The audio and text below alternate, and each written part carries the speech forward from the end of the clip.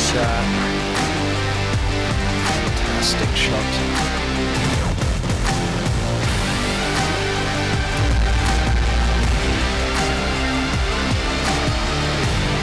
What a shot this is.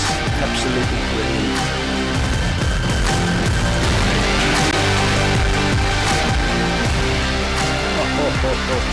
Did it again.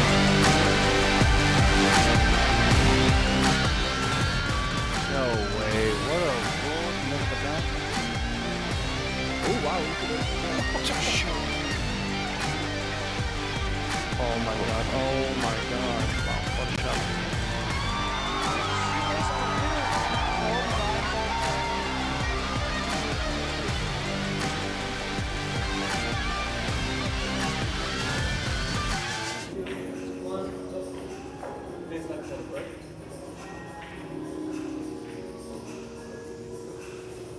Of the last Predator Pro Billiard Series of 2025 here in Jacksonville, Florida.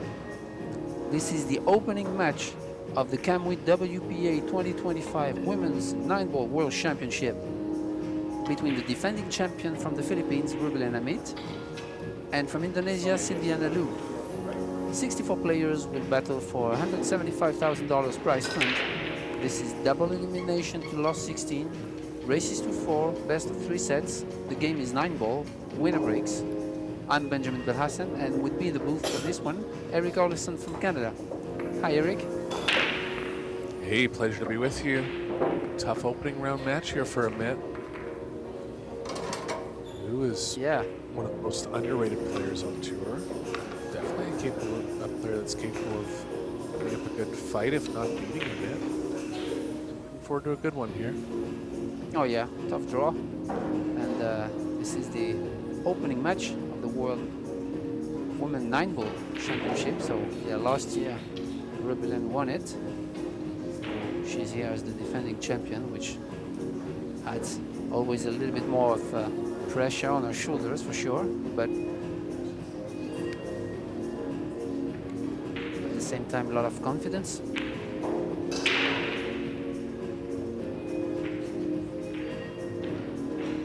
So yeah, Eric, I mentioned something a little bit special. There is no 3-point rule here, meaning they play with the 9-ball on the spot, hand racking, and 3 balls don't have to pass the kitchen line for a legal break. So this is WPA rules modification. Yeah, with a template, the cut break works best with this style of racking. With a 9 on the spot. Amit, when she won the championship, cut the break most of the time. Some players hit them square. There goes the cut break. There's the corner ball.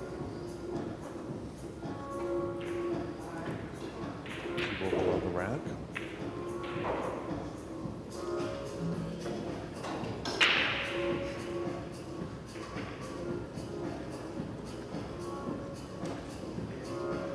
Yeah, push-out situation right away. Yeah. As we all know, 9-ball is more offensive than 10-ball, so getting a break going for any player is going to be a key to winning this championship.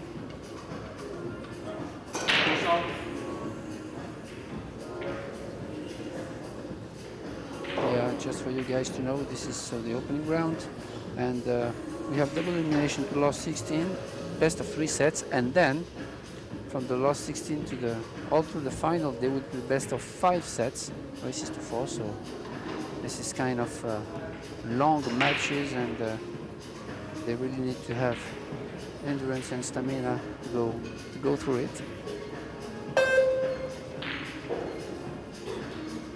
I feel he should give this one back.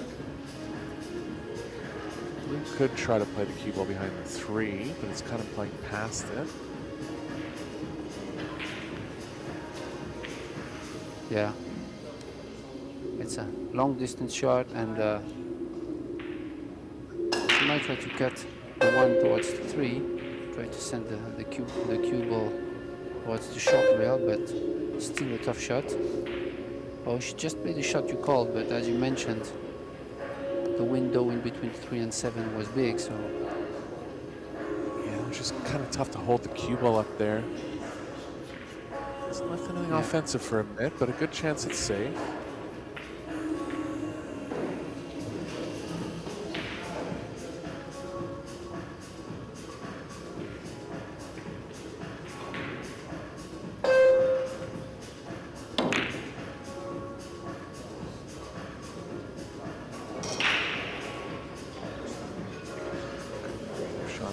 There, almost got her in big trouble. I'm just going to put the cue ball behind the 7 now. See if the 2 passes the 5.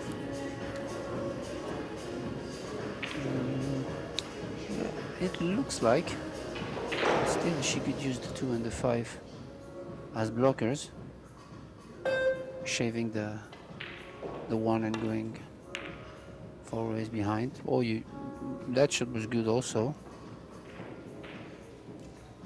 I didn't think she was having the full ball of the 1, but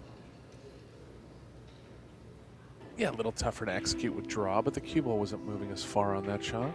It's in a bad spot now. The 2 does pass the 5.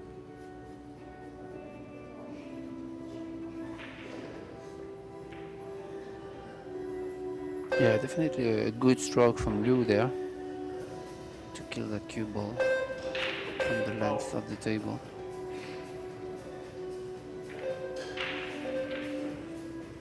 Yeah, she tried to tie up the 7 and the 4, at least creating the problem in the top right pocket.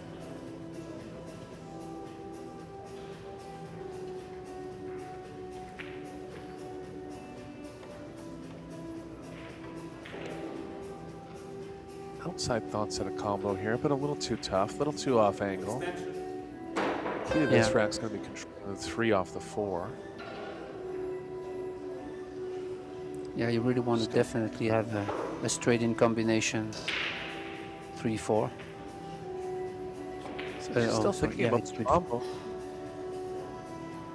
Oh, you were mentioning the combination, and yeah, it's a little bit off angle, but she has ball in hand, and the rack is kind of tricky. So I don't blame her to give it a try. Obviously, it's a winning shot, so she got it too thick.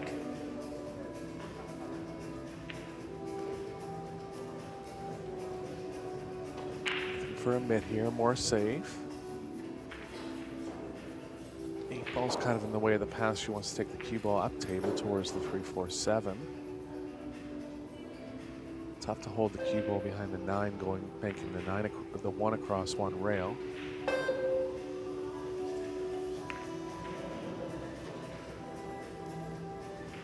Good play. Didn't have much else there. Left the right edge here. Yeah.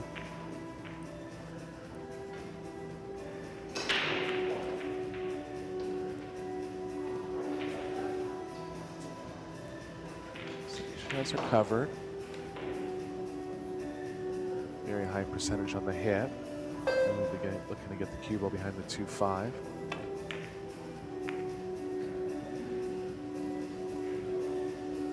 She's tied a lot up now, Ben. Oh wow. 5 or 10, 1 in the 4. 1's not really pocketable past the 4. Yeah. I tell you what, this rack is not going to be over in a minute.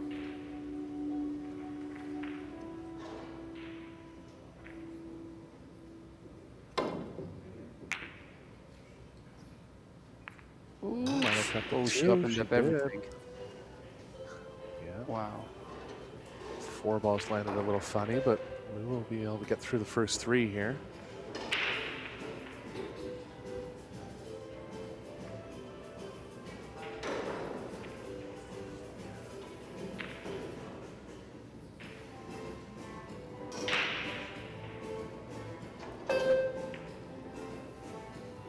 Looks like she has to play the 4 in the bottom right. Or 9 ball lying into the path of getting into that area, so she'll have to be pretty precise with the cue ball control coming back for the 4.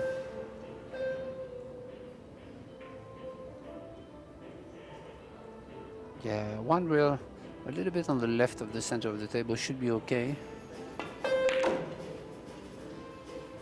think she's too straight. Oh, maybe she's gonna draw back now, draw back directly towards the 8. But this is tough. I think she might be has a little too much Sorry. angle there. Yeah, a little too much angle for the draw. Follow has a little too much angle as well, I think. Yeah, it's close. Might be able to just get past the 8, coming back 1 or 2 rails. Yeah, that's it. Oh, okay. Oh, so maybe it passes the 6. Then. It's close. Oh, she elects to play maybe the 4-6 combination. Yeah. She's Yeah, looking not at enough it. of a pocket, I don't think.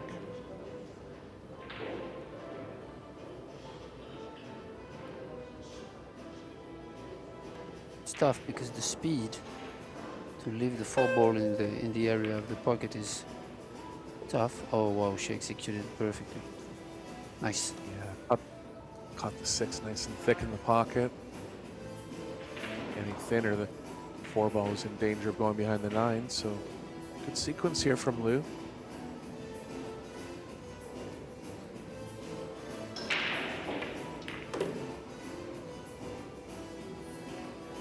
She has an interesting pre-shot routine, doesn't feather very much, kind of just points the cue with the cue ball.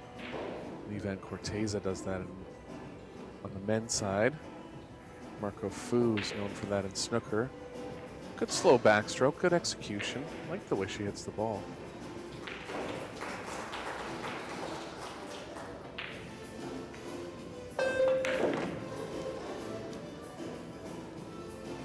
Yeah, it's definitely a good way to control acceleration and speed.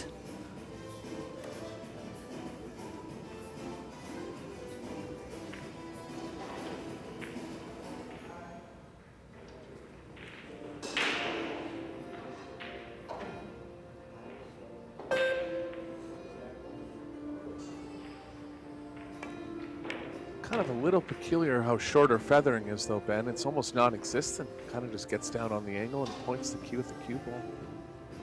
Yeah. Yeah. Also, a lot of players now are using this technique with the cue. Robbie Capito does that also, and Mickey Kraus from Denmark does also that.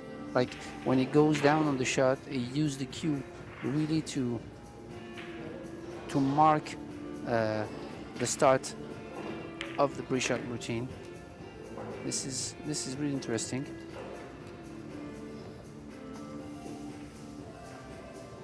Yeah, I mean, if you've done the right calculations before you get down, there's no real reason to be feathering that much. It's just a different type of style.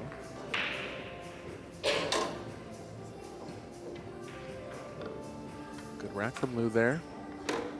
A couple good saves and serving notice that she's going to be a competitor in this match.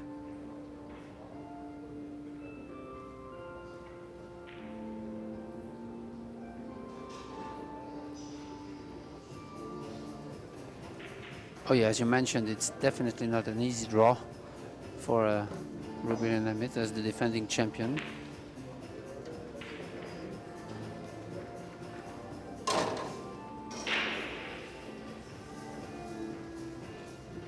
Especially on first rounds, it's always, you know, some kind of shaky start. Maybe even if you play the mixed doubles,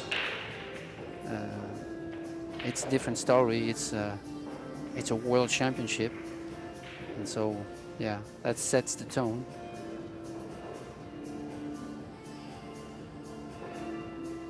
So Lou goes for the cut break as well.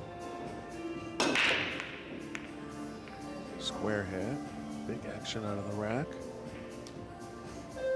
Down and a shot on the 1 for a mitt. Yeah, you can't really expect the wing ball to go there every time, as if you have a template or balls tapped. So this is kind of, as I've already mentioned for the 10 ball events, I like the randomness of the hand racking,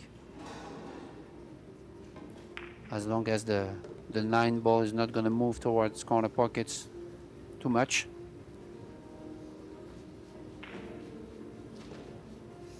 Yeah, the results will never be as consistent with the hand rack, but I think to give yourself a chance to make the corner ball, you should still go with a cut.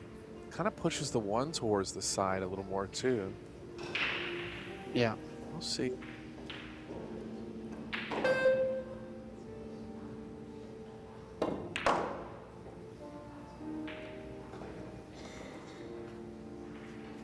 Long distance for a mitt here. Pretty simple on the position play. Focus on the pocketing.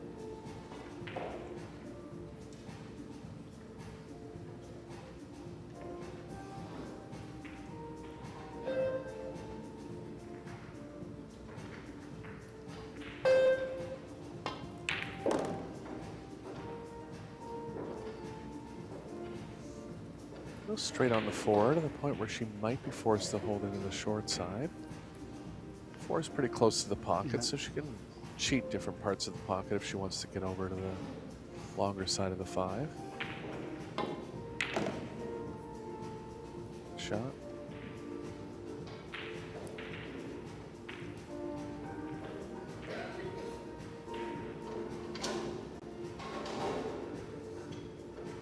Yeah, she also has a slow backswing there to keep control, and she also uses a cue stick to start the pre-shot routine, which is interesting.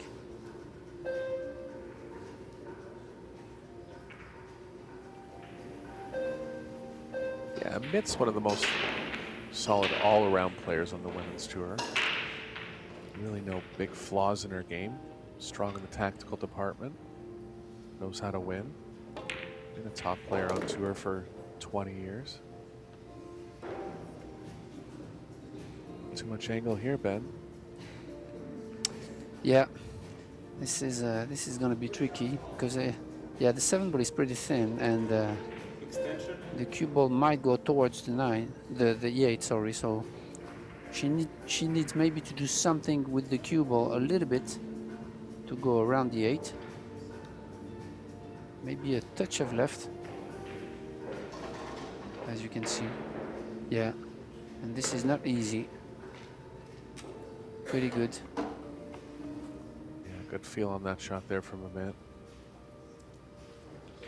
So it looks like a couple runouts to start the match now.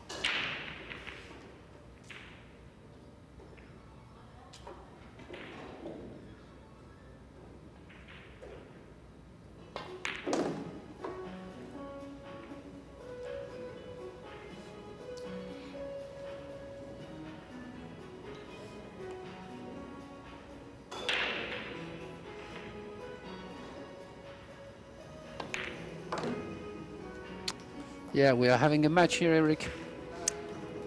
Both players are step into this match with a strong will to win. So high level pool, good shots, smart safeties. Sets the tone for the rest of the set. Yeah, both players are looking for 3 wins on the winner's side to qualify for the final 16. The loser of this match will have to win 4 or 5 matches probably in a row to come back to the single elimination stage. So definitely a big match for both here. Yeah, 64 players field with $50,000 for the winner.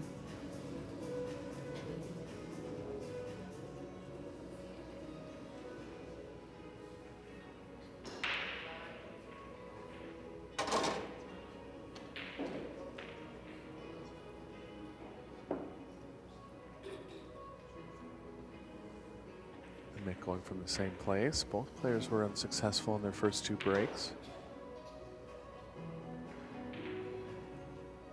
Watch for the 7 ball here. The 1 going across to the right middle.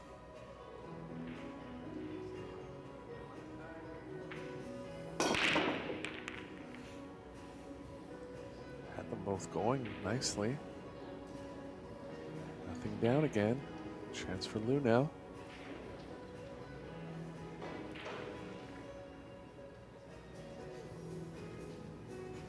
Yeah, it looked to me that the wing ball, the 7 ball that you mentioned, was going towards the short rail.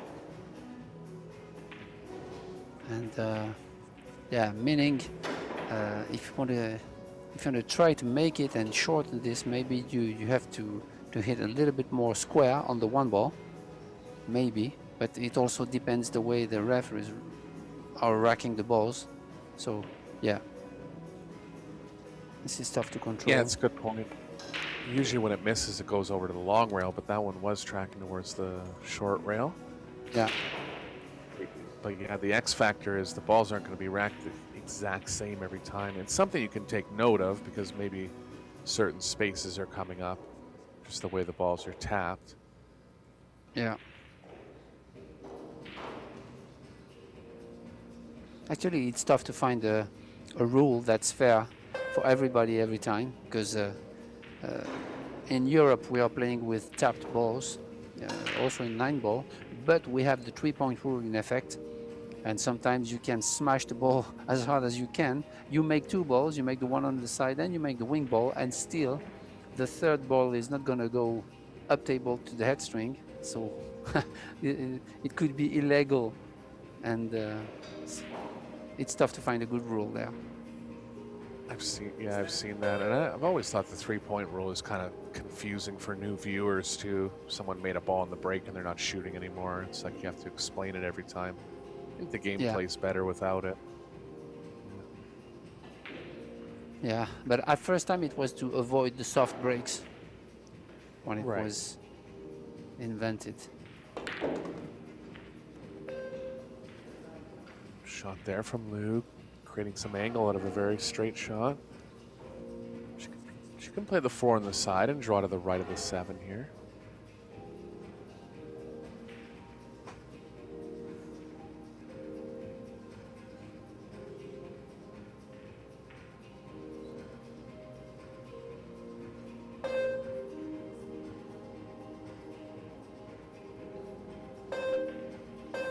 Tough shot though. Yeah, good shot. Nice. Looking good for another run out now. Cue ball movement from 6 to 7, ideally drawing it across table, back into the angle.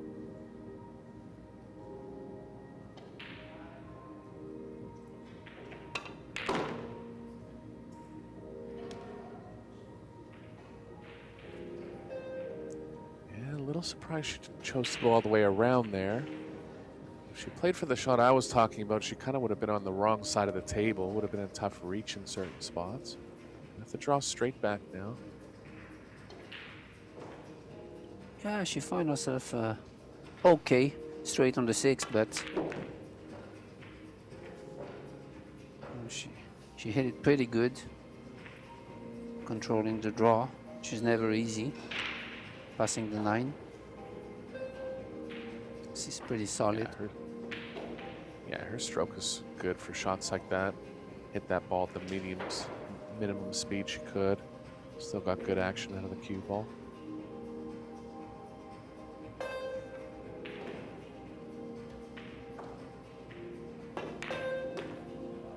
Oh wow, she went up and down, allowing her to let the stroke out on that 7 ball. Nice. She finds herself a little bit or straight or a little bit off angle, but she should be okay. Yeah, a little Maybe unlucky just- here how she's ended up. Yeah, You have to leave a little more distance, yeah, kind of closer to the rail than ideal. yeah. She's gonna go She's 2 gonna rails fall and through. follow. Yeah, she wants a comfortable 9 ball to end this rack, I believe. Yeah, that's good.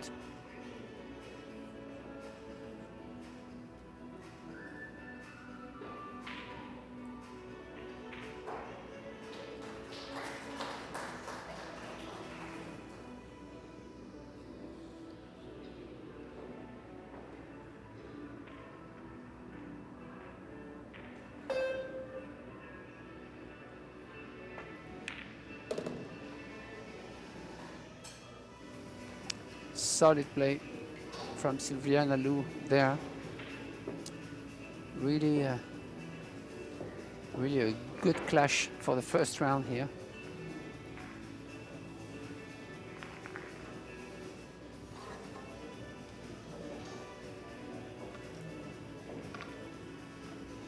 Yeah, all the first round matches underway now. Best women in the world competing for the title. Alison Fisher is back. Shasha Liu, Kelly Fisher, Cheska Centeno, Pia Filler. Just a list of top names in competition this week. Jasmine Ocean, Wei Tzu Chen. Yeah, and also the young ladies from America, Savannah Easton and Sophia Mast, also world junior champions at their time.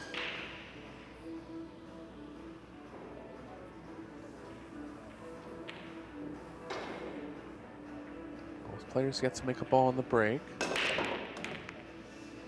Who goes for the cut break this time, and the corner ball's down this time. Good signs for her.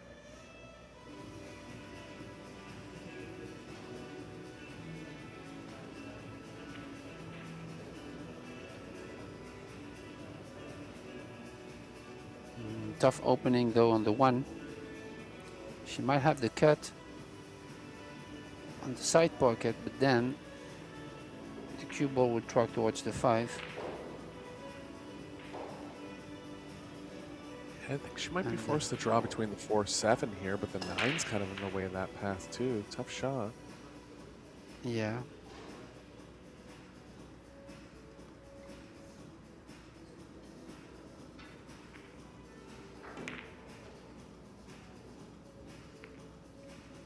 First missed ball of the match.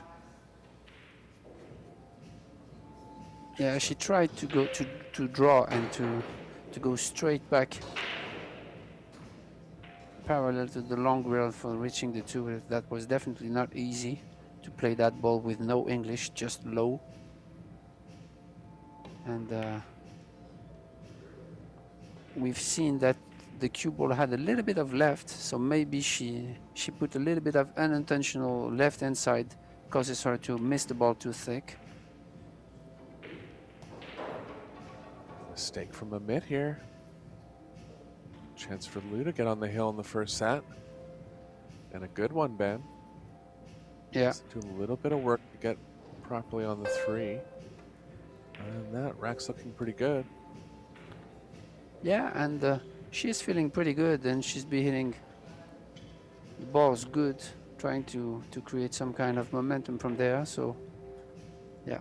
She found herself a little bit flat on that 2, though. Should be okay.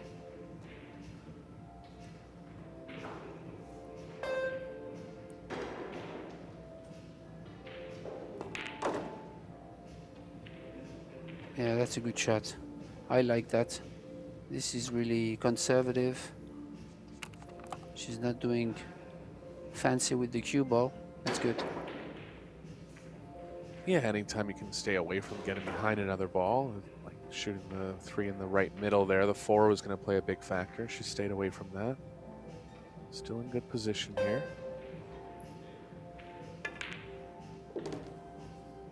Nice view for our team production here.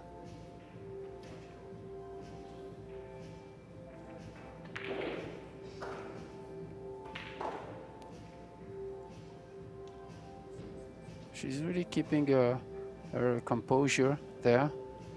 She's not in a rush. Remember, we play under a 30-second shot clock, but it's enough time to play offensive 9 ball, so no reason to rush anything. She took her extension though, because the 7 ball is a little bit high, and she really wants the perfect angle from the 5 to go to the 7. Yeah, I kind of like playing the 7 in the top left from the beginning of this layout here. There are other options. She'll avoid the side, a little sharp in the side. Yeah, looks like she's going to do that. High ball with a touch of left, maybe. Yeah, that's great.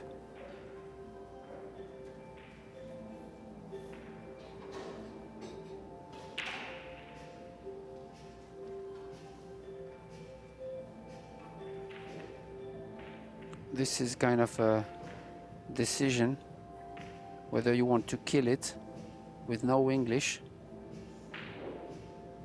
This is a touchy stroke, but can be done. Yeah, that's good, but too thick. Yeah, that was the kind of situation where you have to decide something, and killing the shot was really tough. You really need to slow down the last backswing, and maybe she would have liked to go back and forth, long and long, back for the 8. Yeah, missing a thick there was a direct result of trying to hold the angle. I like playing across on that one. Yeah. Sometimes a new balls, new cloth, you can really kill the cue ball really great. Sometimes it works, but you really need to have confidence in your stroke. Maybe a couple of matches to build that type of stroke. Well, and I believe they've tightened these apex tables up a little bit too. You can see the shims on the inside of the pocket liners there. They're down to a good 4 1/4 inches now. So when you're looking at cheating the pocket and to hold an angle, have to be aware of that. Really, the pocket size you can see as the 7 went towards the pocket. It was a fair ways out, but it had no chance of going. The pocket was too small.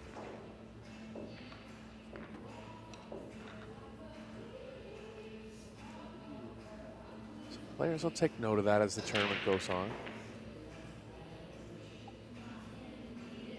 That's why the mixed doubles has been a nice addition too, kind of warming up for the singles tournaments. Good prize money on offer in the doubles as well. I didn't notice a mid in the mixed doubles. I would assume she would be playing, but it's possible she just wants to focus on the World Championship. Yeah, maybe.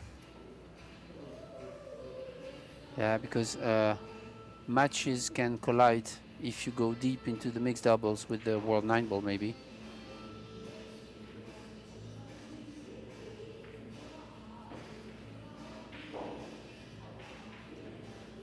Well, Alison Fisher is... Oh, I'm sorry. I was going to give a few results from the other matches. And, go ahead, yeah. Xia Shu lost the first set against Olivia Chang.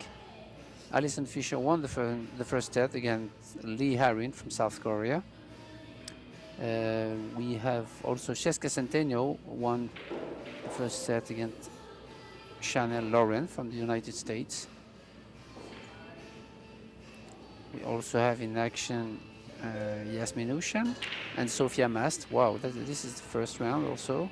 2-2 in the first set. So yeah. International field. Great World Championship.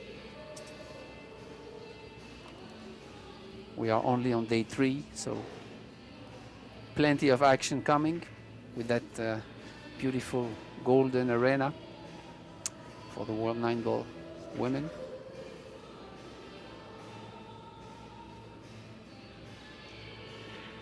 Looks like Amit's going to try to get back over to the right long rail here. That'll play okay for getting over towards the 5.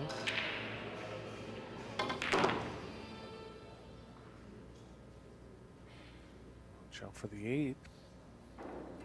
She's behind it, Ben. This is trouble here. Yeah.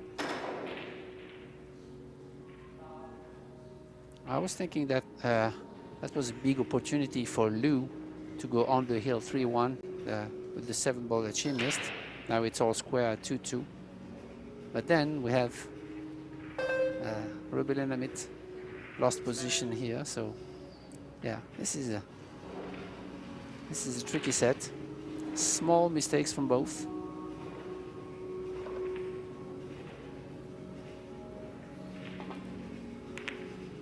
Yeah, good shot there. Really good shot. This is the kind of shot where she makes the difference. Yeah. Looks like she's even taken away the right long rail here. Might be able to get into the 4 with some left spin. She might have the left edge. If she does, she'll be trying to play the cue ball past the 8. Yeah, kind of containing, leaving the 4 ball blocked by the 6. Should be okay. Yeah, good shot there.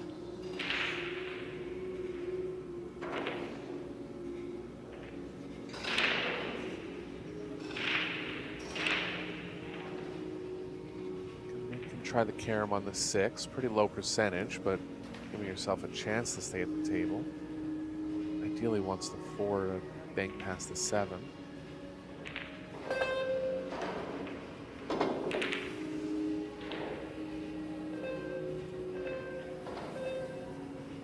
Nothing offensive for Lou.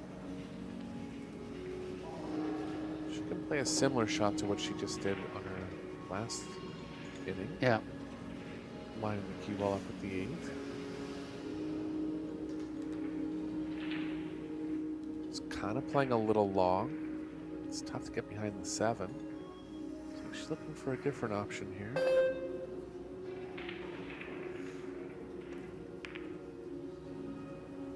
Gonna go down behind the 8. Yeah, good shot. Good shot. I'm thinking if she has the edge of the 4 to overcut it, which is tough, but we'll leave a containing to her opponent. Maybe a cover also. So do you think she's going for it? It's a little tough to Oh, hold yeah. the cue ball, but yeah, she did go Yeah. for it. Yeah.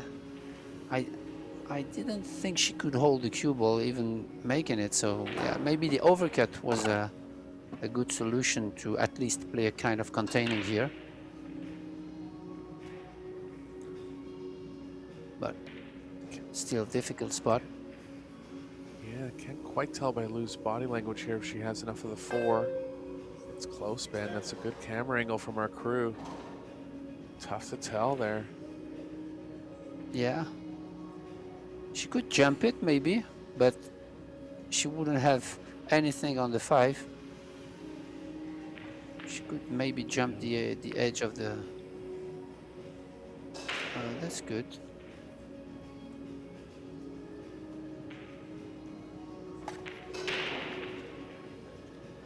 It could get really aggressive and try to kick this ball in, but not much chance of getting on the 5, so I think she'll look for some kind of safe here.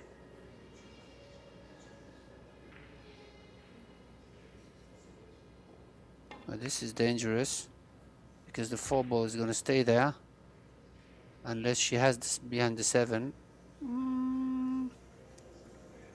Yep, she got her, I think. Nice shot. Yeah.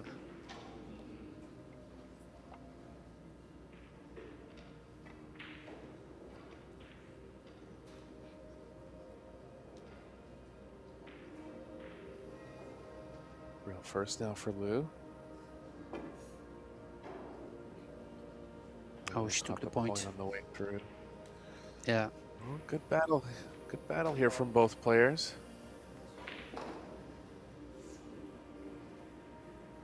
But Amit gonna come out with the ball in hand chance now.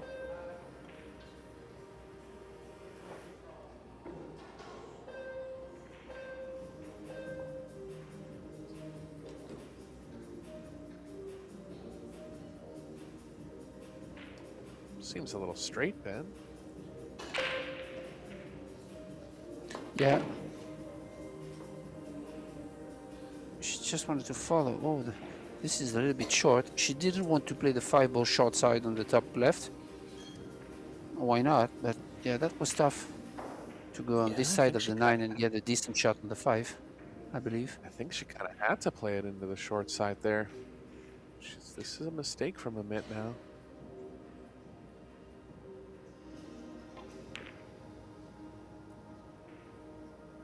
We'll be coming back to the table with a window, looks like, as well.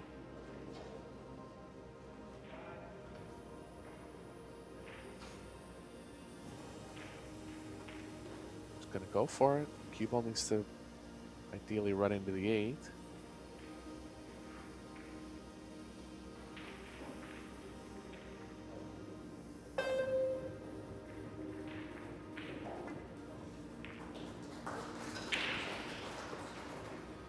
Good shot there, good speed. As you mentioned, pockets are tighter, and it's never easy to get a ball like this, but whew, still a long straight-in shot on the 6. Yeah, and doesn't really have much angle to draw the cue ball over to the right, which she'll need to. Have to take a thin one on the 7 here. Yeah. Oh wow, good shot.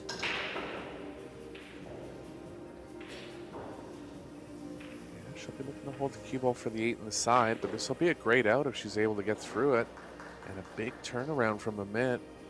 Ball in hand, not only getting through one ball. Yeah.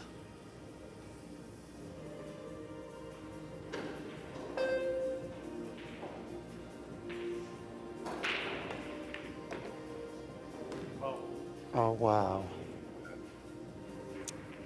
It's unlucky What- there. Yeah, what a turning point. Yeah, I need to be aware of the side pocket and need to stay away from it. But to go directly in like that, it's pretty low percentage. Wow.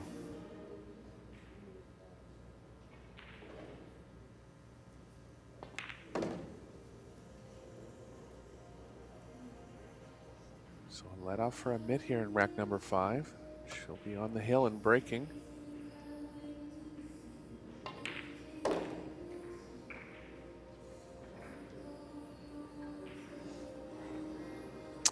Yeah, tough turning point here. She made a great shot on the 5, great cut.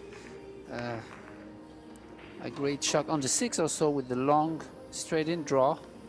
So we really expect her to close this rack.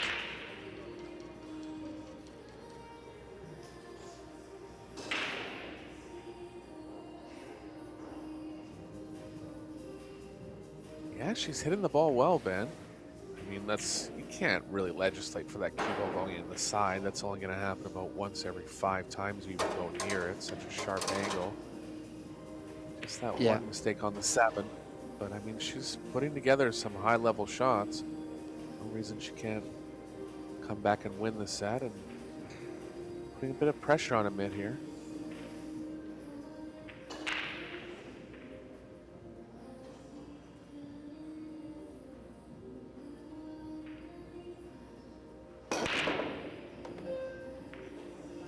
Good break there.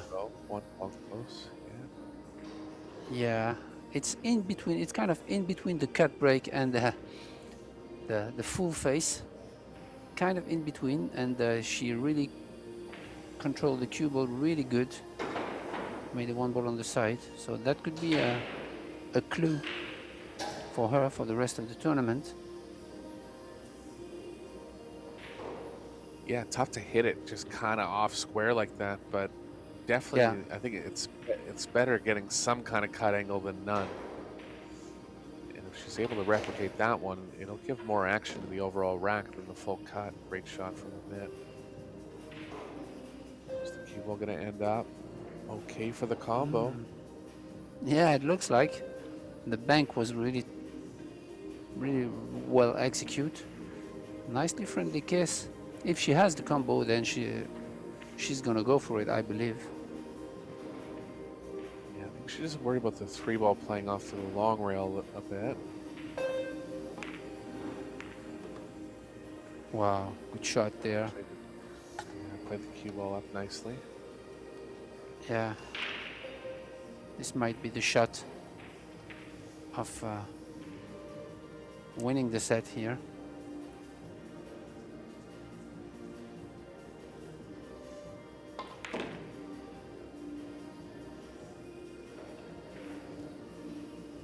Perfect.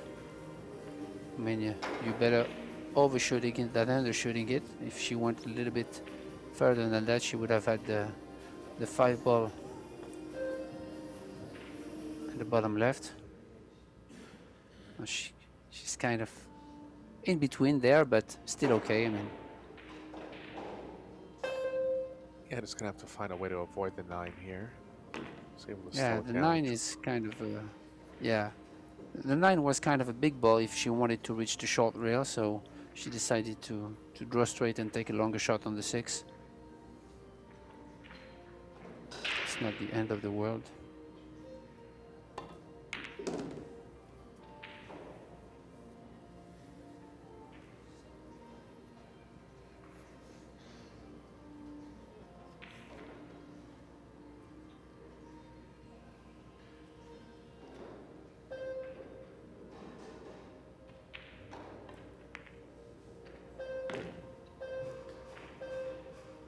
Pretty good stuff from Amit overall. So she's going to take down the first set here. Yeah, and that was not a gimme, because if you remind the 7 ball that you just missed to go on the hill at 2-1, she was really in danger.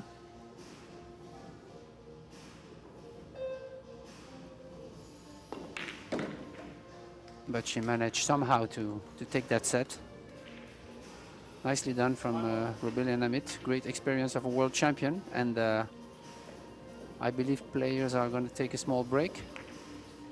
And we do going to take a small break also, Eric, and we'll be right back after. Stay tuned.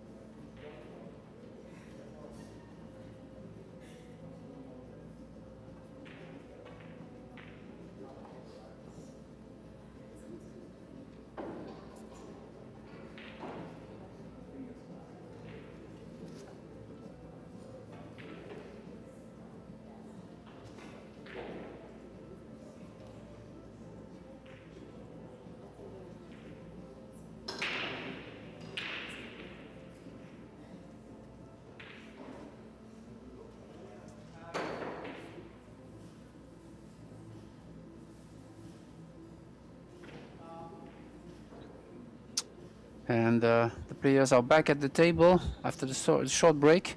Very interesting stats from there, as even if she lost the first set, Sylviana Liu has a total overall performance, player overall performance at 838, a lot higher than the Rubilins in this set. And last year, the highest player's overall performance, it was Rubilin, and she was 832.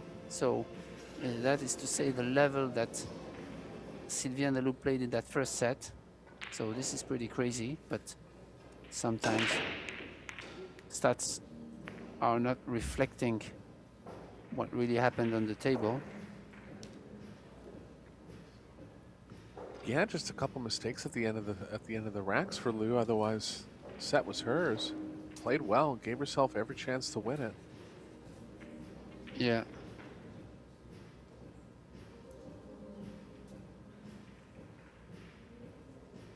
Looks like Amit's going to go behind the 3-4 with the cue ball here. Too far out in the middle of the table jump.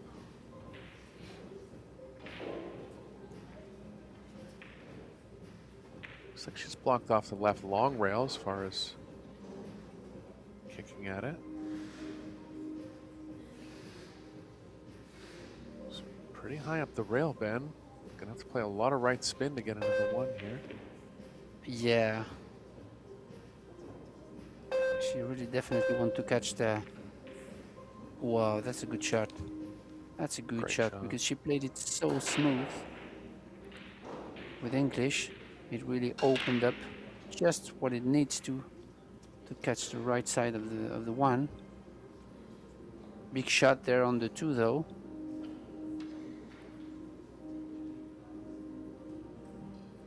Another big power draw for Liu here.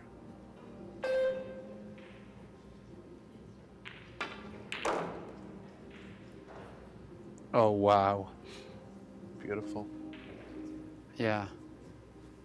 Definitely difficult to control.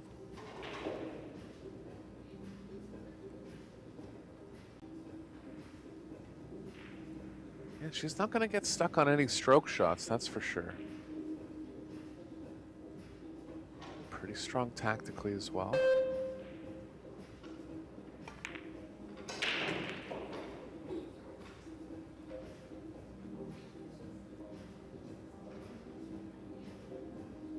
Looks like the 6 passes the 7 into the top left.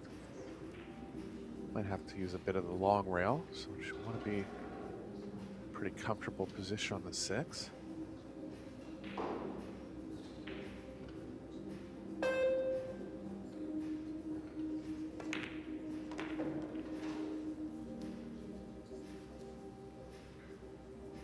A little straight here, Ben.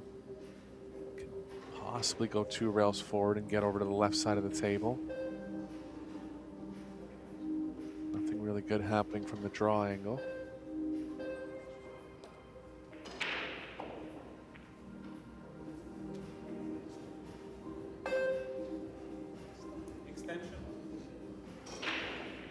She's completely straight. Gonna be forced to draw back and possibly play a real tough combo. Yeah, it's just too straight there. Yeah, or maybe she could get the perfect position to bank the 6 and stay on the 7 there. That could be also an option. Good call. Because the 6 is not that difficult to bank. Or maybe she went too far for the dead bank, I believe. Yeah, I don't know if she can stiff it. Yeah, I think the angle is too wide. Or maybe she can go, I don't know. It's tough to say from there, but looks like she went a little bit too far with the cue ball.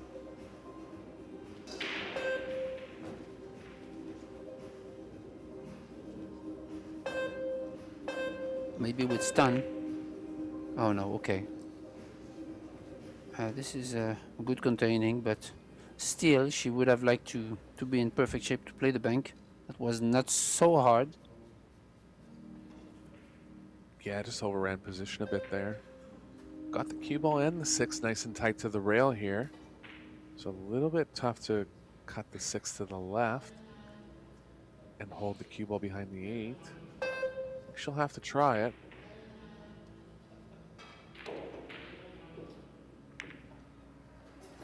No, I tell Nice you that what. well. Just lay it Yeah, off. yeah. This is what I like about those world champions. They always play percentages, even if, yeah, going behind the 8 was there. She preferred to play some kind of a shot that she knows that she would play it like 8 or 9% out of 10. So yeah, I like that decision. Yeah, the parts of the 6 that she had to hit there were just so small. But for sure, recognizing spots that it was the higher percentage play to just kind of play a containing safe instead of an aggressive safe. Yeah. Long pocketing now for a mitt. Yeah, this is the kind of situation. It's kind of, I don't know what you think, Eric, but it's kind of do or die. You have to go for it. I mean, you can't really play safe from there. Cue ball is going to track towards the top left. So yeah, it's do or die.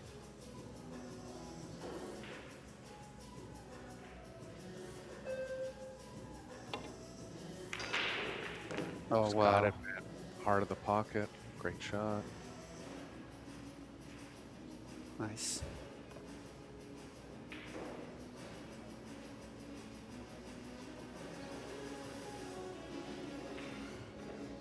Just kind of a similar rack for Lou here. Made some great shots at the beginning. Got through the tough part of it, but got a little unlucky getting as straight as she did on the 5. Yeah. Mitt taking full advantage. This is not ideal. I mean, she should be okay, but pockets are tight, and she has to draw a little bit. Yeah, that's okay.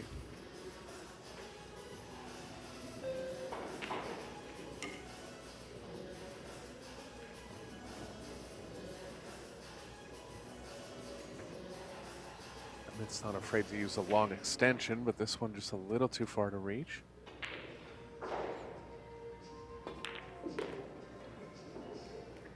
Good approach with the bridge. Surprised she doesn't use it a little more. Just comfortable using that extension on most shots. Yeah. Oh, that was a good shot from Lou here on the 1 ball.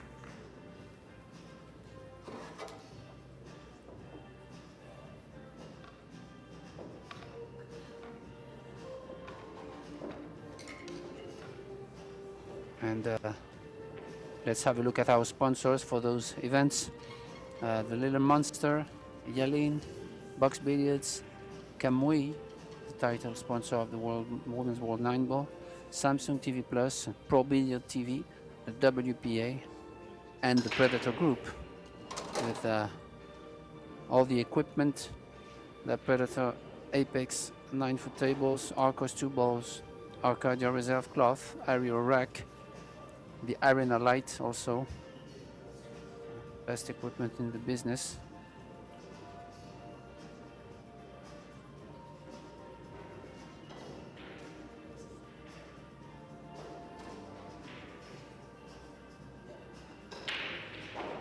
Most of the favorites progressing through so far in the women's round 1.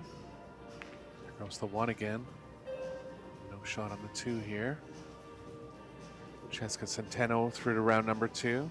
Kelly Fisher through. Straight set victory.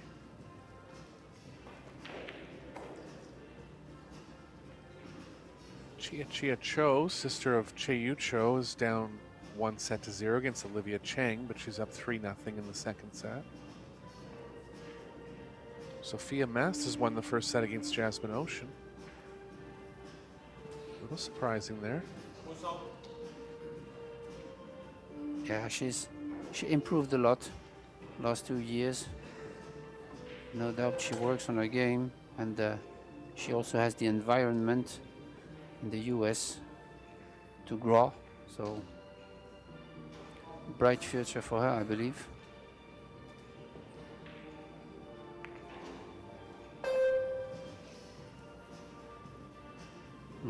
be looking I at wouldn't be double surprised. kiss options She, here. Yeah. yeah, I wouldn't be surprised she would give it back. 'Cause this is really tough. This is really a tough spot. You can't Especially really because to get do something. Yeah, to get the cue ball safe, she kind of has to go to the right of the 5. You can probably Yeah. avoid the double kick if you go on top of the 5, but that's not going to play well for the overall save. Mitt had something in mind. yeah. See if she can get out of it here.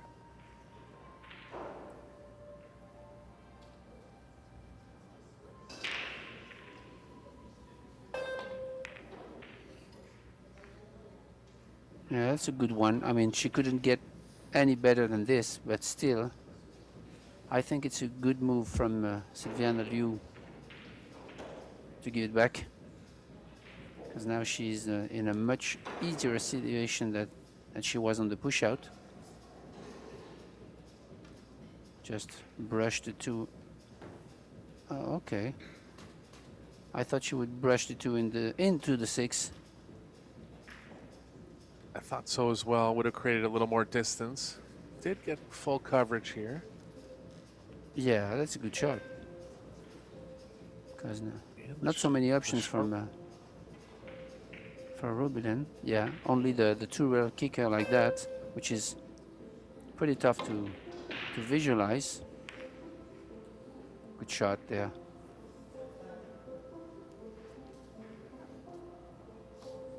Just left it for Liu.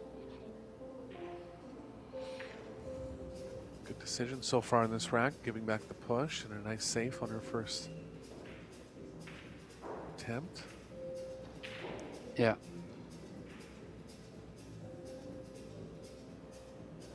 Very square when she addresses the cue ball.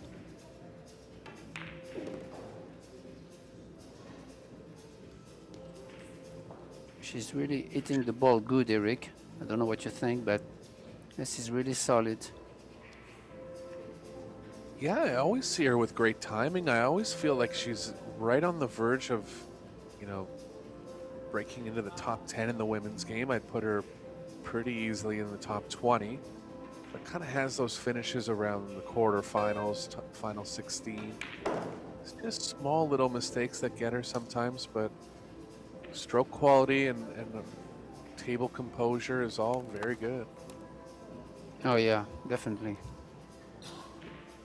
Also good decisions. Also, she plays good safety shots. Like a good shot selection, so yeah.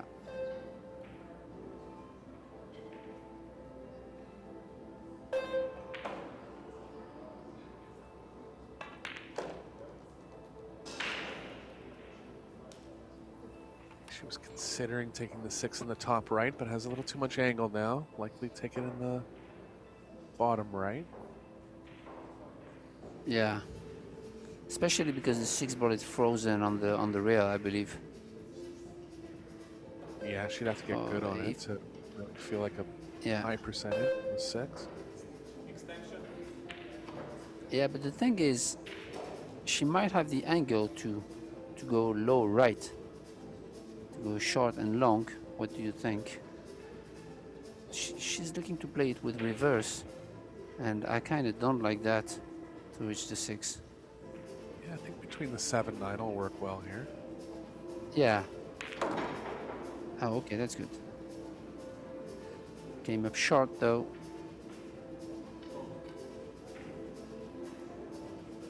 Pretty natural cue ball It's the movement, same- but any ball that's right on the rail is a lot tougher. Yeah.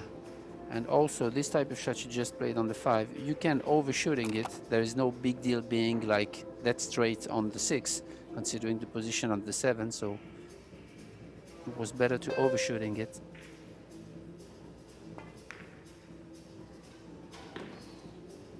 Oh, good shot there. Ooh. Ouch. I don't know if she's okay. I would guess she is, but she's right down on the angle, so it's a little closer than it looks. Yeah, she has it. Yeah. But this is tricky.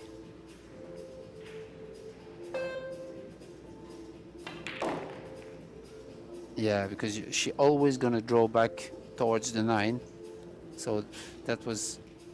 She could have cheated the pocket a little bit on the right to follow 2 rails back up to the center of the table. But that was definitely not easy.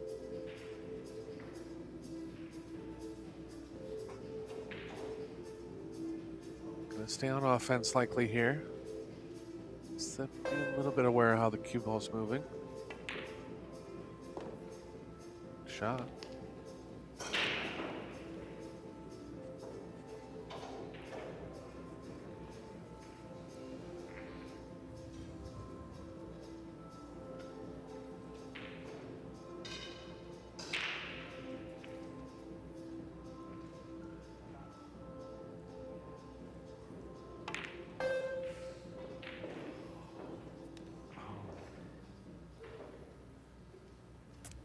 Yeah, I'll tell you, Ben, we're going to see a lot more missed balls in this week's tournament.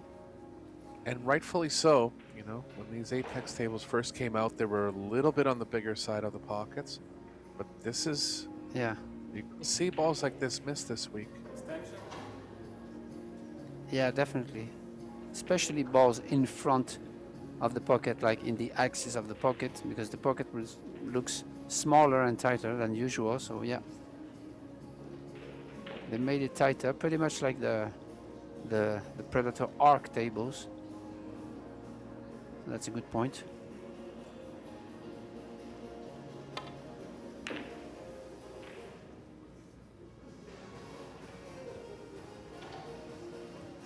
no real defense there for a mid. Tried the all-in bank. Yeah.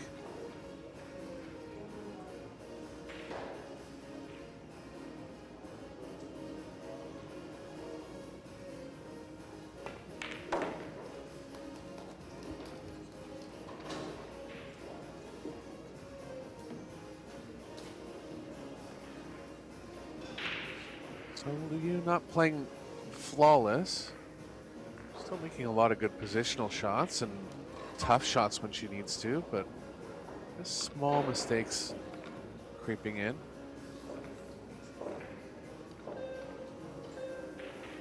Got away with that rack though.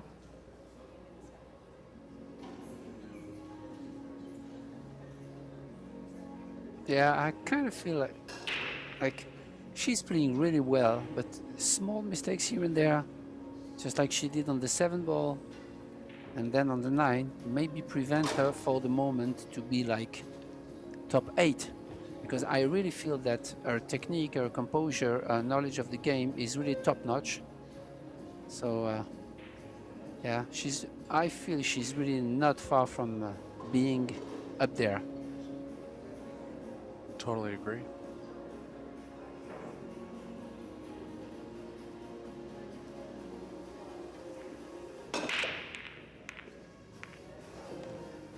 Wing ball not directly in, but into the wing pocket. 3 ball down as well, but no shot on the 1 here.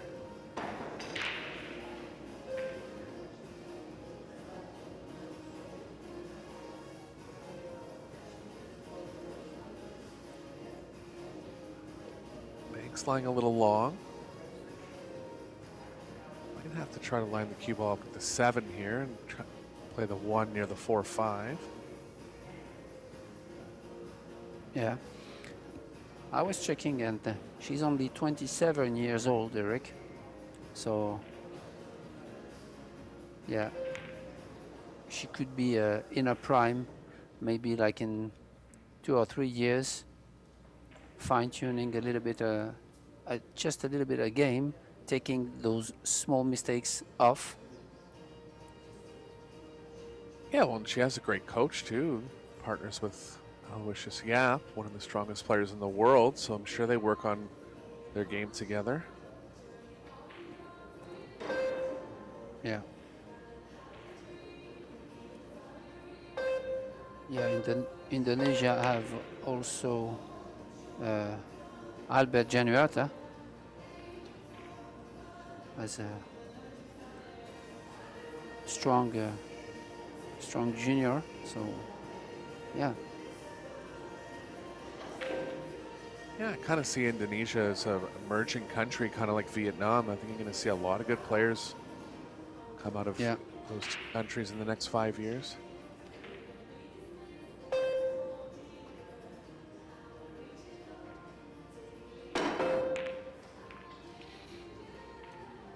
Good effort.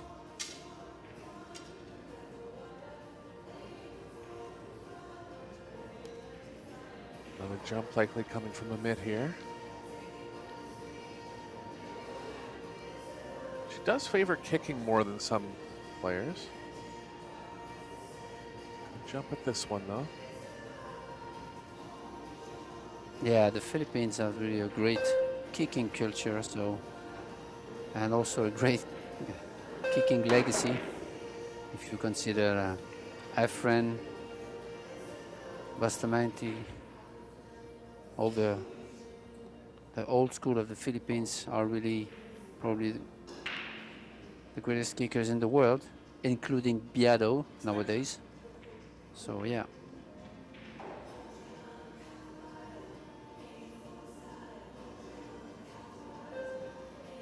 Looks like Liu's going to take an offensive swipe here. Cue ball's kind of playing into the 8, but it's possible to draw the cue ball between the 8 and 9. She's passed a lot of these stroke tests so far, Ben. See if she can pass another here. Yeah, this one is big.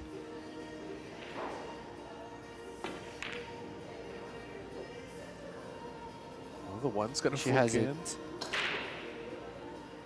Big roll there. Yeah, actually, I didn't think she could make the 1 and still draw back in between the 9 and 8. The 9 and 8 was really close, but still, she got away with it. She really has to capitalize on the on that roll to take the lead in the second set.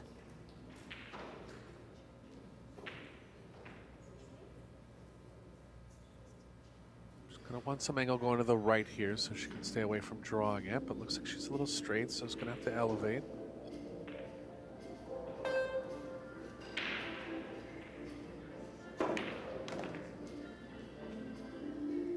Shot. She's back in line now. Yeah.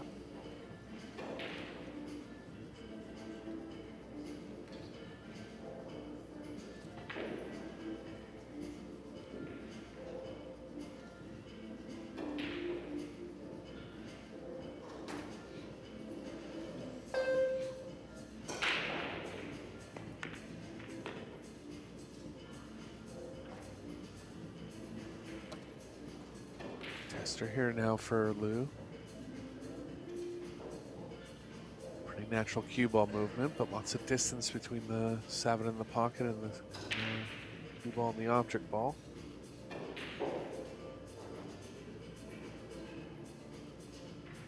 Oh yeah, that's definitely a tester.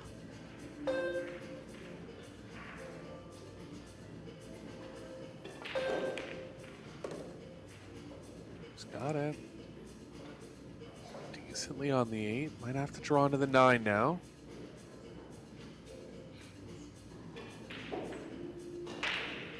Yeah, certainly coming off the long rail and maybe pushing the 9 towards the center of the table or toward the upper part of the table, but still tough to control though.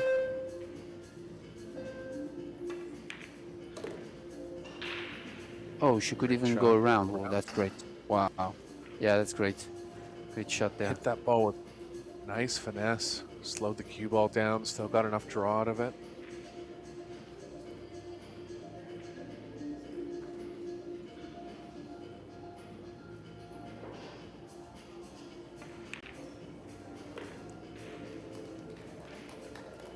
So Liu back in the lead now. She had the lead in the first set at 2-1. It came back and won the last 3 in the first set. But looking strong here and looking to force a third set now. Yeah, big turning point was when she missed that 7 ball in the first set. Actually, yeah, she was leading 2-1 to go up on the hill 3-1. And she missed that 7 ball.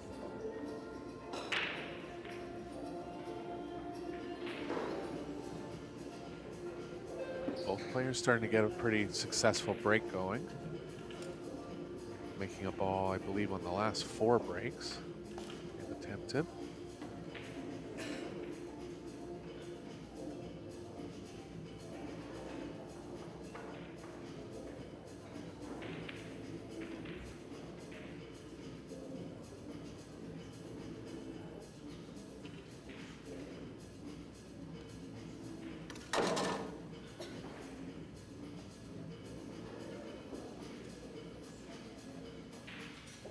Sticking from the same spot here. Found some success.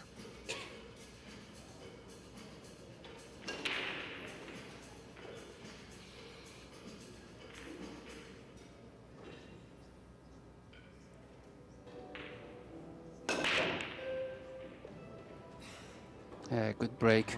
This is the type of break we mentioned. It's not a cut break, but it's not a full square. It's kind of in between, and it's really efficient on this table for the moment. Good spread.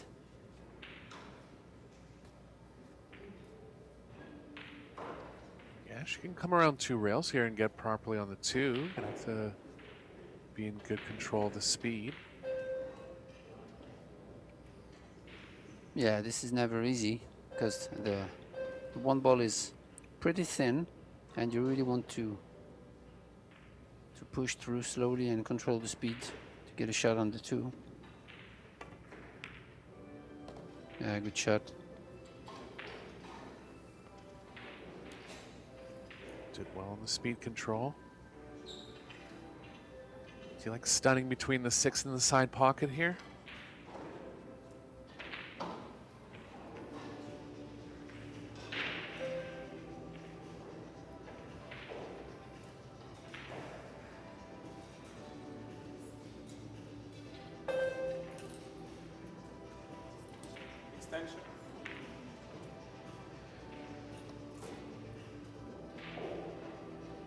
I think that's the only shot that plays really well. If she starts going forward between the 6 and the 9, the cue ball is likely going to hit the 9 on the way back, coming back towards the 3. Really has to get close to the side pocket here, though. Yeah, this is tricky.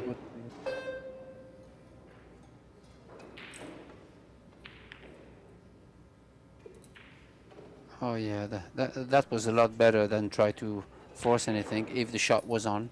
This is a good decision. Yeah. But I mean, she did. Sorry, Ben. She didn't want to hit it like that. She didn't want to hit it at that slow of a switch. Just didn't like how the cue ball was playing across. So, good result here.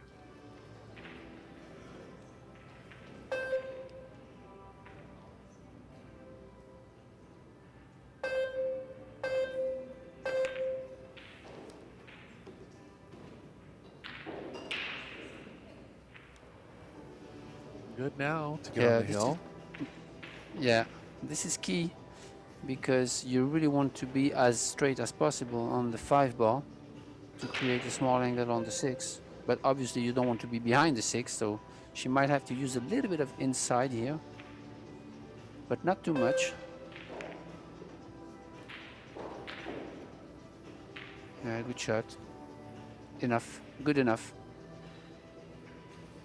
Yeah, straight enough that she can hold comfortably here.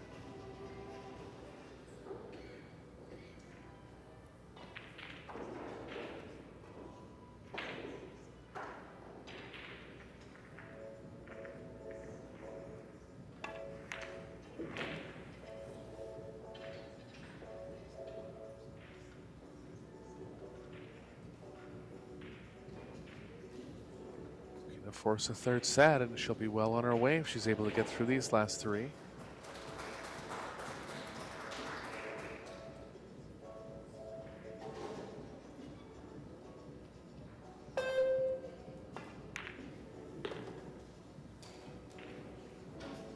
Yeah, a little bit of work here on this 8 to the 9. She really wants to deliver a good stroke here. High ball.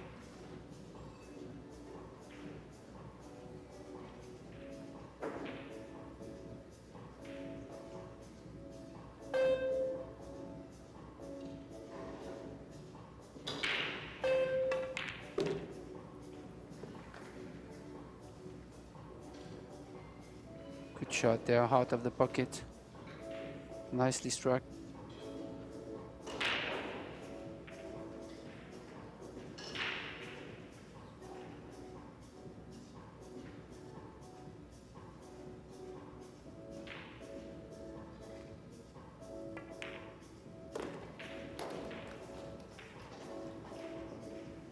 Wow, flirting with the side pocket again. Came in a little sharper this time than the last time that she went into the side. Yeah, really good run out from you there.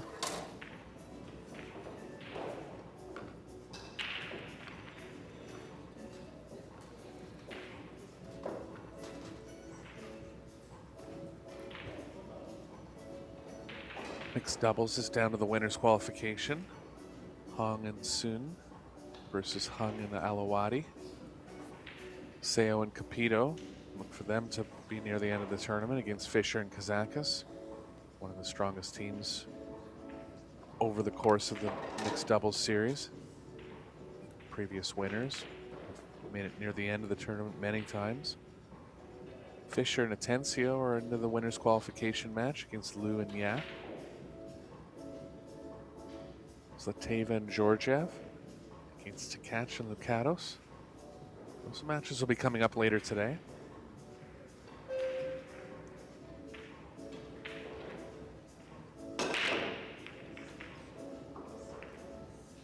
Square hit this time.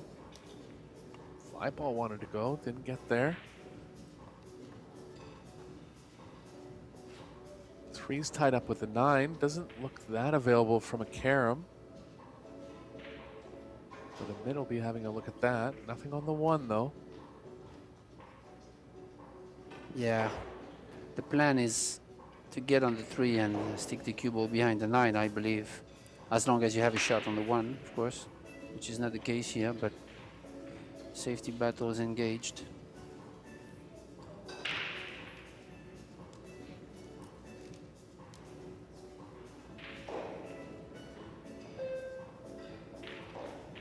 Yeah, not easy though to find a good cover here.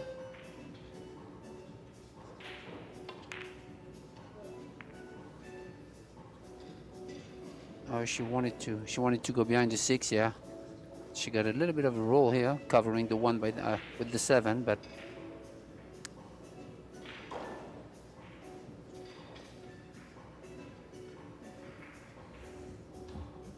two rails here for Liu. Cuball's kind of playing behind the 7-8. Might have to hit it with a fair bit of speed to kind of free up from that area.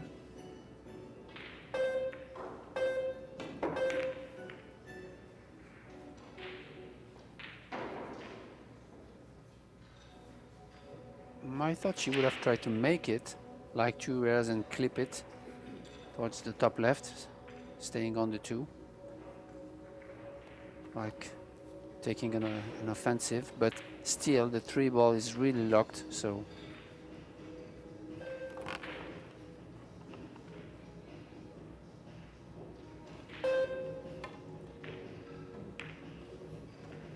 yeah, good shot from her mid there.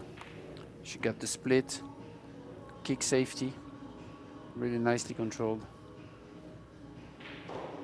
Yeah, you definitely want to favor the thick side of that kick. If you hit it thinly, the 1's more likely to end up near the pocket.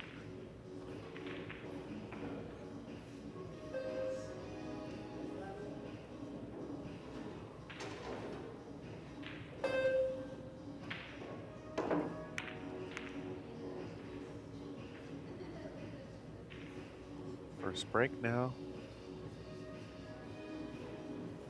I believe the carom on the 9's always going to play the 9 to the long rail too much.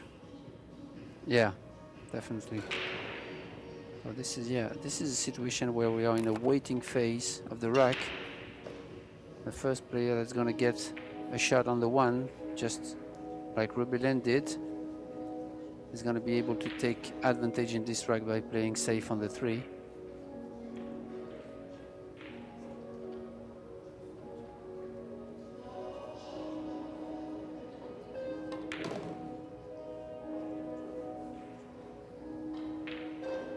Yeah, it's good. It's good she got close to it so that she can really maneuver the cue ball to glue the cue ball behind the 9, if possible. Try to send the 3 ball in an area where it's tough. It would be tough for Lou to kick at it.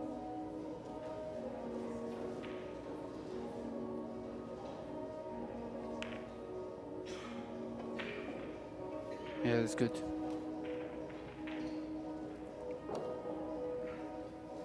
High percentage hit here for Lou. A little tough on a kick safe. Middle of the table's pretty open. You usually want to look for blockers in the middle. If you're not playing an exact kick safe. Could hit the top side of it and create some distance.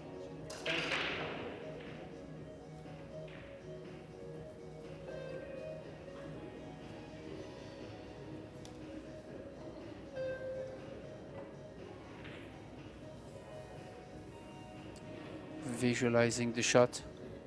This is really an important part of the pre-shot routine. Taking your time to really visualize the cue ball hitting the object ball. Yeah, that was one of the issues.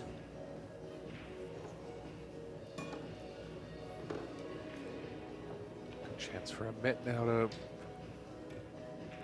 get closer in the second set.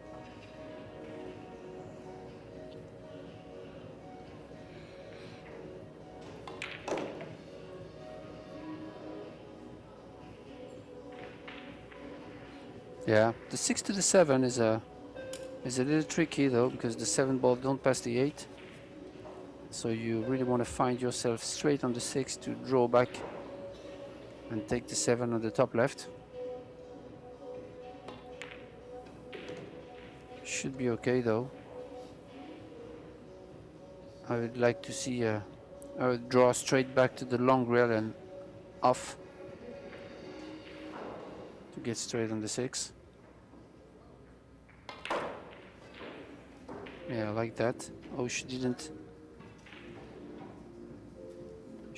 wait for the second rail, but that's perfect.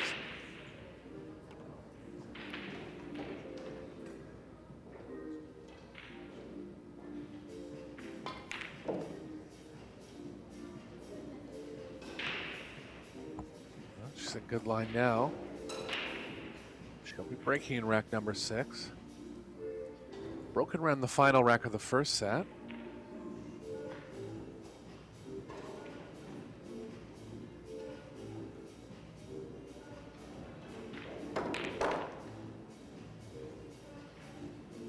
Not afraid to elevate there, get a little better on the 8. Shows confidence to elevate on a ball like that. Could have cinched it in. She's perfect now.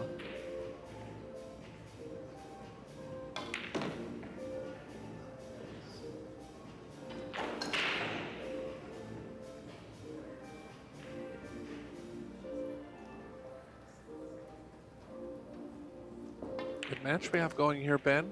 Nip and tuck the whole way. Oh yeah, definitely. Yeah. Yeah.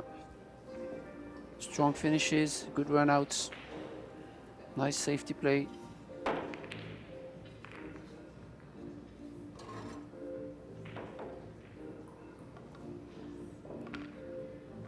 She really made a good effort on that 2 ball to get close to the 3.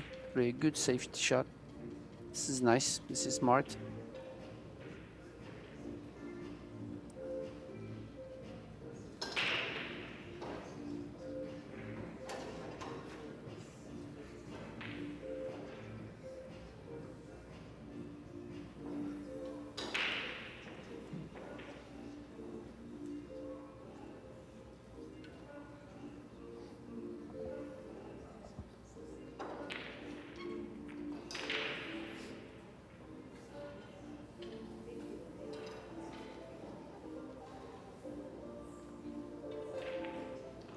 Referee taking extra care on the rack here.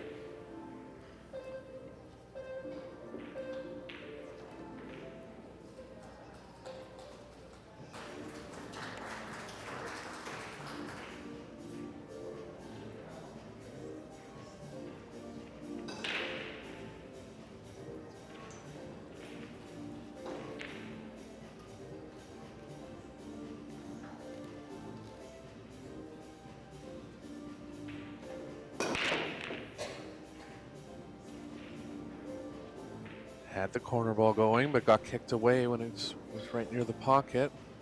She's going to leave a combo on the 8 for an opener here for Lou.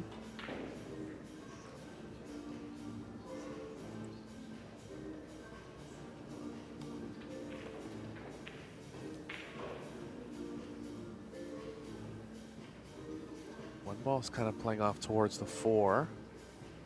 Yeah, that's the thing.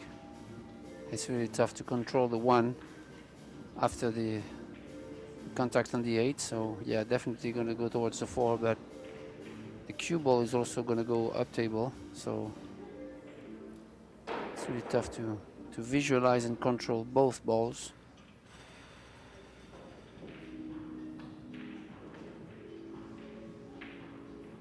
Just gently make the combination, yeah, like that. Well, this will work.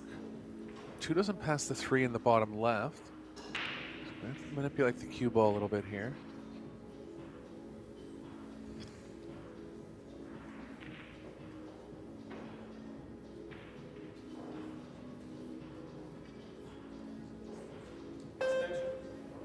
Spot here, Ben, because once you start putting right spin on it, you're kind of going into the 6, and you can't go to the high side of the side pocket. Yeah, the thing I was looking at is to play high ball with a touch of inside and go kind of where the 7 ball is, to play the 2 ball on the other side pocket. That it's really touchy. Yeah, I'm not sure if it passes over into that side pocket. Yeah, it does actually. Oh, she's going for the... Yeah, she's going for the cross bank, I believe. Yeah. This is really a smart shot, but could have had a little bit harder. Would have been perfect. Yeah, it was on track to the pocket. Good thought there. Really couldn't develop anything towards the 2 if she didn't play that shot. And Amit's in a bit of trouble here. Cue ball is playing into the side pocket off the left side of the 1.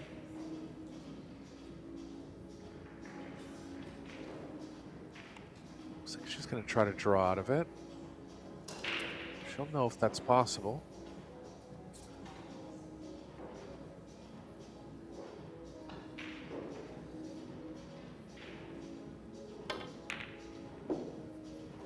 Oh, well.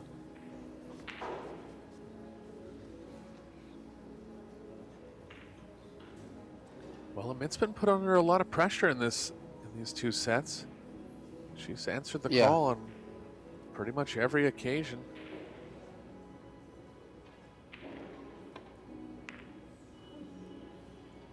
Oh, but she's missed this one.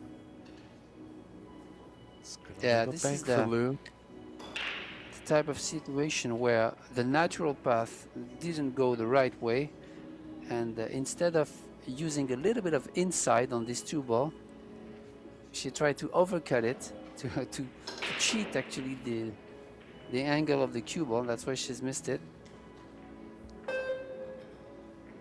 Yeah, it's a good point there. I mean, there's always a reason why players will miss an easier shot like that, and it was because she was worried about going behind the 6.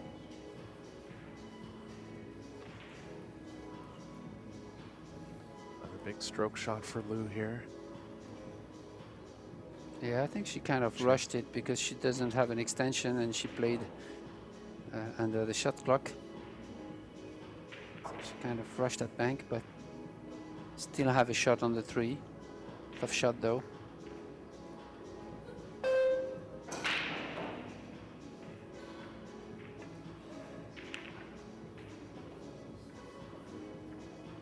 Just not quite there in the biggest spots yet. Like hitting that one with more speed. It wouldn't have really hurt her to get, I guess, completely straight wouldn't have been good, but I think coming across 2 rails there was a bit more of an aggressive play at the pocketing.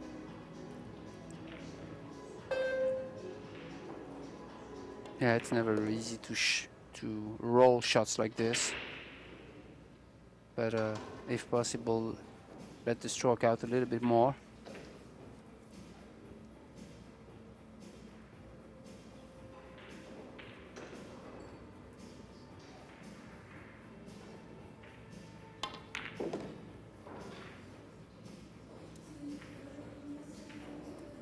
It's okay on the 5. Looking to force hill here in the second set.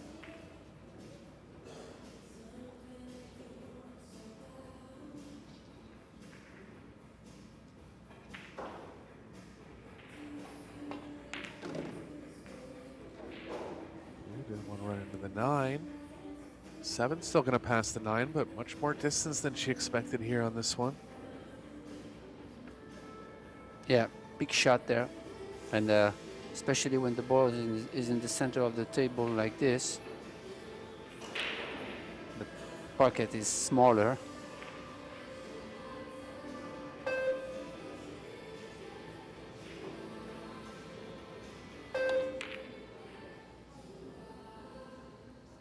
Not there. It looks like it's going to end up reasonably safe, but a chance for Lou now.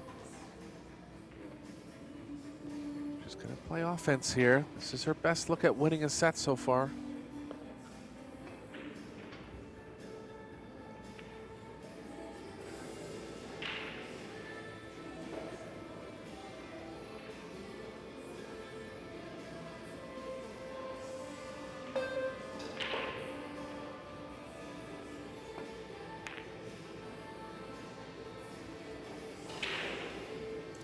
Just a little thick, Ben. Yeah, that was tough.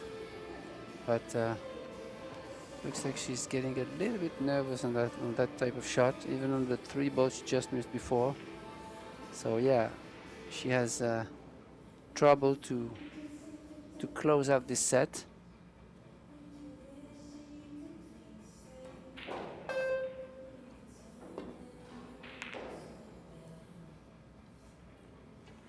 Wow, 3 missed balls in this rack now.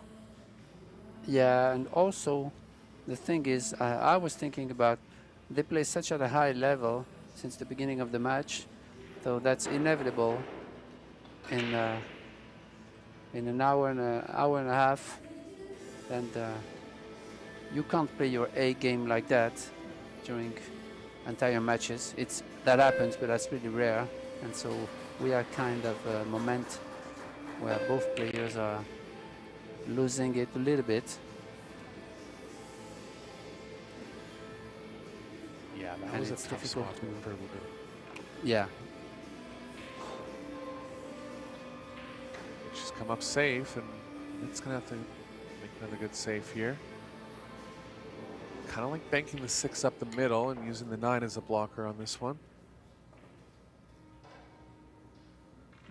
yeah. Or she can bank gently the 6 towards the 7. Or there is this one also. Yeah, she did it perfectly. Yeah, a little unclear if she has the left side of the 6 here. Looks like she does. She's going over to the pocketing angle.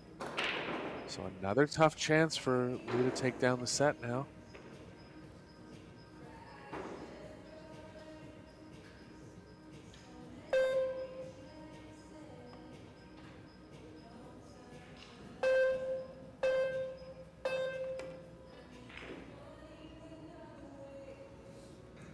Just can't get over the line, Ben. She's right there, but just small, narrowly missed balls. Just left her safe again. Tougher to get coverage this time. Yeah. I think she might have to bank this, Ben. She can lay off and play it up the middle. Still tough to get for Lou to get coverage. Smart shot there, percentage shot. Yeah. Up the middle again here, I believe. Trying to involve the 9 again. She's feeling that Lou has troubles to close out the set, so that's why she played that type of shots, percentage shot, waiting for an opportunity to lock her opponent.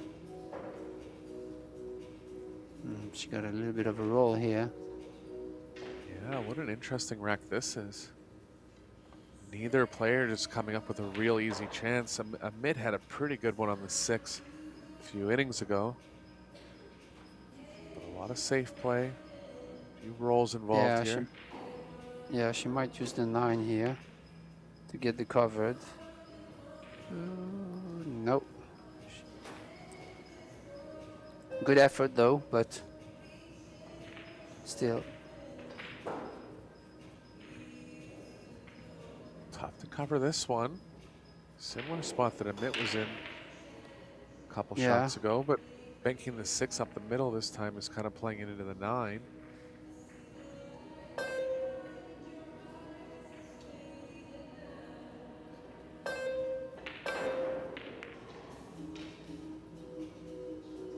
Shot for the cue ball here. It's in. Yeah, that was a difficult shot here.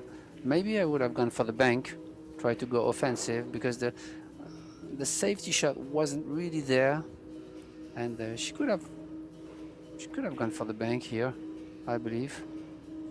Kind of two-way shot, but she was in a tough that's spot. always tempting. Yeah, it's always tempting when you have a set winner like that too. I think maybe playing the bank there could have been a good option. Tough spot either way. And Amit's going to come ahead in this battle again. Lou had a couple chances in this rack to get her first set win. But it's going to be back to Hill now.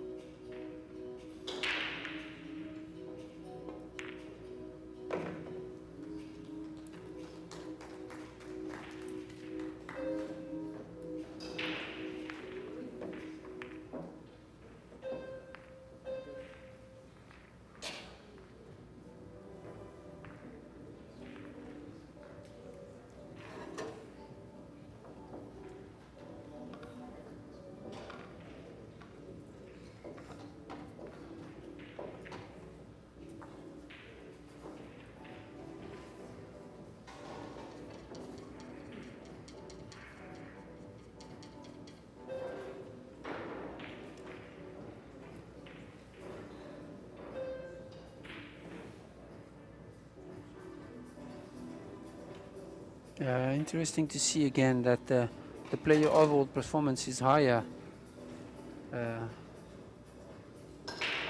Sylvana Liu, 777 instead of 750 for Mobile and Amit, but still.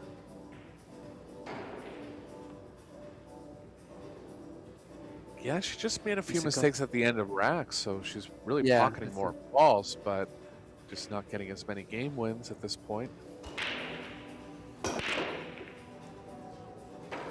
Square hit from Amit here. Yeah, good break, but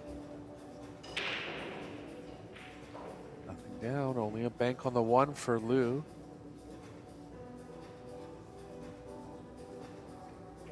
Let's see how offensive she wants to get here. She can cover the 1-3-9 if she misses it. It's worth a shot here. Body language is kind of saying save.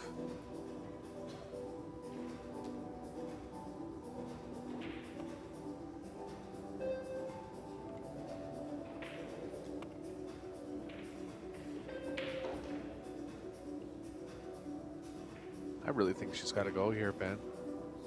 yeah, it looks like. She's going to play safe, but I think being offensive is a good shot in this spot. Flip the 2 in. Yeah, that was conservative.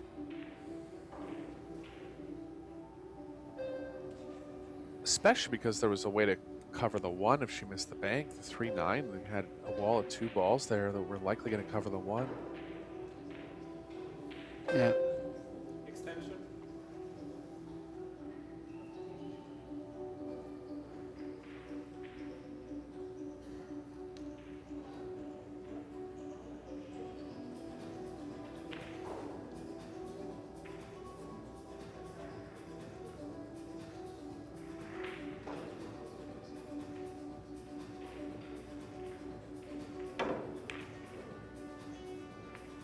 Shot here if the cue ball doesn't go in. Oh, it has. That's a tough roll there. Yeah, definitely. Created distance, just a little more up the rail. She would have had Amit in a real bad spot, and she's gone in off 3 times in this set now. Just unlucky, really. This will be a tough one for Lou if Amit is able to get through this rack.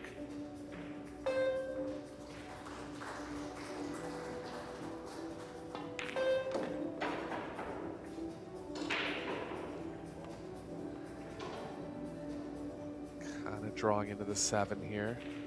Gonna have to target an area or just take more distance. Good shot. Good recovery there. Straight now.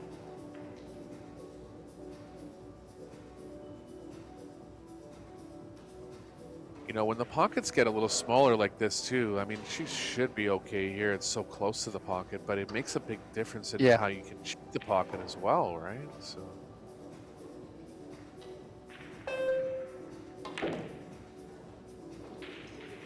Shot.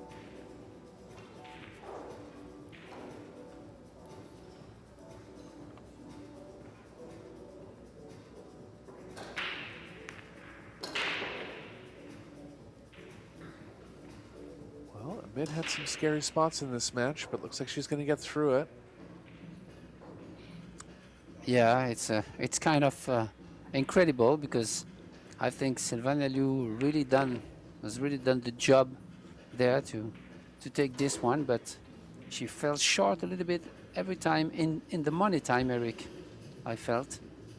Yeah. Yeah, had a few chances to get over the line and had a chance to go up 3-1 in the first set as well. She'll be a strong force on the loser side. Oh yeah. Long road back. If she can capitalize on the match she just played, she really is going to do some damage in the losers bracket for sure. If Amit complete that run.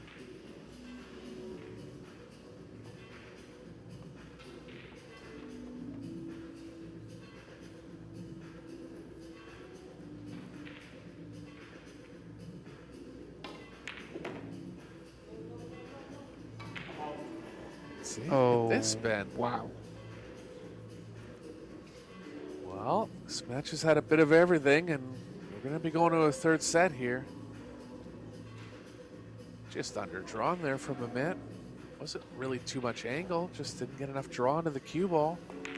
And Yeah. Lou's going to down the second set. A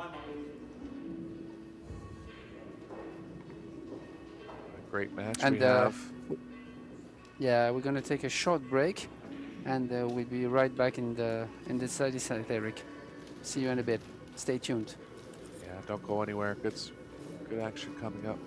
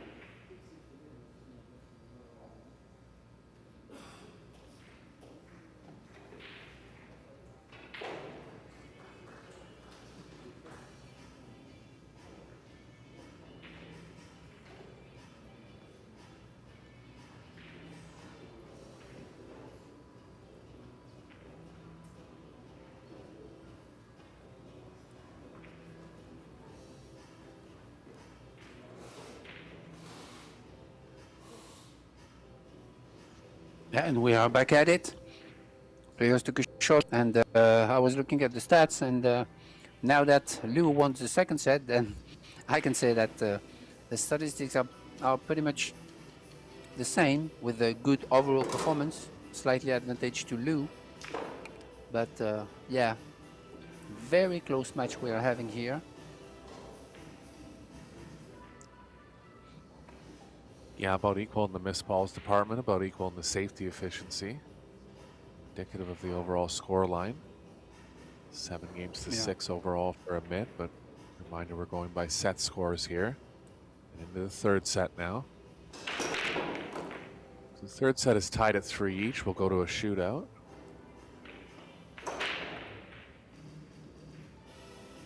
Corner ball down for a mid.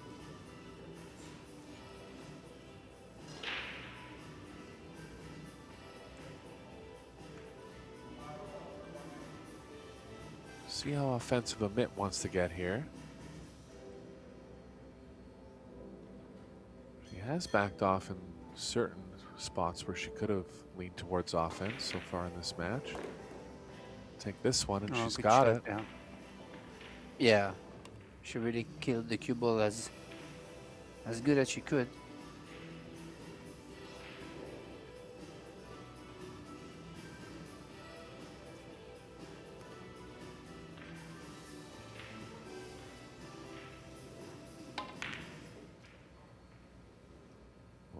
Unexpected miss ball.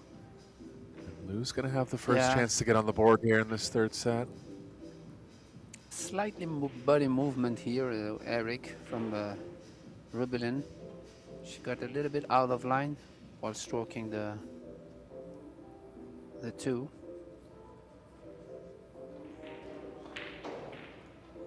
Yeah, each game's going to play very important here in this third set.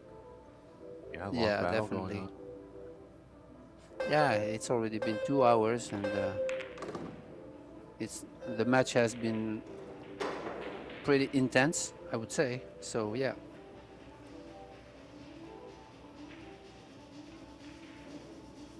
Having a look to see if the 3 passes the 7. Does. Very tough to judge these pocketing shots where the cue ball's so close to the object ball. Oh, yeah. Really can't see the object ball at all, so it's all feel here.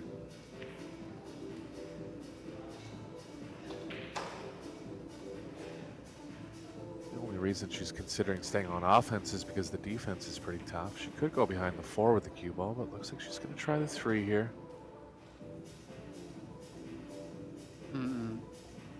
Maybe the option going behind the 4 is the...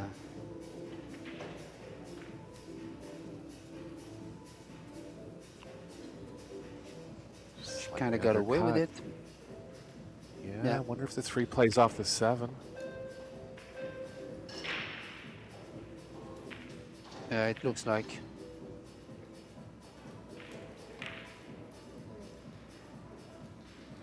Another mistake from Amit. And a good chance now for Lou. Amit just slightly faltering here.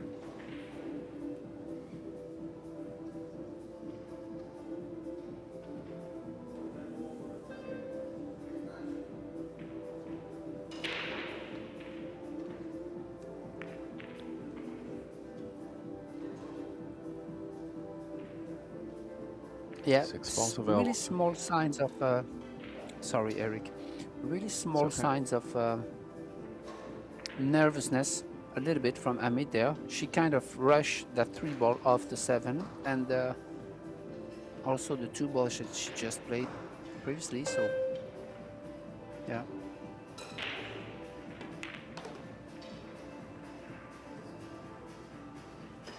Yeah, and there was that one rack in rack number 6 of the second set where both players had a few mistakes, about 3 mistakes from each player. They're going to both look to regroup here.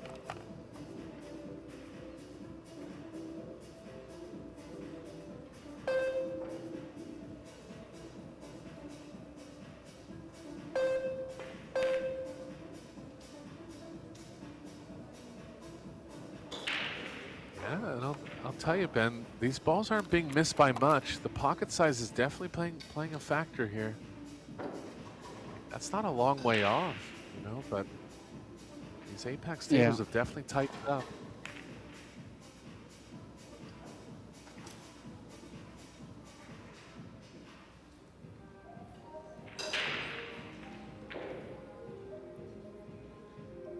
Lou in a bad spot now. Yeah, good containing there. Yeah, really good shot from the mid there.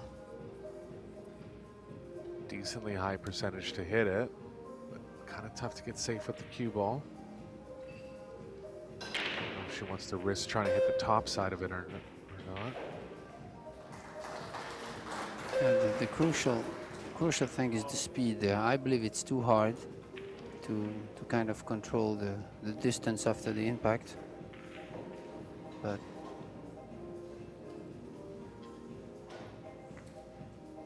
yeah, I just decided to kick at it with speed, lost the angle a little bit.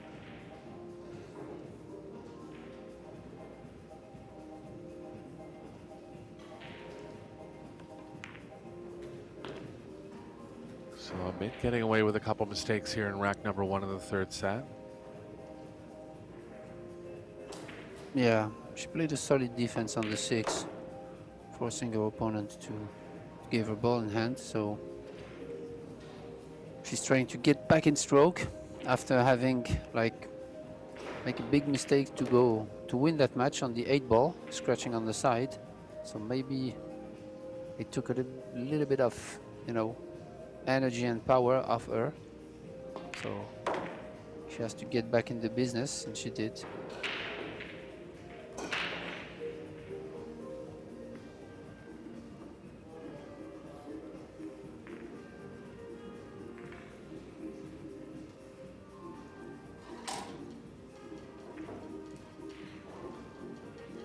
Been breaking pretty well in this match.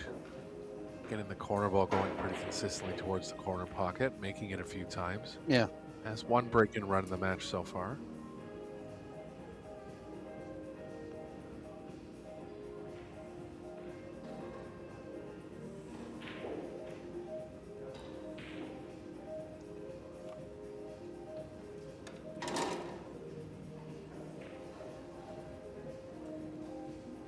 Favor the cut break overall. Did hit 1 or 2 on the more on the square side. She'll go back to the cut here.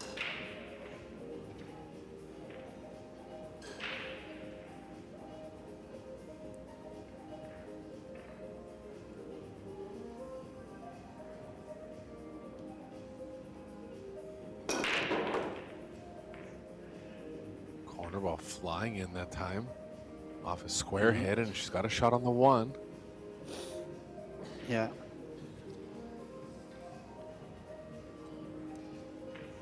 Good combination to start. Hit it square with a lot of left English this time, but oh wow, the 6 ball is in a really tricky spot. Yeah, and the 5's only available to the bottom right. Yeah.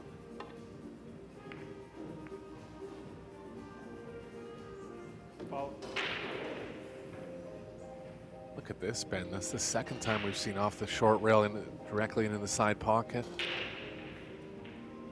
Yeah.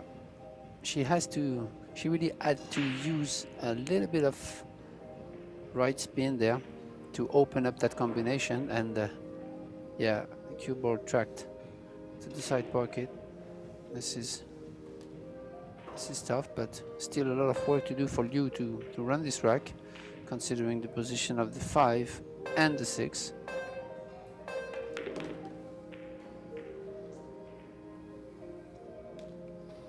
Didn't want to run into the 7 there. I wonder if she'll take an offensive chance at getting into the 6-8 here. Yeah, Chance at getting definitely. the cue ball. Yeah. Chance at getting the cue ball stuck behind the 8 if she hits the 6, but if she hits the 8, should be okay for the 5 in the side. Yeah, definitely. It's definitely on. But it's a tough shot. It's not quite enough draw. Yeah. and now it's tough. She has to queue above the 6 and 8, and she has no solution to get back to the 6, play some kind of a safety. So I wouldn't be surprised she would play directly a safety from there, but not easy. Yeah, I think you might almost have to cross bank the 5 and just play the cue ball back down table. It's tough. Yeah, It's okay like to that. do.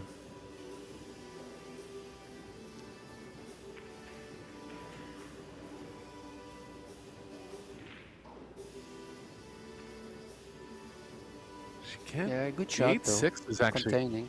yeah. The 8-6 is actually lined up pretty good, but 5's just not on a good enough angle to really attack that 3-ball combo.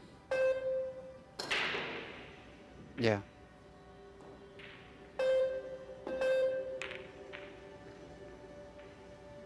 Oh, good Shot here. shot there. Wow.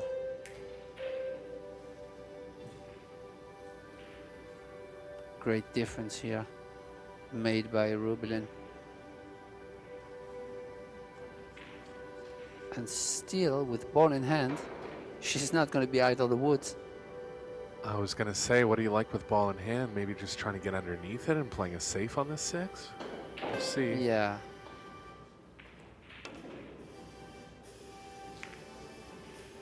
Oh, not hard enough. It's gonna be And she closer might to take it. the 6. Wow. Yeah, now she's put the 6 into a situation where Rubelin can definitely, with the ball in hand, try to nudge the 8 and run this rack. What do you think? Definitely, yeah. Go for the breakout here.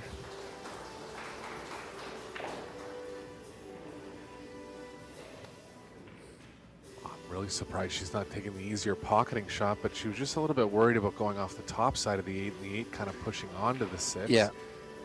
She can push the 8 in a better angle from this, but it is tempting to take the easier pocket here.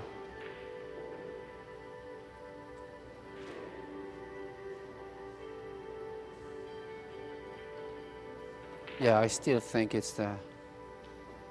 Oh, she want to go... Oh, okay. I was thinking about going directly into the 8 with ball in hand, but she... Yeah, that's the problem. If you hit the 6, then... Yeah. I don't think that she was was just a worried good about option. Yeah. Yeah, she was just really worried about hitting the top side of the 8 there, and the 8 kind of lining up badly with the 6. But I think with ball in hand, you could have really took Yeah. the cue ball into a spot, make sure that didn't Yeah. happen.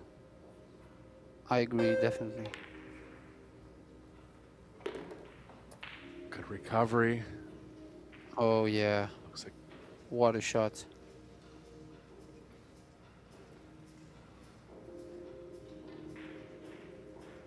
and she'll be out to a good lead now in the 3rd set if these last 3 go down.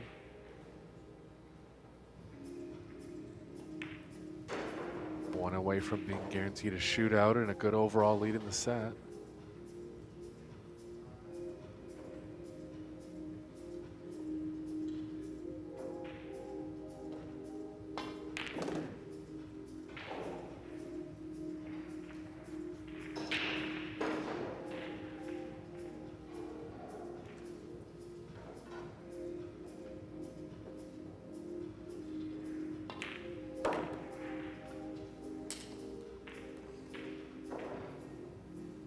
Interesting match, Ben. A lot of ebbs and flows here. 6-ball playing a big part in that rack. Yeah, definitely. And I really like the way she recovered from playing, from nudging the 6 and then take the bank on and still win that rack. This is strong.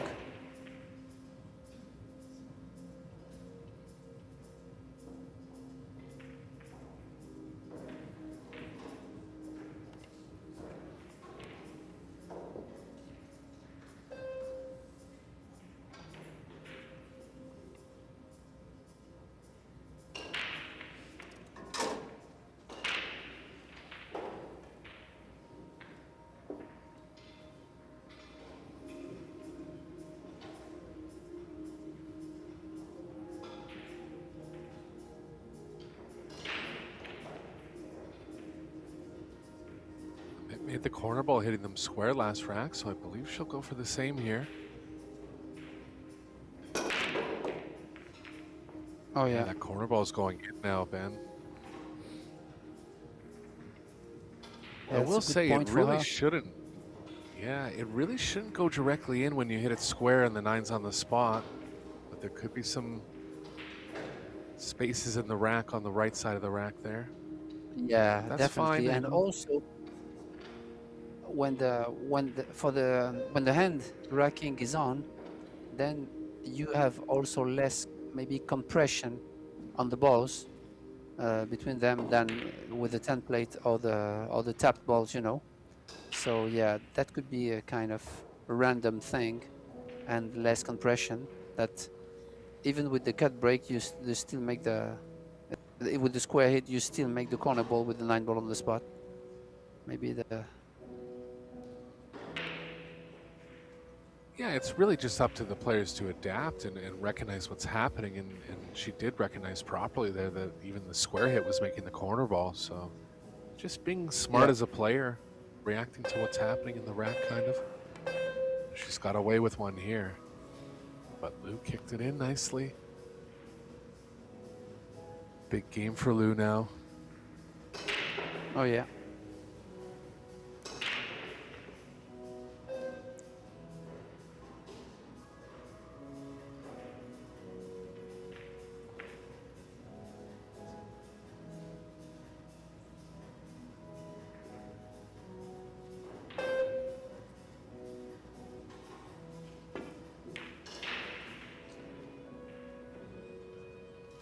Gonna leave this one. Mid's gonna have to find a window between the 5-7 to get properly on the 4. It's the only real problem in this rack. Yeah, she really has a kind of not stop shot, but a small draw on the 2 to get the proper angle to get to the 3 to the 4. I think it's on. Yeah, even the stop shot should be okay, so she has it.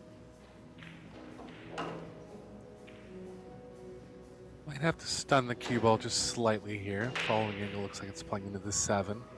Ideally, if she can follow it, she will. Yeah, she is okay on follow here. Yeah, you definitely don't want to jack up above the 7 like that, but still okay. I think she would have liked to get away from the 7.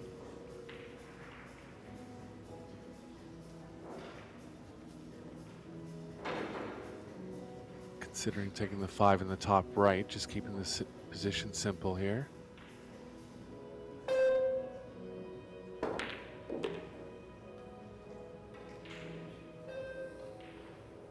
Wants to be straight. Feel like the cue ball's going to the left a little bit, so might have to elevate and slow the cue ball down, draw out of the angle a bit.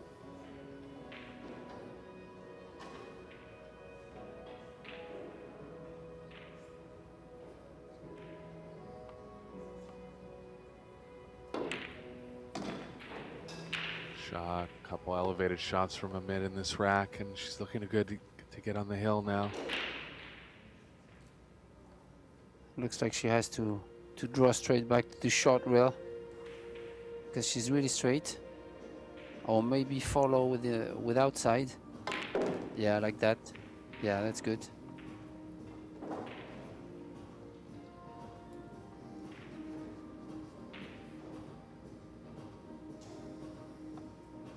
This is good enough.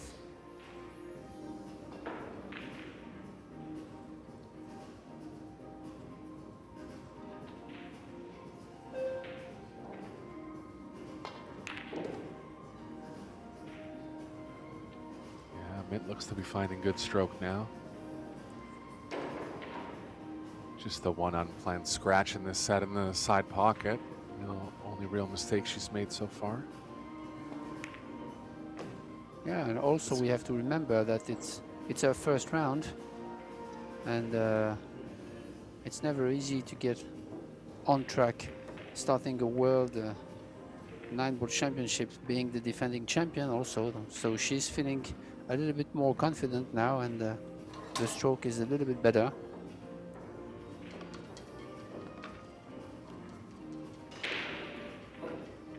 Yeah, it's kind of funny when champions come in the next year. We were looking at a stat yesterday, only 4 women's players have ever repeated. I don't believe many men's players have ever repeated either. Oh yeah. Allison Fisher being one of them. She's in the tournament this year. Shasha Liu, another one. Also with us this week. Guyun Kim and Robin Bell, rounding out the 4 women that have ever repeated.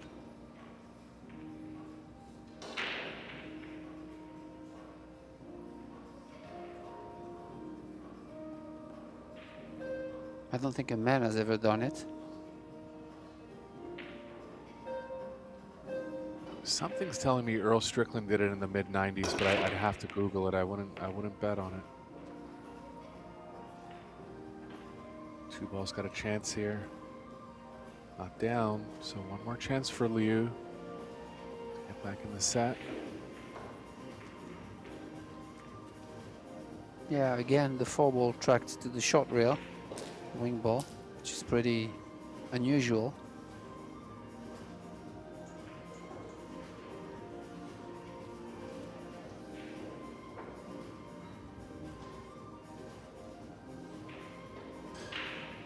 Toughest ball to get on for Liu is going to be the 3. 2 balls in an ideal position where she can focus on position towards the 3. Do you like taking it in the left middle, Ben? Maybe underneath it in the top right? Yeah.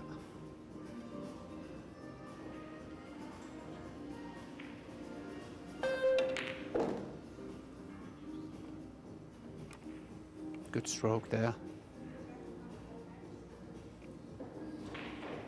Yeah, I think the real first could be an option also. To go long and then hit the 2, make the 2 and go short, maybe to catch the line of the 3 in the side pocket or even in the top right, because it passes the 4. So I would definitely go rail first here.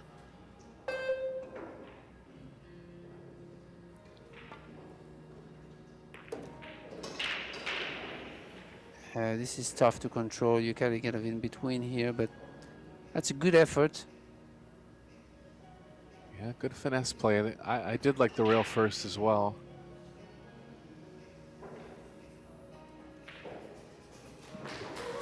Yeah, it was a tough shot. It was really a touchy shot.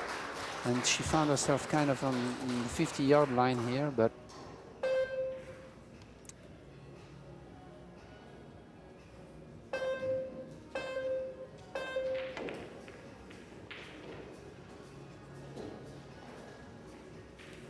yeah, that was tough. That was really tough. This is the situations where the shot clock is really tough because it's not happening often in 9-ball, but you have situations where you really need to think a little bit longer, and sometimes you don't have the extension to do so. And I thought this was one of those. Yeah, and definitely being distracted by the shot clock as it's going down. You have to remember the shot clock is beeping in the arena, so it's kind of changing the overall feel of what's happening. So finding ways to really avoid that last 10 seconds. She has gotten down to the end of her shot clock a lot in this match.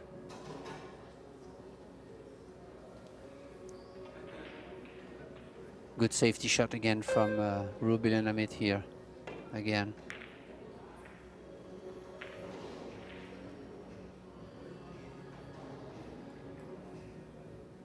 Looks like she's covered the pocket. And good answer from Leo. Yeah. She can bank the 3 up the middle here and try to line the cue ball up with the 5. If she wants to get aggressive, she can try to stop the cue ball behind the 5.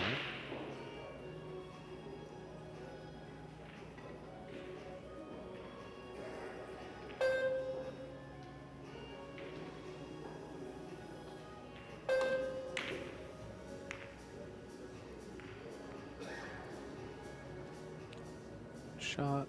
Looks like pretty full coverage here. Maybe the thinnest left edge.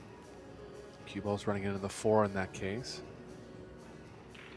Yeah.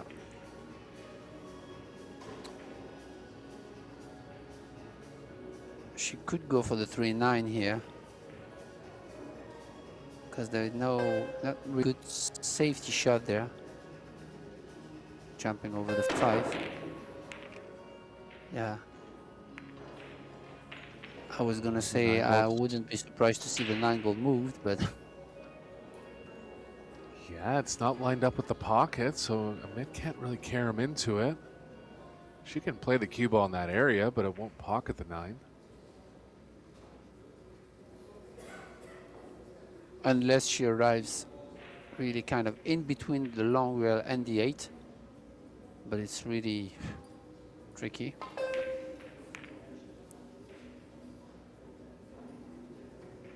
Oh wow. Lucky to not go in there.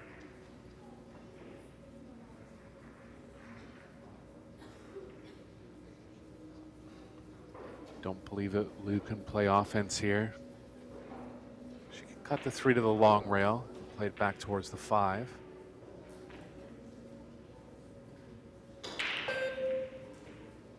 Yeah. Not much to do for Liu in that situation. Yeah. Good shot there.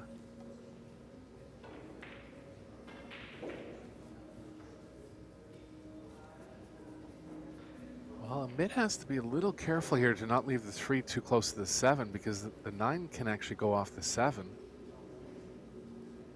Yeah, but she's looking at going all in here, banking the 3 ball hard into the cushion where the 8 ball is and try to make the 9. She really looked at it. I don't know if she's gonna go for it, but no.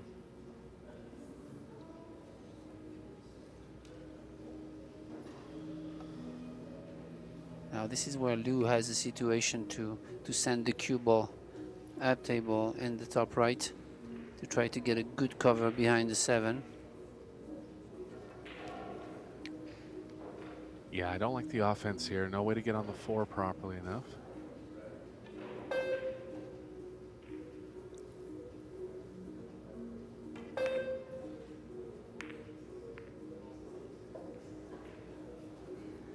Well, look at this. Wow. The 9's available now.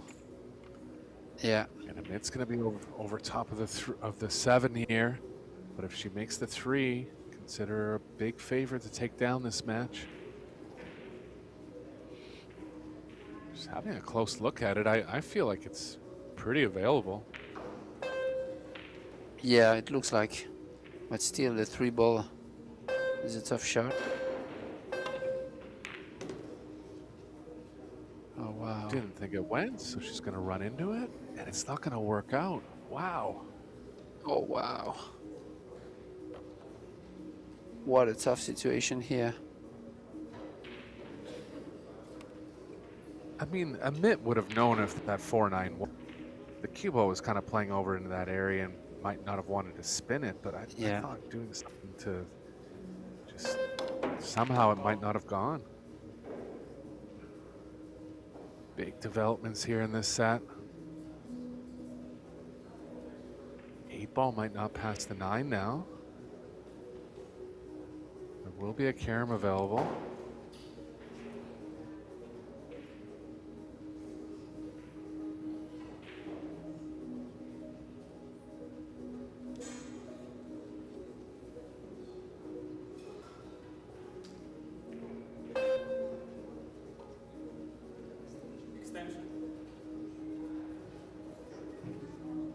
Yeah, and tough layout.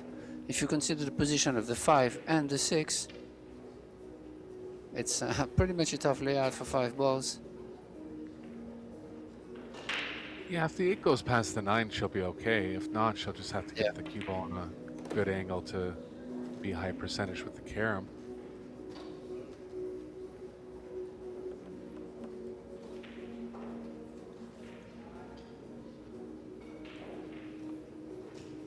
She's gonna have a long 6, Eric.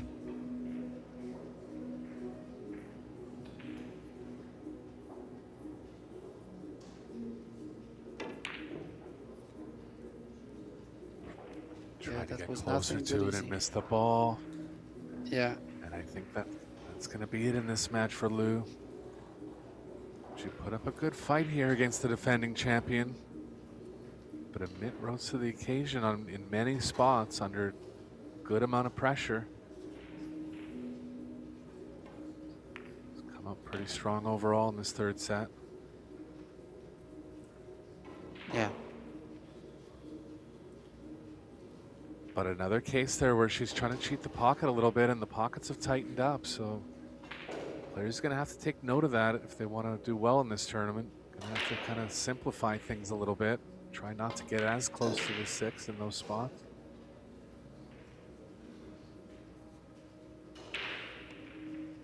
Looks like the 8 goes.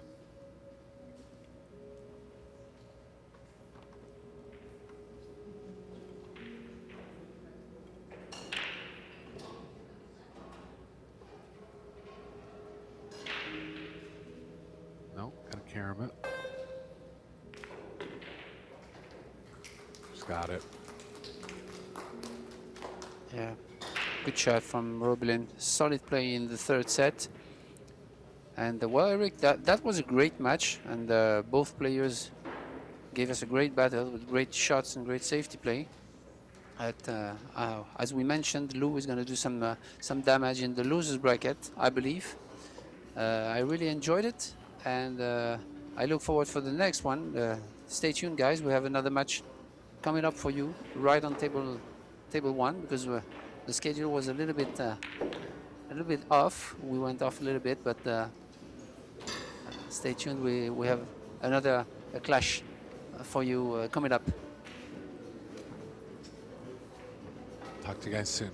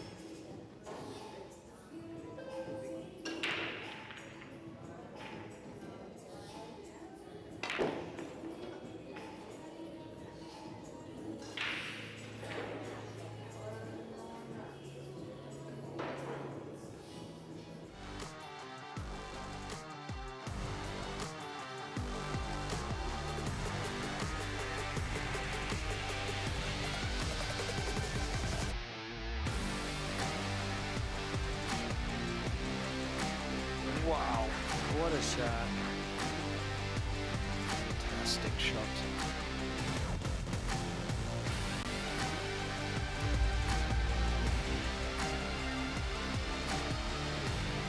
What a shot this is. Absolutely brilliant.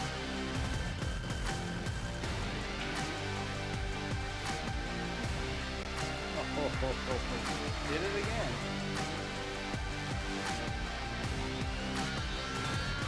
No way. What a roll. Look at that. Oh, wow. Look at this. What a shot. Oh, my God. Oh, my God. Wow. What a shot.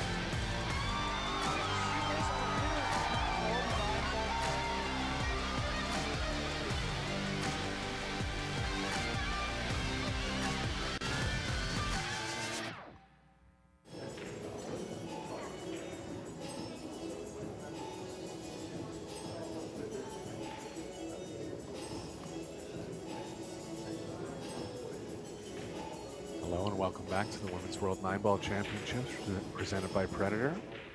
We're in Jacksonville, Florida. This is a round 1 match between Christina Tkach and Kurabashi from Japan. Best of 3 sets, race to 4. The third set is tied at 3 each. We'll be going to a shootout. Be joined in the box shortly by my colleague Ben Belhassan. This is Arcos bringing you the action for now.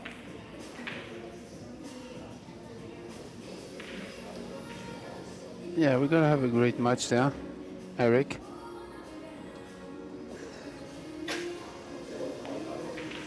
For sure, everybody knows. Yeah, I was gonna say that. You took the word out of my mouth. I never saw her play, but obviously we all know Christina, living in the US for a while now, being in the top of the WPBA rankings. Yeah, I've done a match with Kurabashi in the past. She's an aggressive player, kind of a freewheeler, plays at a fast pace. Can't remember what her Fargo was at. I think it was around 650 at the time. I'd put her a little bit above that as far as offensive capabilities.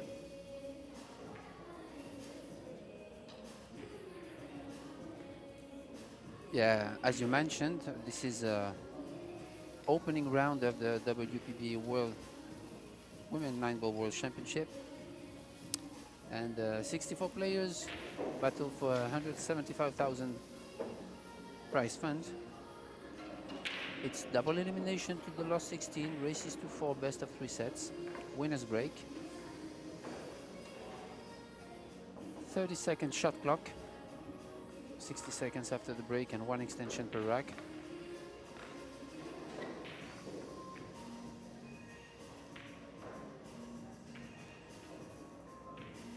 Christina looking for her first World 9-Ball title. Furthest finish in this event has been the semifinals in 2023. She is a former World 10-Ball champion, so does have a World Championship under her belt. She'll be looking to go after this one.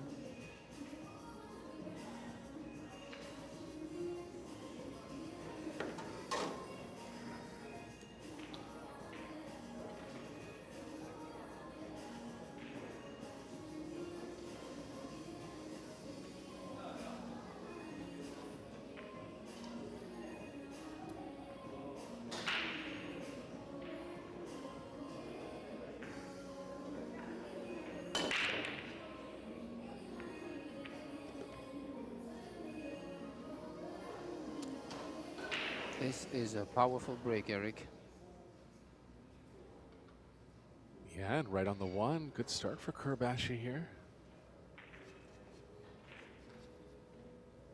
4 balls in a bit of a tough spot, but the 3 balls could afford her position, moving the 9 out of the way.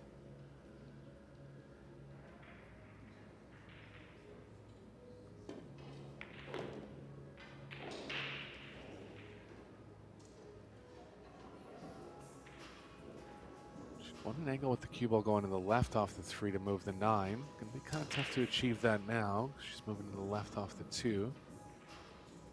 If she gets straight, she can still get on an angle where she can attack the 4.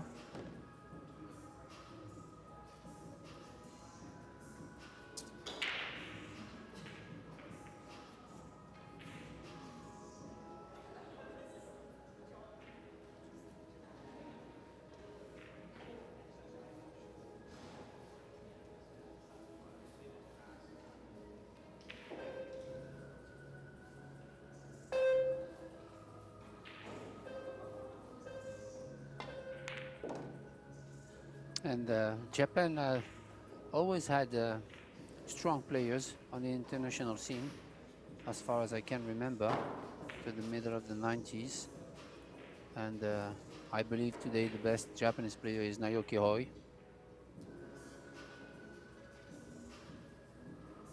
Yeah, Hayato Hijikata making a comeback too. Playing some more international tournaments lately. But a long list of champions that have come from that country. They've been playing American pool over there for a long time. Filipinos go by and play challenge matches frequently over there. Some Filipinos are teaching in the area as well.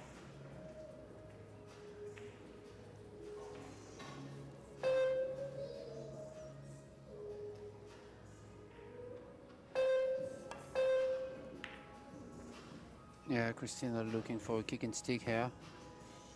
Caught a little bit thin though, but left the shot. Straight in for Kurabashi. See if she chooses to draw back and get a little better on the 5, or just kind of stick the cue ball where it is now.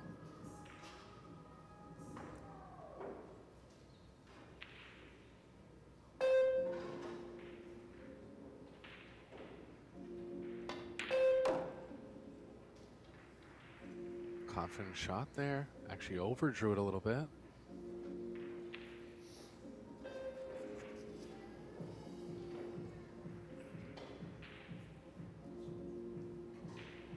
Ideally, if she can thread the cue ball between the 6-8 here, that'll work well for the 6 in the left middle.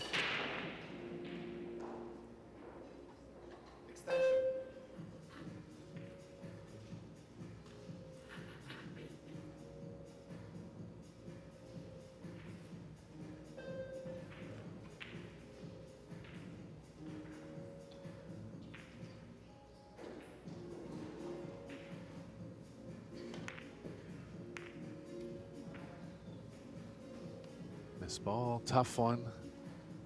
Focus on the cue ball control a little more there. Yeah, thin cut.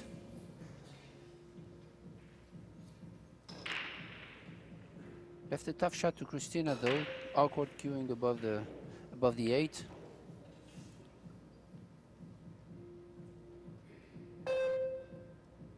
Extension.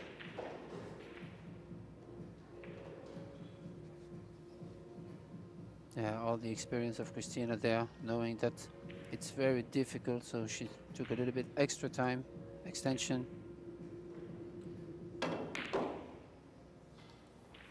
Oh wow. Nicely struck. Still wrong side of the 6 to reach the 8. That doesn't pass the 9.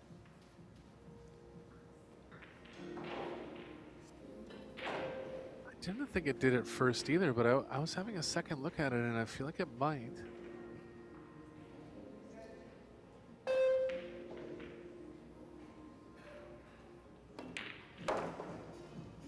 Yeah, she's okay to go past in the shorter pocket here. Yeah.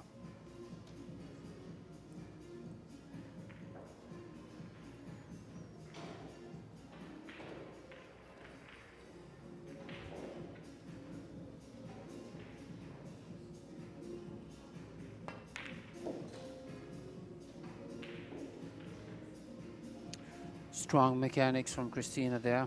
You can see no body movement. She really stayed down, pushing straight through the ball.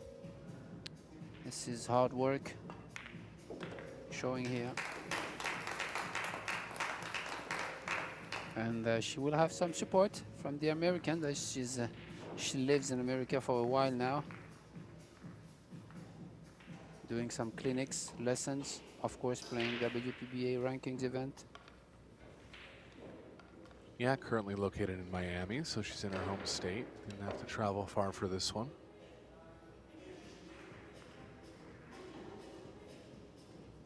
She's playing in the mixed doubles as a warm-up for this Women's World 9-Ball Championship. She's in the winner's qualification match with her partner Demetrius Lakatos.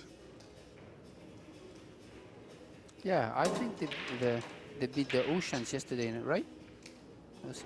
Maybe I'm wrong. That's right, yeah. Yeah, that's right. Yeah, it was a scrappy match. A lot of missed balls, actually. They got through it in the end.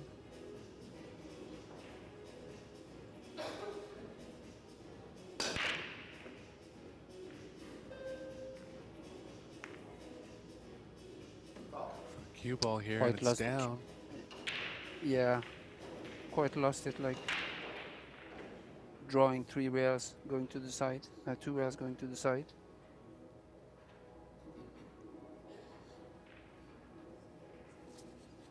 Ball in hand, chance now for Kurabashi. Going to be a bit of work to get back from the 2 to the 3.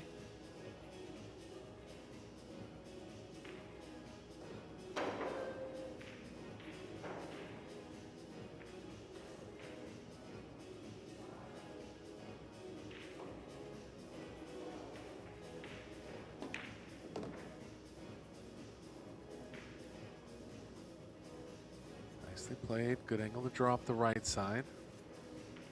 Might be a little tough to draw it all the way back past the side pocket, so we're gonna have to deal with the. Can't see what ball it is there, but it could provide a bit of a block. Yeah, definitely take a longer shot. Oh, but she got away with it. She tried to, yeah, she tried to draw back, but she got away with it. And I even think she pushed the 4 so that it now passes to the bottom left. So that's even better.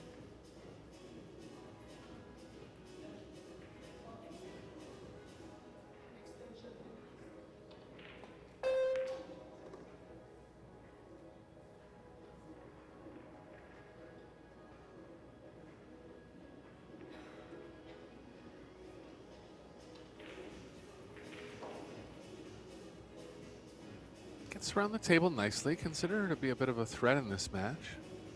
Christina will be coming in as the favorite. Showing some good capability here in the first 2 racks.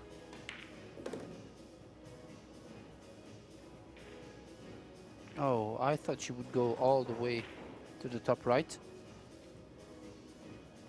Because now she's a little bit thin on that 5, Eric, I believe. She has to maneuver a little bit more with the cue ball. Tracking towards the side pocket.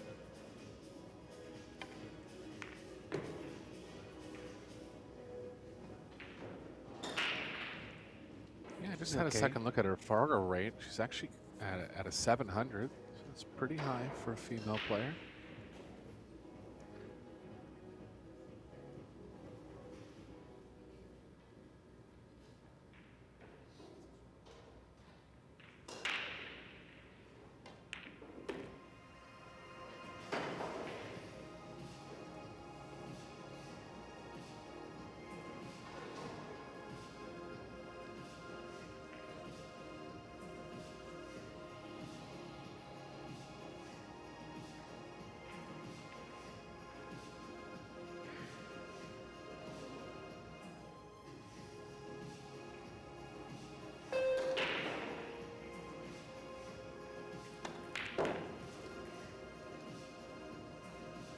Good slow backswing, reminiscent of Chihiro Kawahara, her countrywoman.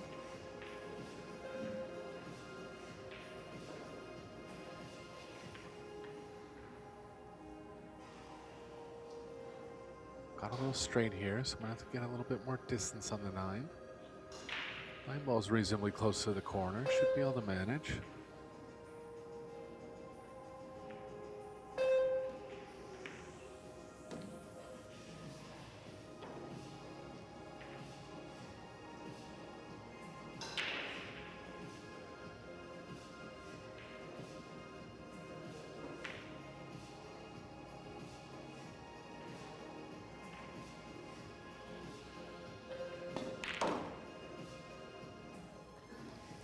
With authority, Ben.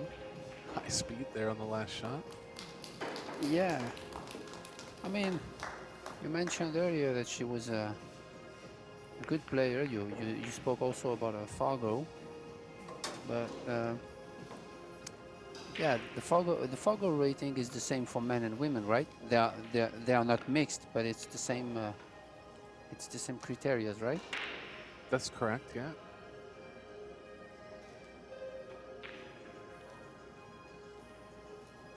But the thing is, we are not used to Fargo in Europe, and the thing is, it's also regarding the players you play that your Fargo rate is moving. So it's not mixed. So a 700, for example, for a woman is not the same as a 700 for men, right?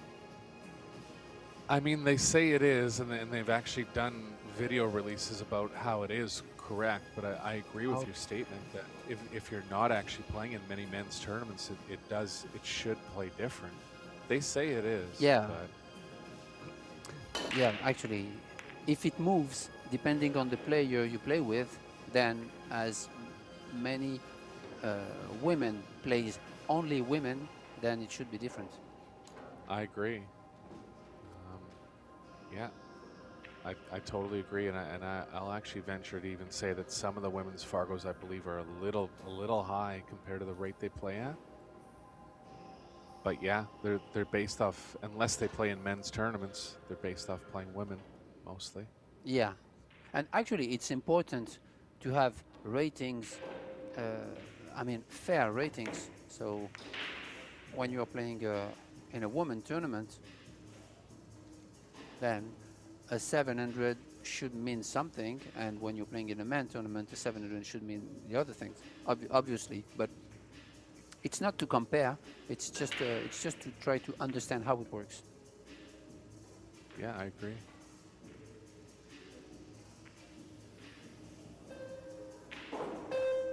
Christina would be somewhere in the 750s, I believe. I'll double check right now. Yeah. Oh, Great what a shot shot. here. Yuki. Unlucky with the result on the 2, but she's going to be at the table still.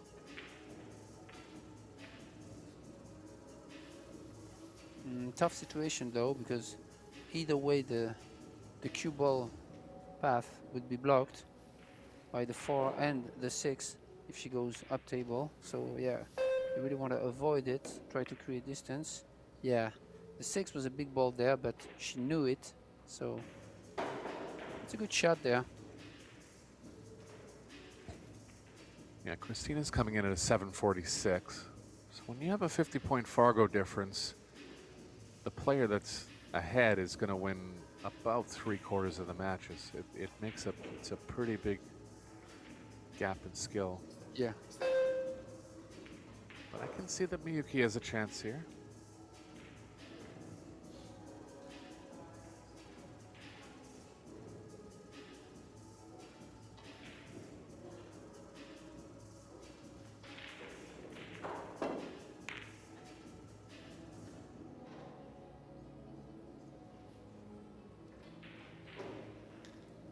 Good effort.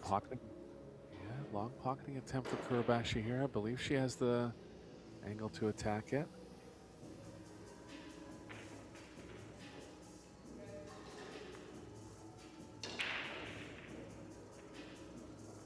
Right down on both knees, so pretty tight.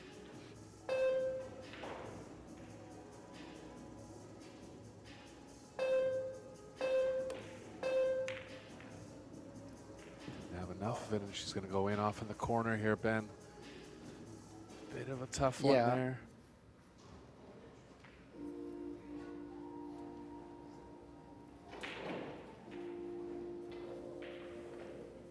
Ball in hand start now for its catch. Going to take her first lead of the match.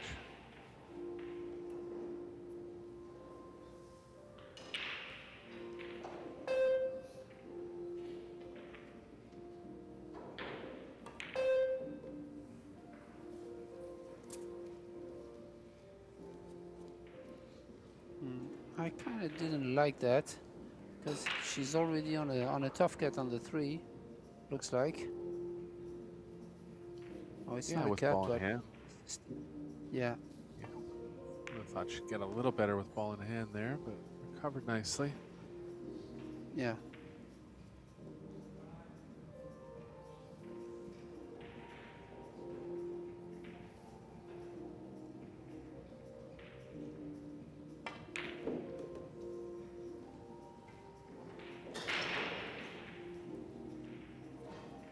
Yeah, as you were saying, in rack 1, Ben, really solid on the fundamentals, no body movement at all. Good slow backswing, pause at the back, all things you want to look for in solid fundamentals.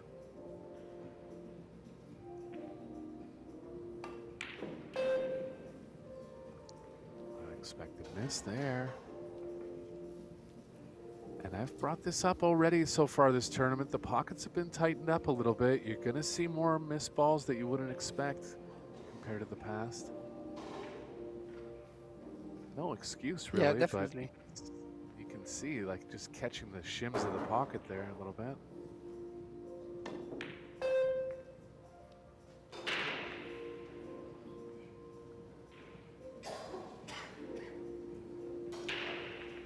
I think she got away with it. Yeah, might have Oh, to you think throw it's this in on? with some right spin. It's close. The initial reaction from to catch was actually negative, so it might not be. Yeah, and if it's not, then it's tricky because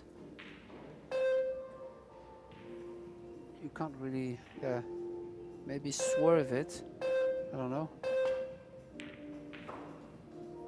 definitely didn't have enough of it there. Created some good distance. More distance pocketing for Kurabashi now.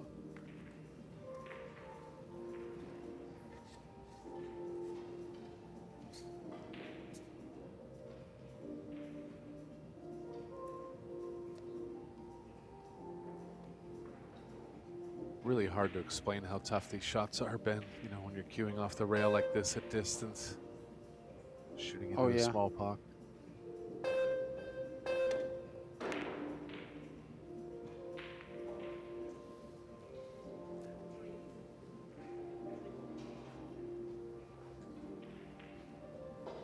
I wonder if the 5, you know about this shot, right, Ben?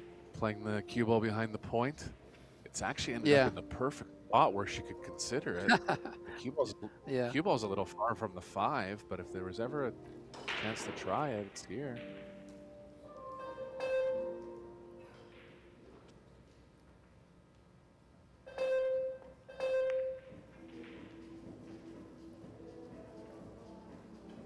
Left. Might have left it. She almost got it, but yeah.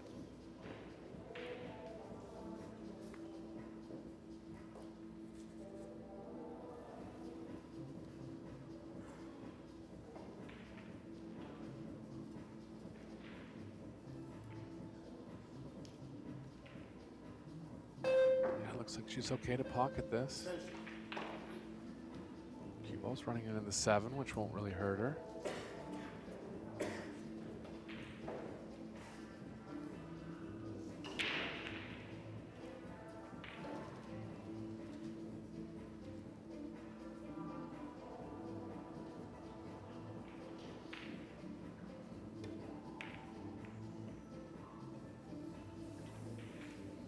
Yeah, just missing the 9 in the back of her mind there.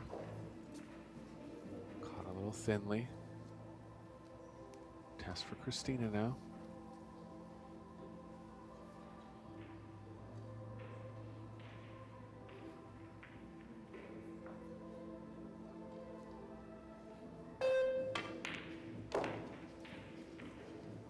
Good hit.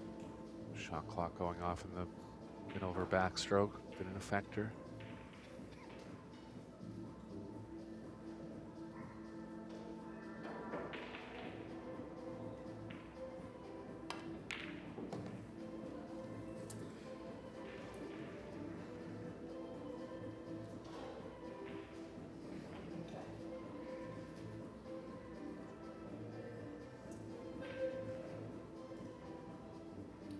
Put Christina in the top 5 seeds to win the tournament.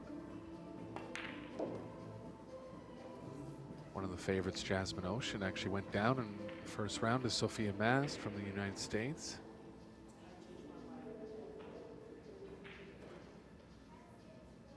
And the Pink Dagger, and also Savannah Houston into the tournament. So yeah, it's going to be really interesting, this World 9 ball.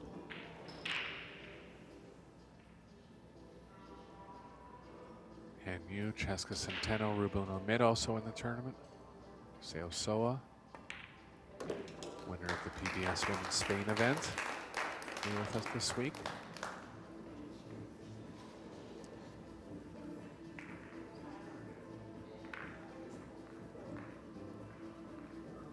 Tina scratched on one of her breaks so far. Caught a lot of draw on the cue ball. Just hit it square from the left long rail.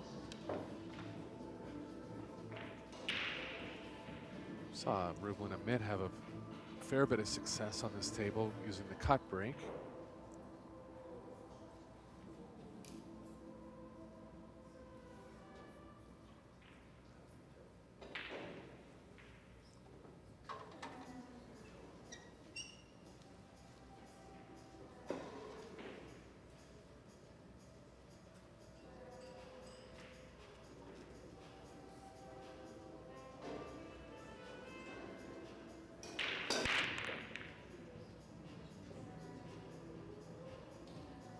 Break this time. One ball going close, but not down, and first chance for Kurabashi here.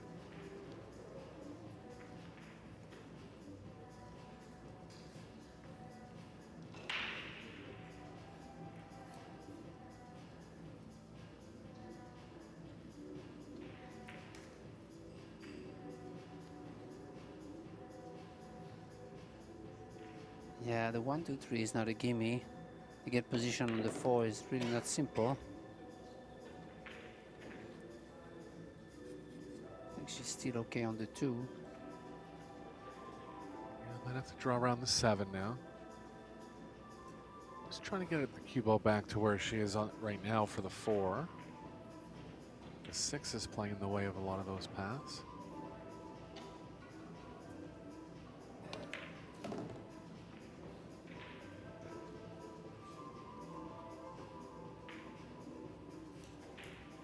That's good.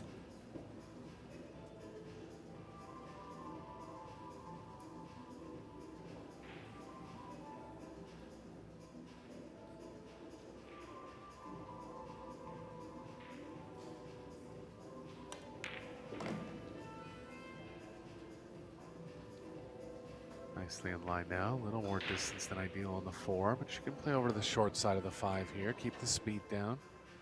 Soft draw it over.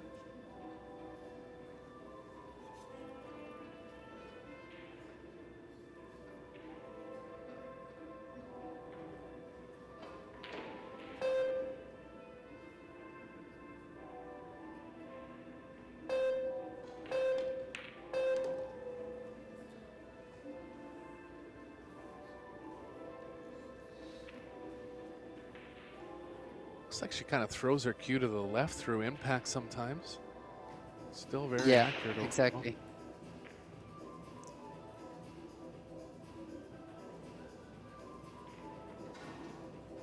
This is maybe because the elbow is inside a little bit.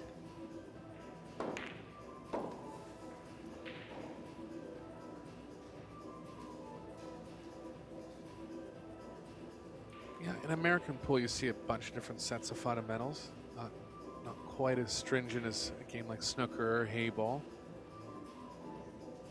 The main thing is how the tip gets through the cue ball. If you're able to produce that consistently, it's going to be a good recipe for good overall results. Yeah, because obviously the pocketing is a little bit less important and sharp than on a snooker table or able table, obviously.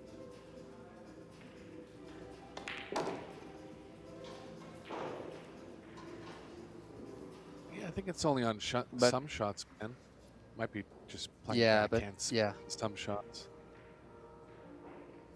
And if you look at the 4 inches pocket today, or even the 4 1/8, then all the top players have strong fundamentals, and when they address the ball, they are pretty square. Players like Jason Shaw or Fila, Kachi brothers, Coe brothers, they are all square behind the cue ball before they go down on the shot. Because 4 inches pocket are really, really unforgiving. No, it's a good point. Now that the pockets are getting smaller, the fundamental requirements are going to be higher going forward.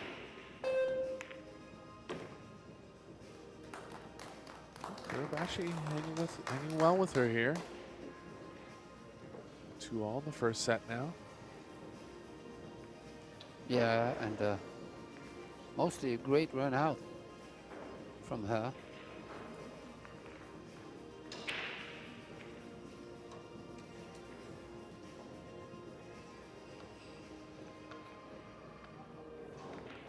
Gets the break with good power. Had a successful break on her first break and was directly on the one.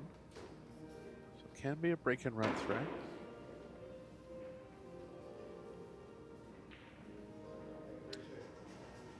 And let's have a look at our sponsors, without whom this type of events wouldn't be possible. A Little Monster, Yalin, Box Billiards, Kamui, Samsung TV Plus, the Pro Billiard TV, the WPA, and of course the Predator Group with all the best equipment on the market, the Apex tables, the Arcos 2 balls, the Arcadia Reserve cloth, the Arena Light, and the AeroRack.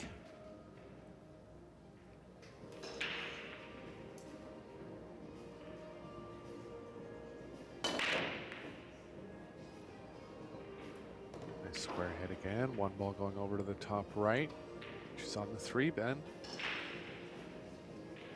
Pardon me, the 2. Yeah, and the 3 ball is locked by the 7-8, so this is a tough opener for her, but still, she's at the table.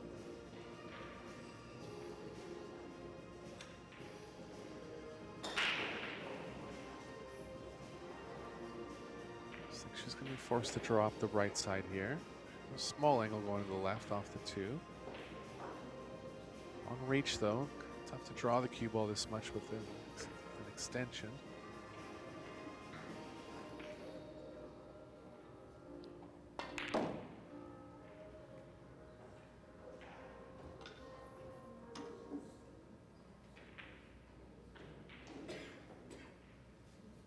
She's going to be tempted with the combo here. I would She's gonna go soft behind roll the 7, 1. 8 though. Yeah, use the 2 ball as blockers. Yeah, this is good. This is consistent. Still, she would have liked to be in between the 7 and 8 to cut the one-rail kick from Christina, but still okay.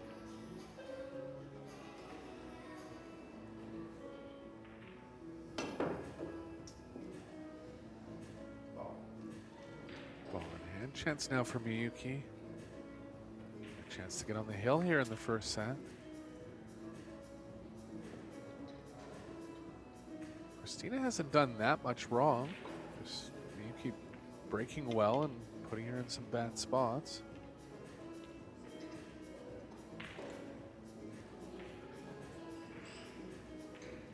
Miss on the 5 in game number 2 for to catch.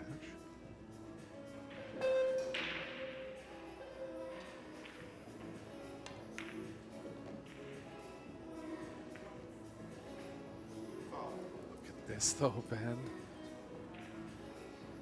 Misjudgment on coming across for the 4. Big turnover here for to catch.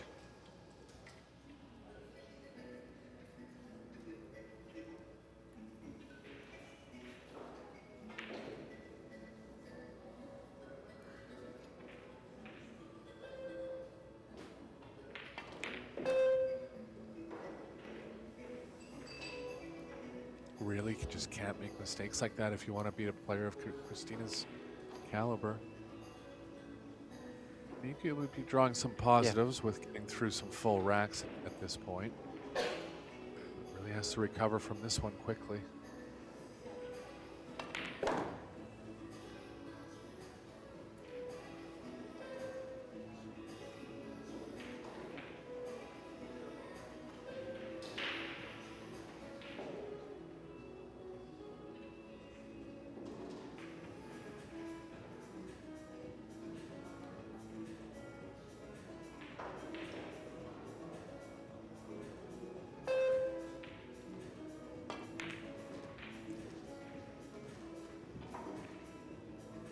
Another unexpected miss from Christina. Shot clock caught in her way that time. Again, going off when she was Yeah. just about ready to hit the ball. But some couple odd mistakes here from to catch so far.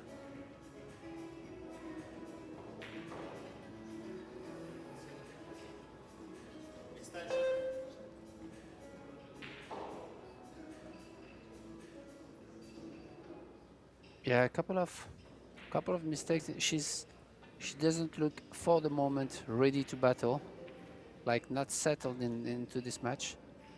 Hopefully she will later on.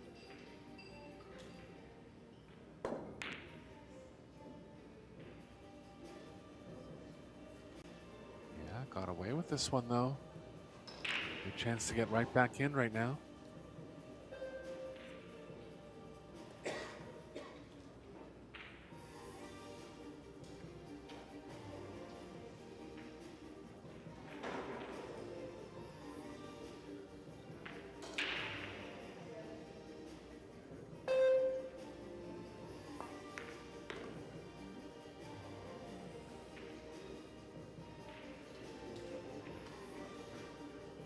Good here to get on the hill.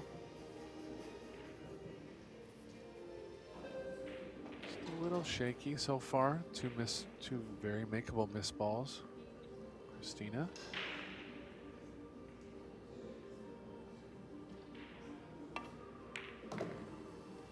Stroke looks solid though. Yeah, sometimes, you know, when it means a lot to you, Christina obviously want to win the 9-ball world title, and sometimes when you put too much pressure, inside pressure, I would say, in your shoulders, and it's tough to perform and to let it go, especially on first round. So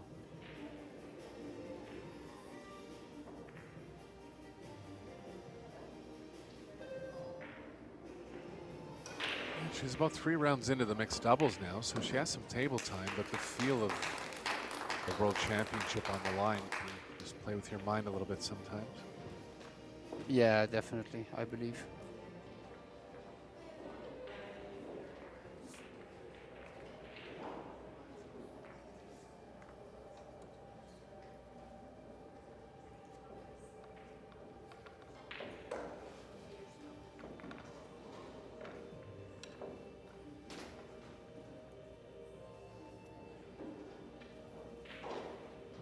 Big mistake from Miyuki in rack number 5 as well.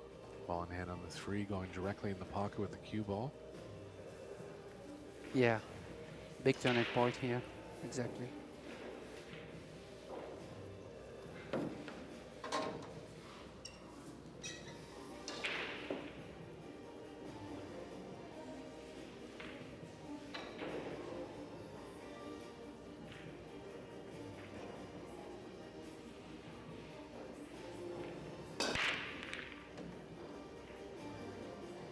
Christina going with the square hit again. 1 ball down this time.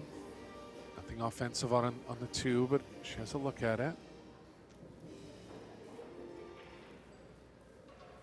Yeah, long tough shot. Maybe passes the 8, but again, it's like a do or die. The thing is, there is not an obvious safety.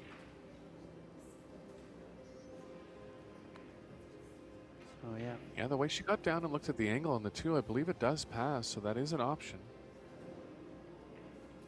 Yeah, she's also looking at banking the 2.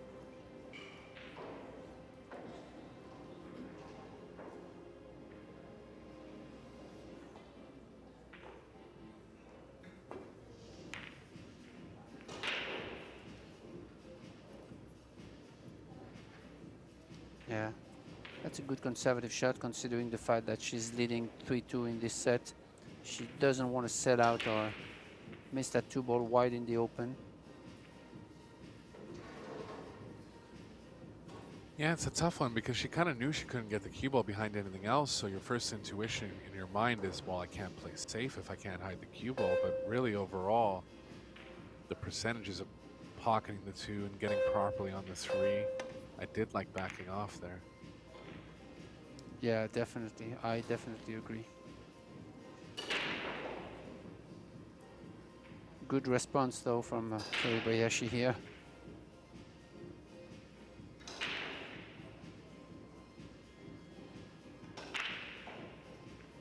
She has the left edge if she wants to try something off the left edge, but cue ball's kind of running into the 5 in that case.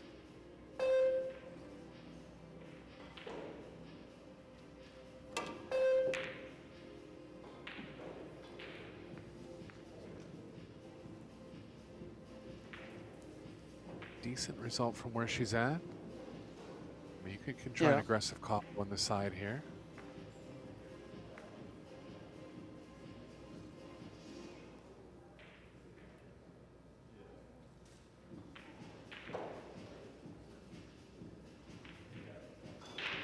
Yeah, I think she's going for the 3 on the side, right? And the thing is, the cue ball is going to track to the bottom right, so she has to control the speed. Yeah,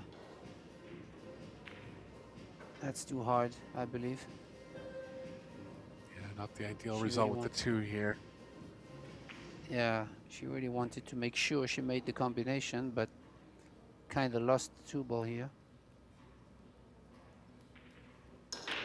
Play a two-way bank using the 4 and the 5 a little bit.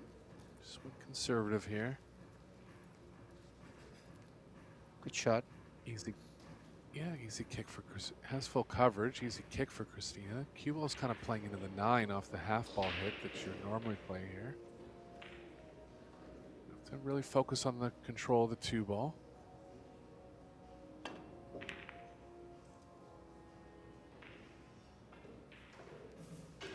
I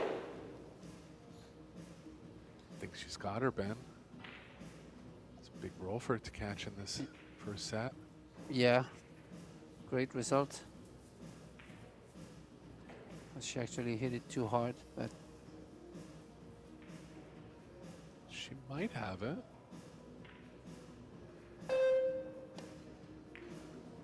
No, not enough. Good save, avoiding the double kiss. yeah.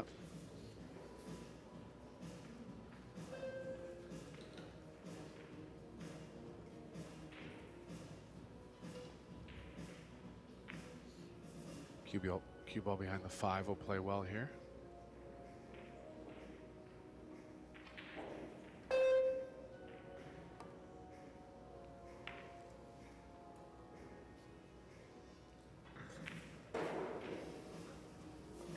Not quite lined up, and up to Miyuki to punish her.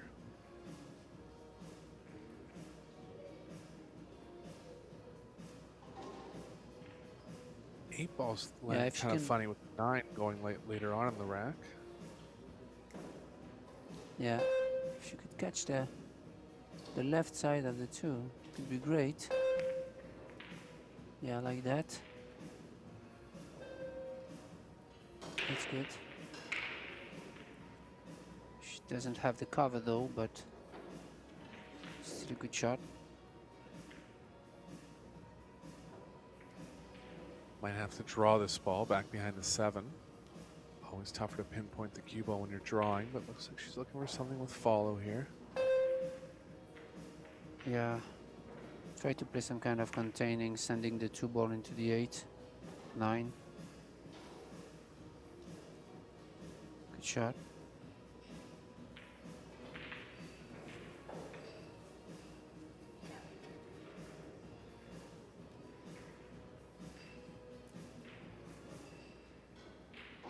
Kurobayashi can cut the 2 into the 8 here and try to play the cue ball near the 6. Yeah. She also has to avoid the 4 on the way back, I believe. No, she's okay. Ooh. She avoided, but really not by much. Just barely. Nicely judged, though. Actually hit the 8 fairly square with the 2. Came out a little bit, but the 6 has come to her rescue.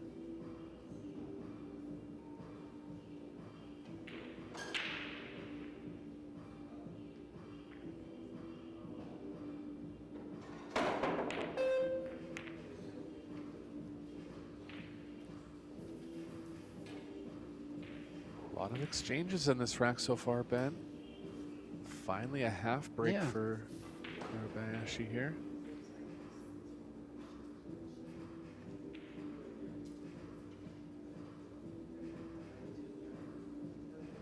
Keeple's playing nicely over to the left side of the table.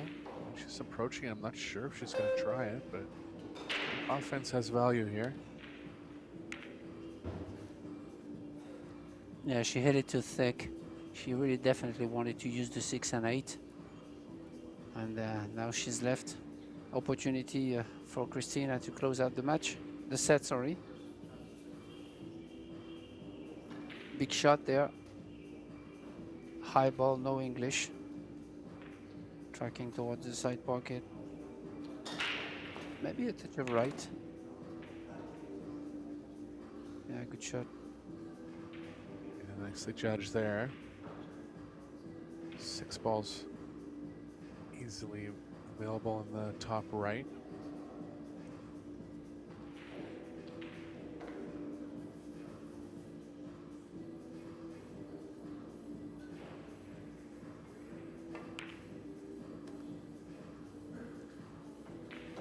Cue ball's kind of going the wrong way here. The 6 is also available in the left middle. I believe she'll take that option now.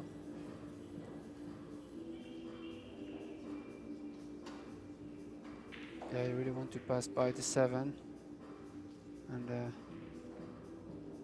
going around the 7 to reach the 6 on the top, on the left side pocket.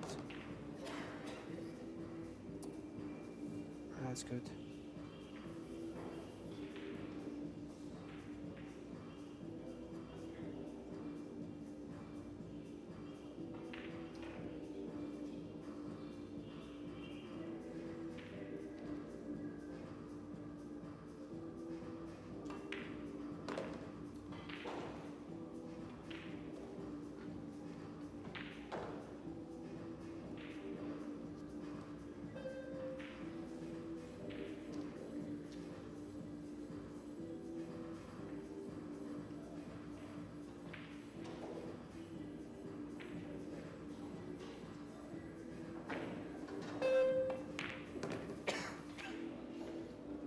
Staying in line nicely and looking good to take down the first set now.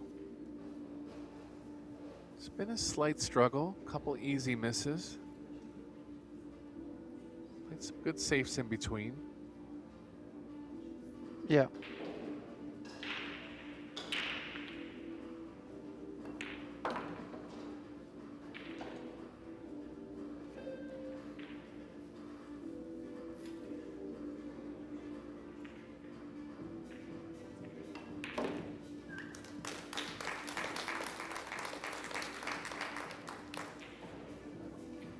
There it is, Christina taking down the first set. Players trying to go for a break, looks like they are. We'll be back for, and me and my colleague Ben Bilhassan will be back for set number 2.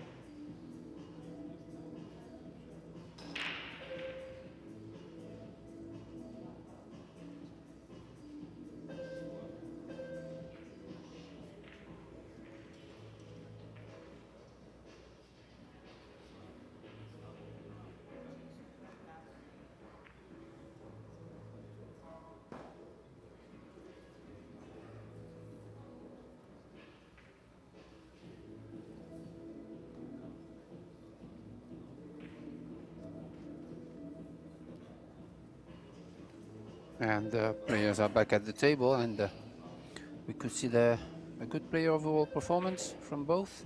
Only 2 fouls each and 2 missed putts in one set, which is pretty solid. A lot of safety exchange, as we mentioned.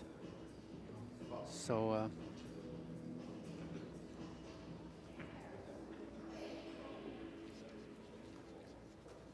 Kicked in here on the first break, so good starting chance for Kurabayashi.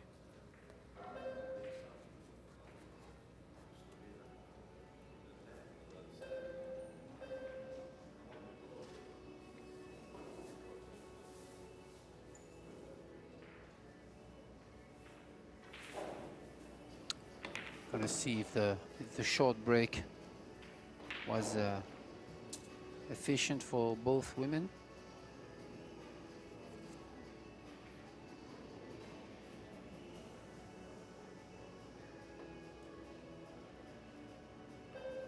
Right side of the 2 to go to the 3. Everything looks really open there.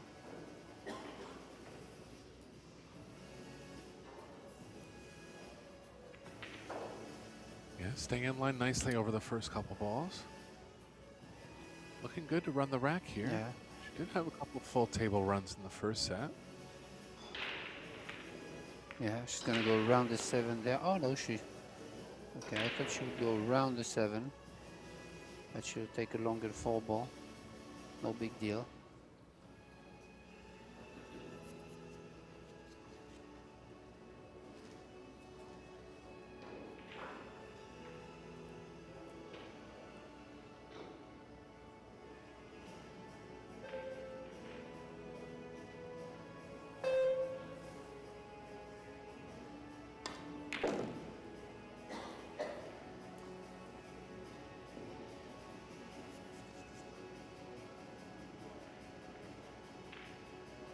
On the rail here, but keep on moving comfortably to the left. Off 5.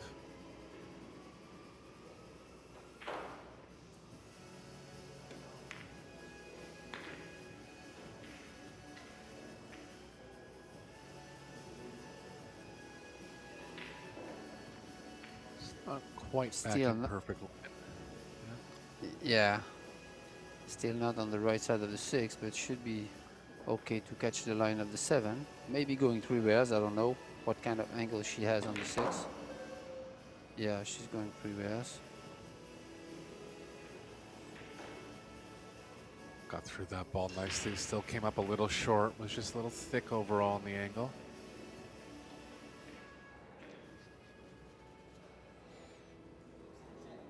Extension.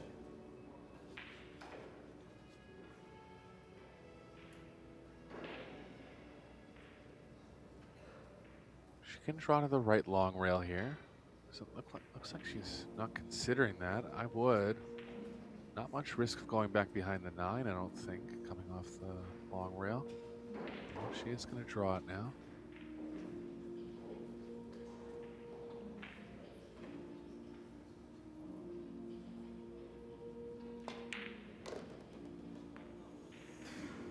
Shot. Getting out to an early lead again.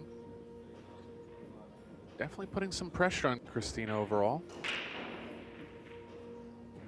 Yeah, she just played a really good shot on the 7 with authority. Nice recovery. And good start in the second set.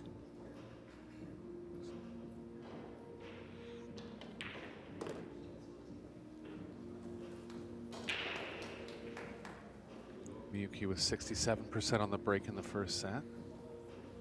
Pretty good percentage considering the hand rack. Christina down at 33%.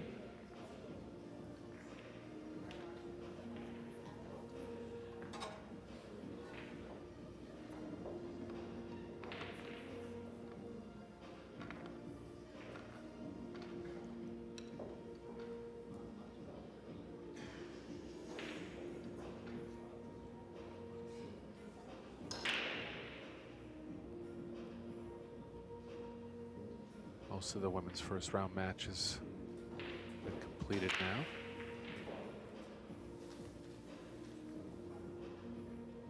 Some of the players through to round number 2. Rublin Amit, Kelly Fisher, Han Yu, Pia Filler. Who's actually playing Savannah Easton right now. Seo Soa.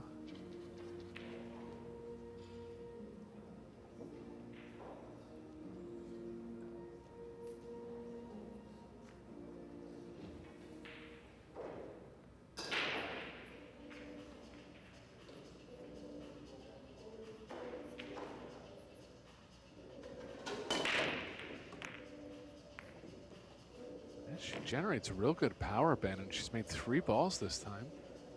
On the 1. Yeah, definitely. And as you mentioned, she had 67% success on the break in the first set. So yeah, she keeps on breaking the balls really good, really hard. Looks like it matches with the table. So Yeah, she's just an overall offensive threat, so Christina has to stay on top of things here.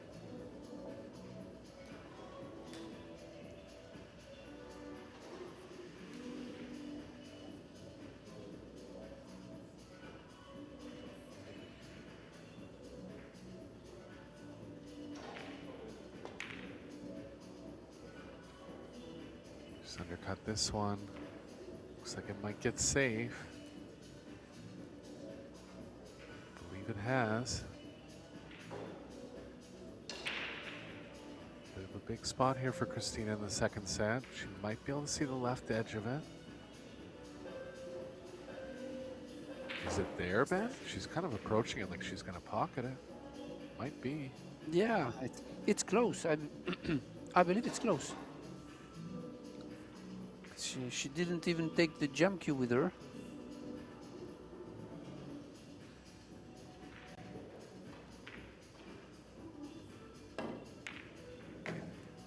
Oh, great shot. Unlucky to get right on top of the 8 here, but pretty easy Yeah. cue ball move. Missable ball though. She did miss a couple in the first set.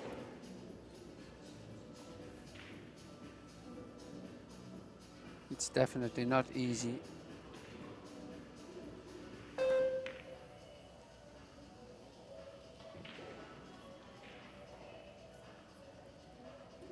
Yeah, because of the throw and of the jacking up, you miss those shots on the thick side. That happens often.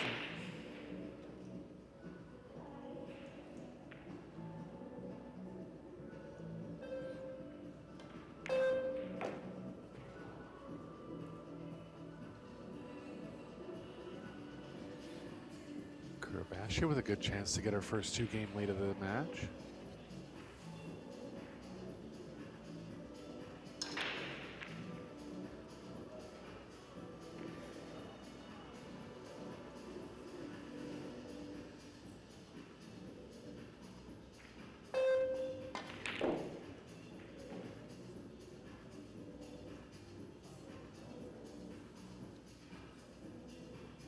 Yeah, this is Bit of good last- enough.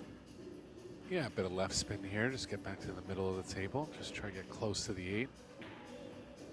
Bunch of angles that'll play back towards the 9.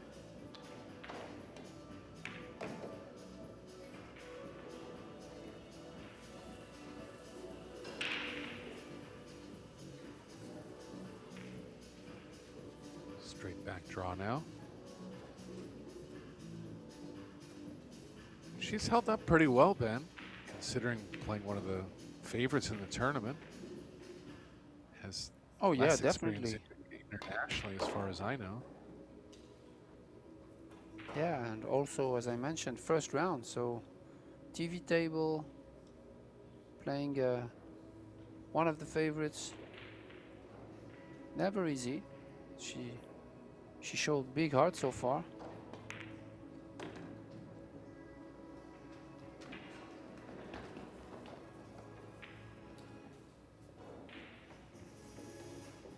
And as we were saying, it has a big weapon on the break. 3 balls on the last break. She's got a shot on the 1 a few times now. So a threat to break and run here.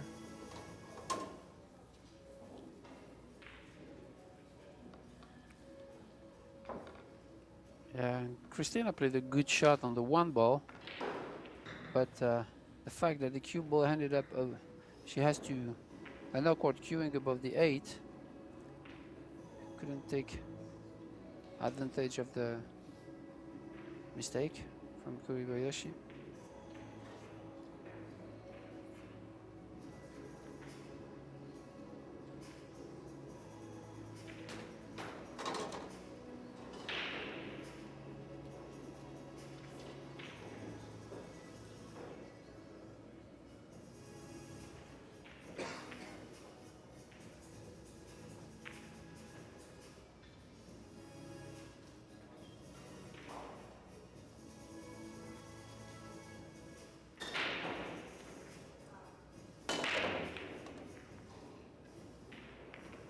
Wing ball down yeah. immediately.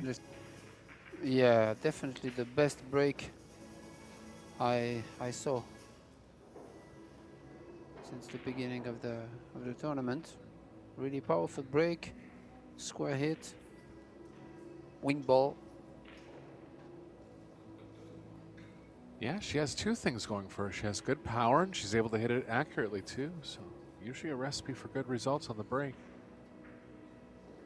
Natural position here, just has to focus on the pocketing. Bit of distance, bit of angle.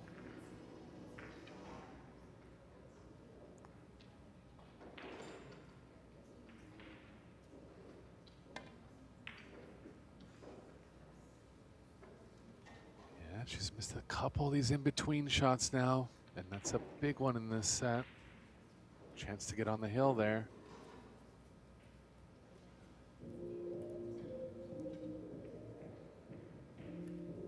Yeah, she had, because the table is pretty open, and Christina might be happy to get back at the table in this situation. Good shot there.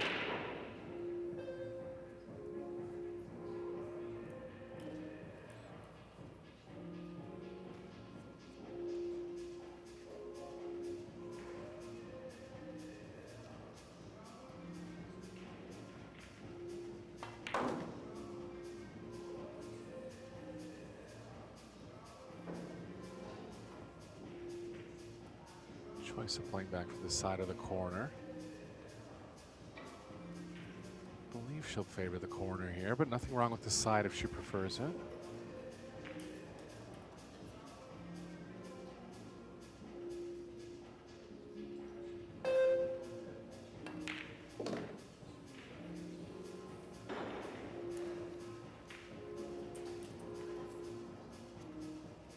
Ball's kind of drawing into the 6. She's going to want an angle on the 6 where she's not running into the 9. A little tough to get from this angle.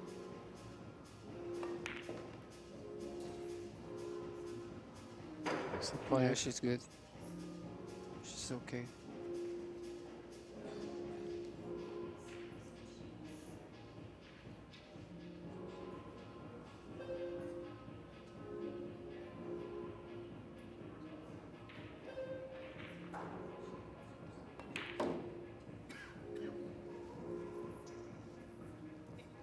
Perfect.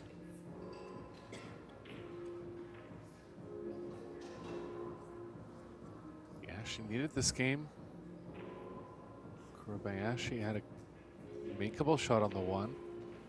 Just wasn't able to get it down.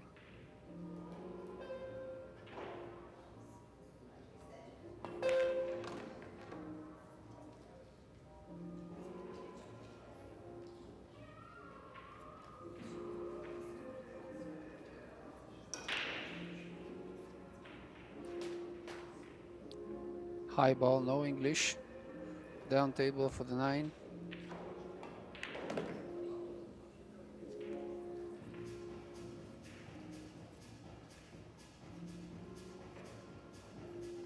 Movement a little mid is in another tough match against Chia Cho.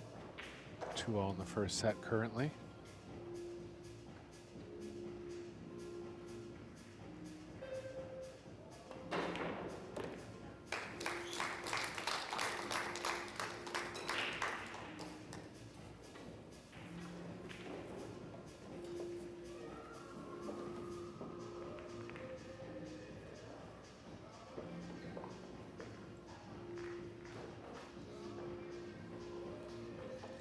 See if Christina can get something going on the break. She was 33% in the first set. This will be her first break of the second set.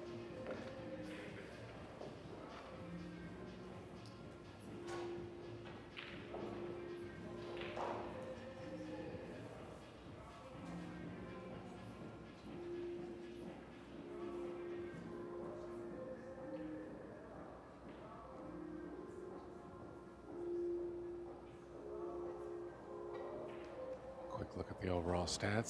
Safety efficiency, pretty equal. This shot's similar.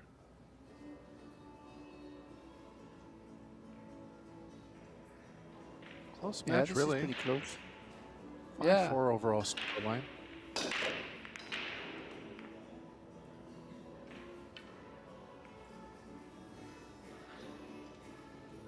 She's not happy with the way she hit that. She almost lost the cue ball directly into the left side pocket, but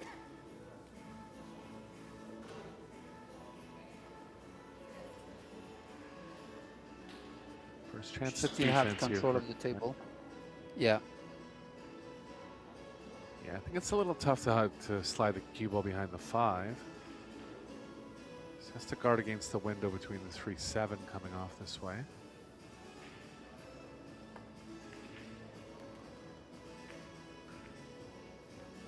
She might have found it. No, 3 ball's going to get in the way. Good shot.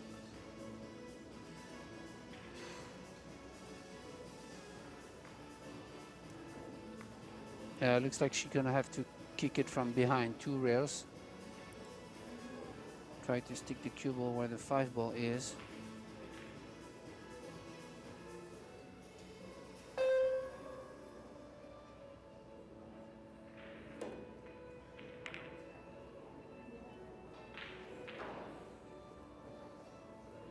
Yeah, I kind of like the Okay, 2-rail play as well. Yeah, More chance to get distance between the 2 balls. yeah. She hasn't left anything offensive here. Christina can go behind the 5 if she likes.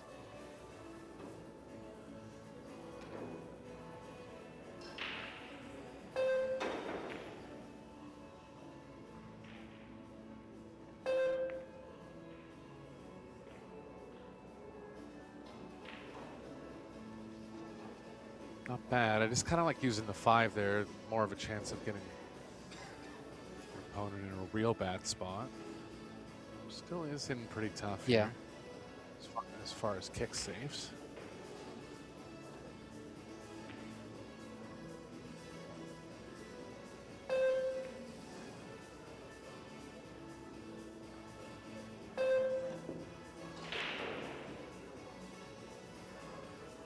Just got it though, Ben. Nice shot. That's all she really had Yeah. as far as getting safe.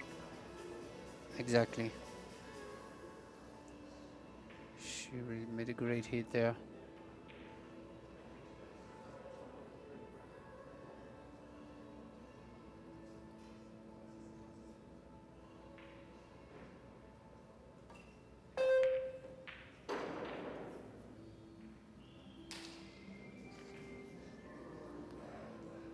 I really thought she would have gone for it at some point, but yeah, it was really a thin cut,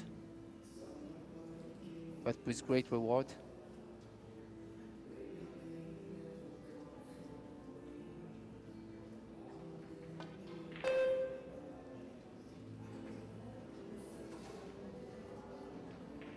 Yeah, this 3-7 hole I felt was going to come up at some point in the rack, and it did here.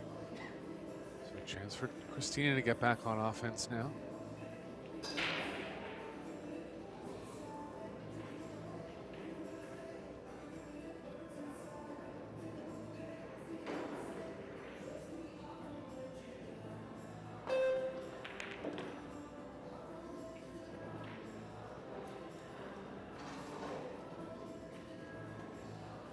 Pretty thin on the 2 here. She's able to hold it. Gonna take some left spin to get around the 9.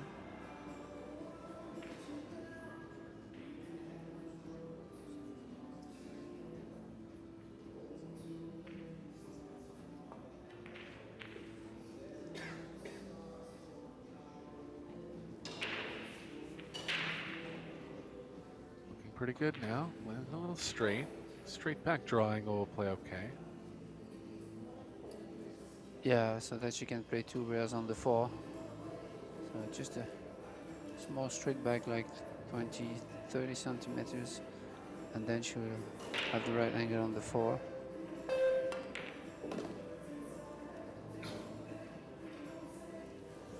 I kind of don't like that, but yeah, still okay. I would have liked to have a little bit more angle on this to make it more natural to the 5, but she's okay.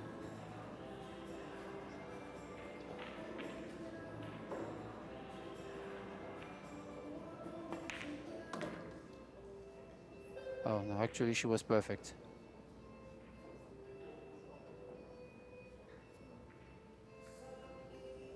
Drawing back into the 7 a little bit now. Let's take a little more distance on the 6.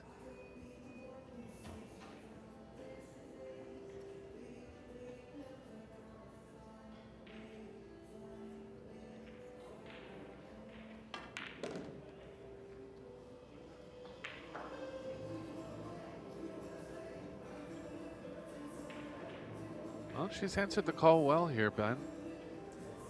Korbash, she's put her in under a bit of pressure.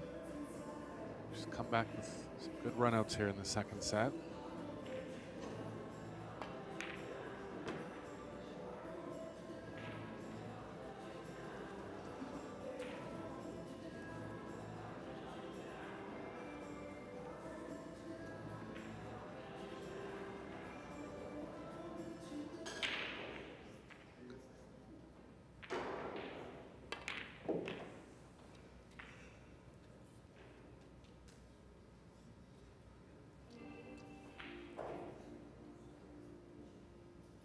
Straight in on the 9 now.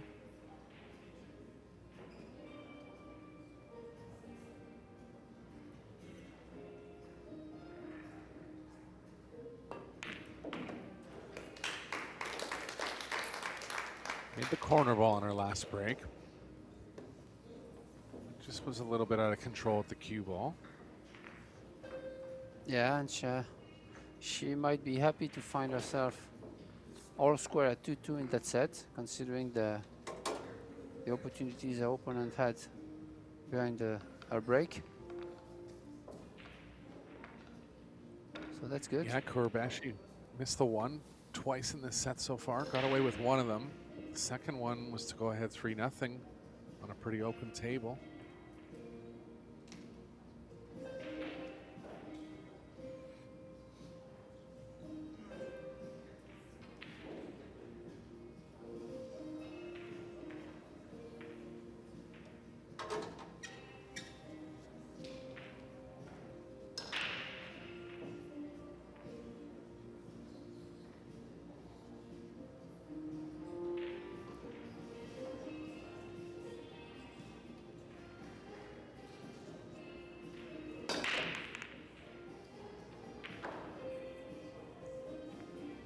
More of a cut this time, nothing down this time. Looks like she's left the right edge of the 1 for Yuki. Really tough to develop anything off that edge. Might actually have a thought at pushing here.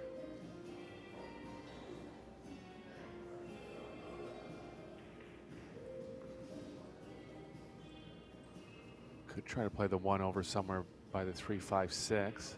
But always tough to really pinpoint the object ball like that. Push up.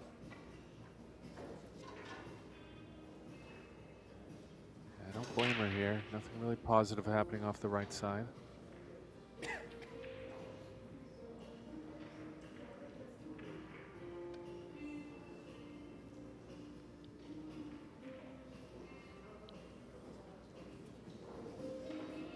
Yeah, a little bit short though.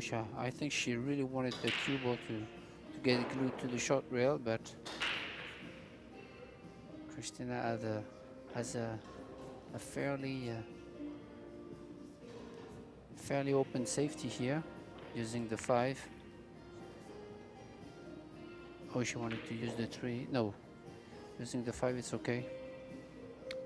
Good shot there.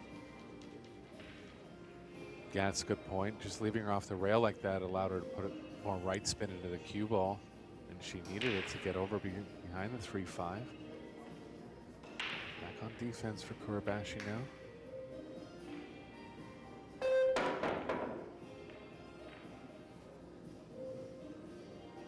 Create a good distance here, but it's left a makeable shot. Not going to be able to hold for the 2. See if she gets really aggressive and tries to come up short rail, and back towards the 2 here. It's going to require some left spin. Tough shot.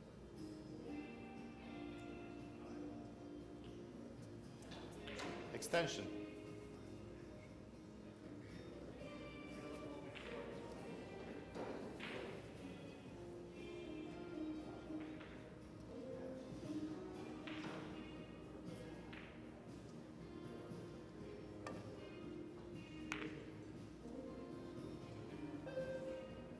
Like it.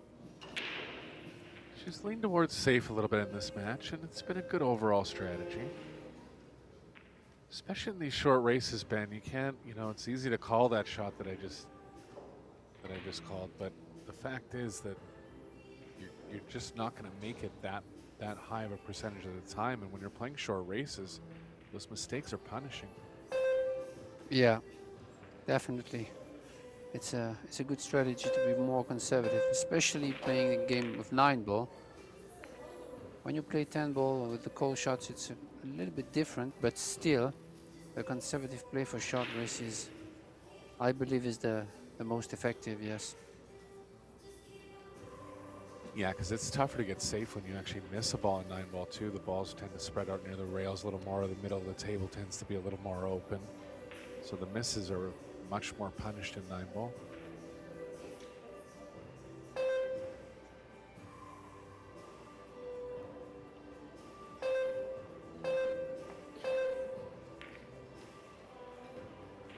Oh, she's gonna go off here. Yeah, double kiss.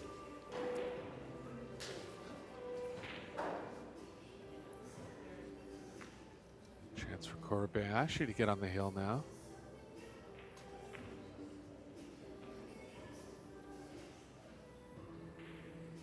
She had a ball in hand chance in the...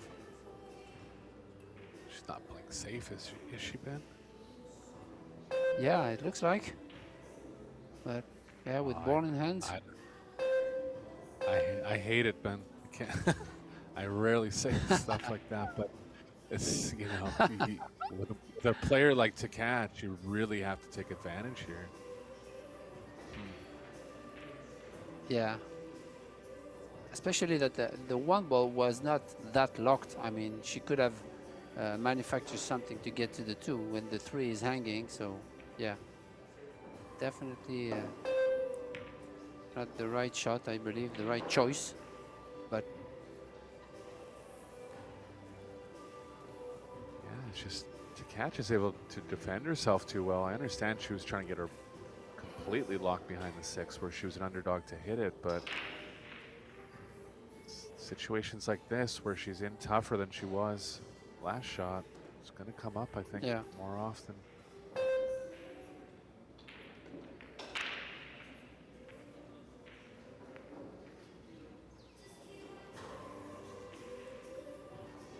She still has her covered here. Going for the jump cue. yeah, it's close. Might jump over an edge of the 9 here.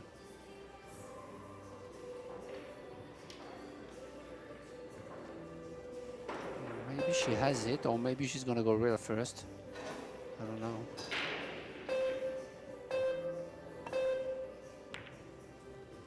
Yeah, hit it too thick though, but Yeah, just got down to the end of her shot clock there. Wasn't able to judge the kick properly, really.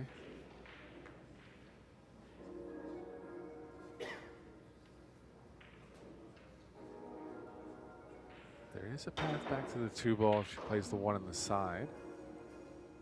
Gonna have to miss the 7 and the 9 twice.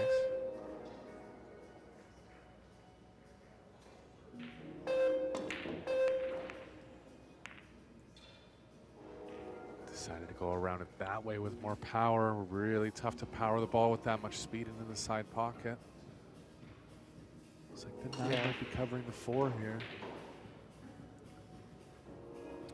She also jumped up on her last stroke, not allowing her to accurately hit the right point on the one.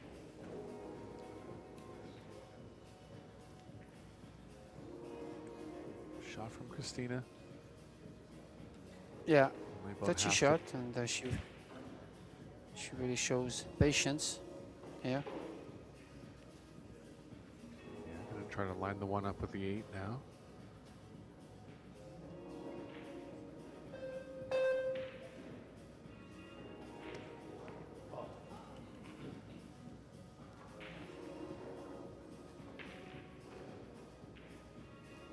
Christina winning another safe battle and a ball in hand start.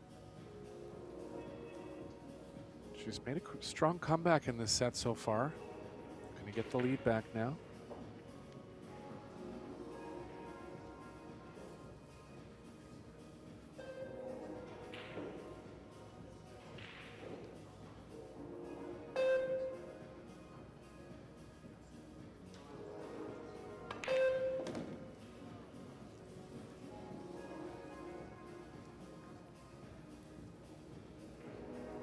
Five balls accessible enough. No, it's near the 6.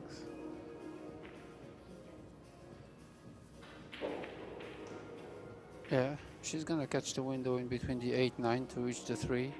4 ball is hanging, so should be good enough to reach the 5. Oh, flirting with the 8 there. Got by it.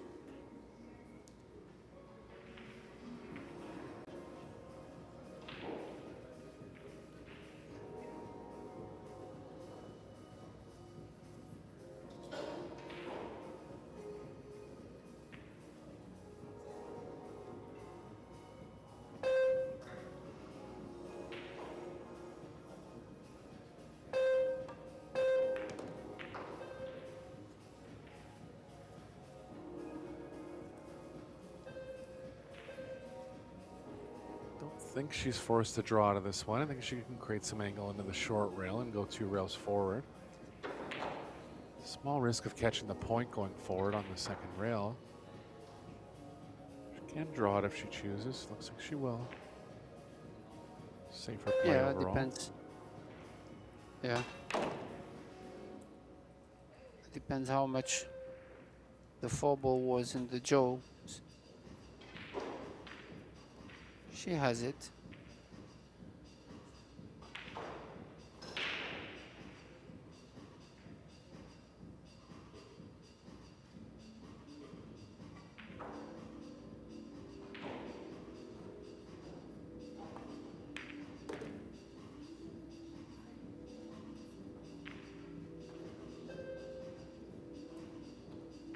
Looking good now to get on the hill, 1 set ahead. On the hill to win the match.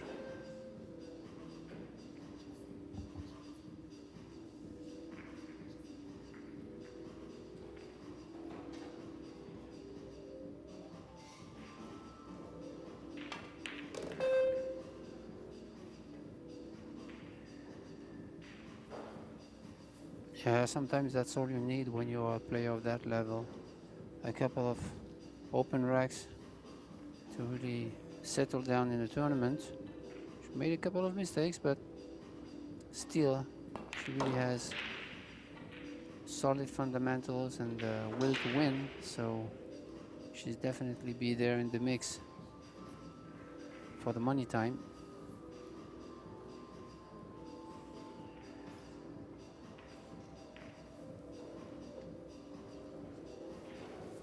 She's come back strong here in this set. Corbeil didn't make too many mistakes. Didn't really make a mistake to get down 2-0.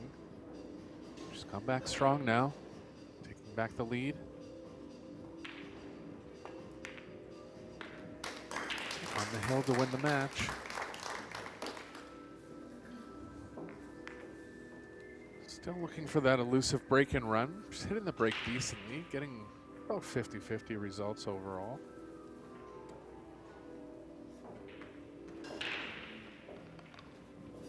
I think she tried to cut the last break. That was her first attempt at a cut break. I really believe Yeah. the cut break is still the best. I mean, I'd have to get out in the conditions and see how successful it really would be, but I think it just gives the best chance for the corner ball to go in, and it gets the one going on a better track towards the side too. Yeah, definitely. And Christina took really the advantage in this match, considering the player overall performance. She's above 800 now, which is pretty good.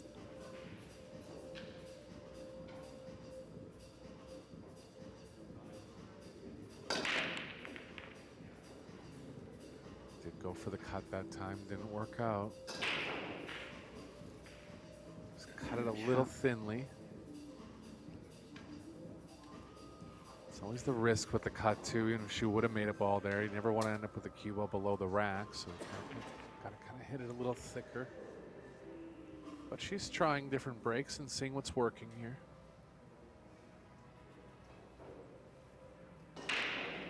This is also what it is all about on the first round. Try to maneuver some things about the break, about the speed of the tables, even if she played already the mixed doubles. But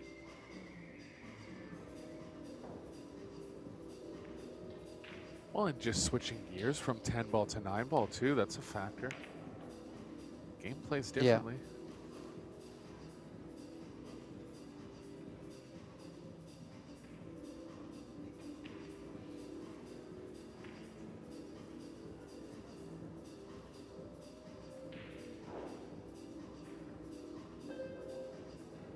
And just Christina remember, will try guys, to we kick have a the 6 ball days. in. We have a 6 days festival here with 3 events and 3 live stream tables on YouTube on the Pro Billiards TV. So please, if you want to watch non-stop action pool, like, subscribe, and share.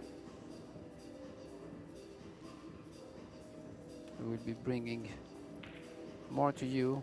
We have after that 5 p.m. matches scheduled, so stay tuned with us, guys.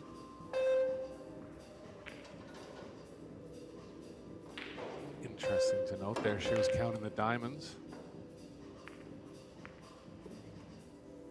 Do you use the diamond system when you're kicking, Ben? Actually, for the kick, not that much. I use a system for the banks, but for the kick, I used to use it kind of, you know, a Karam diamond system, like for the tracks, and it's efficient. But I really like the 2-to-1 and the 5-to-2 systems. They are really simple and very useful under pressure conditions. Very simple to use. So.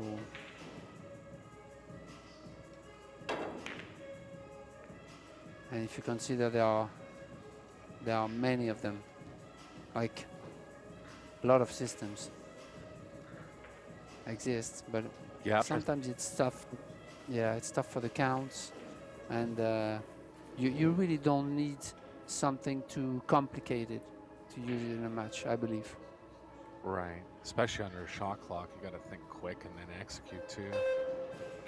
Yeah. Well, it's interesting that you even have background in carom, because the diamond system is very important there. So it kind of just gives you a better overall feel of how the diamonds work. Yeah.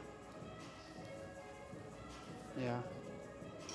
I kind of like the thing that you can have a system, but it's a mix between system and feel, because every table plays different, and you really have to have the knowledge of the system and then the knowledge of what's going to work on that particular table. Right.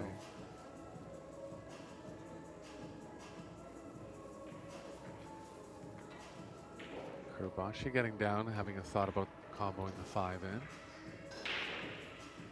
I don't mind it. She'll be kind of betting the game on it.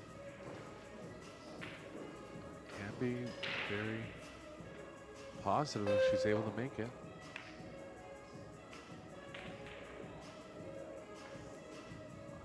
Couldn't trying it. Like if she played the cue ball like that, she didn't want the 5 to go in there, and she's in trouble now.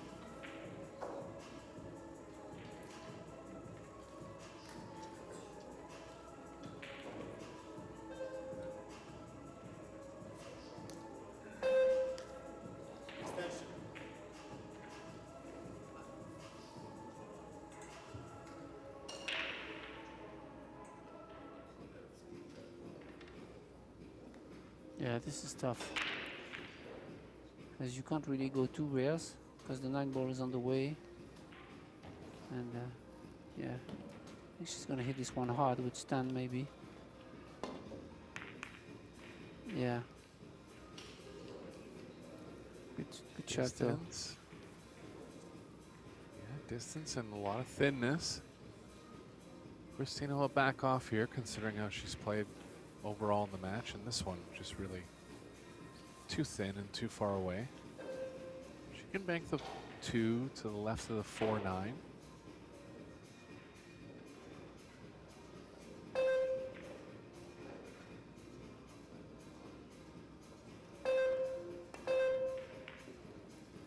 Oh, she did go this what a time shot. then. Wow. Surprised she tried that, but it could be a match winner.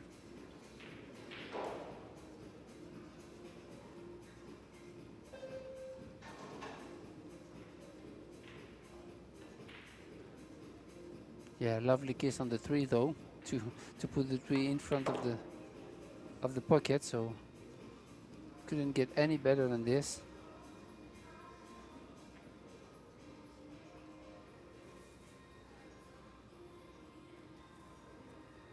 Kurbash should put up a good fight here. Just a couple in between missed balls. Balls that can't really falter for missing, but just the kind of ones that have to go down if you're going to beat a player like Christina. Christina's played very well holding off the charge.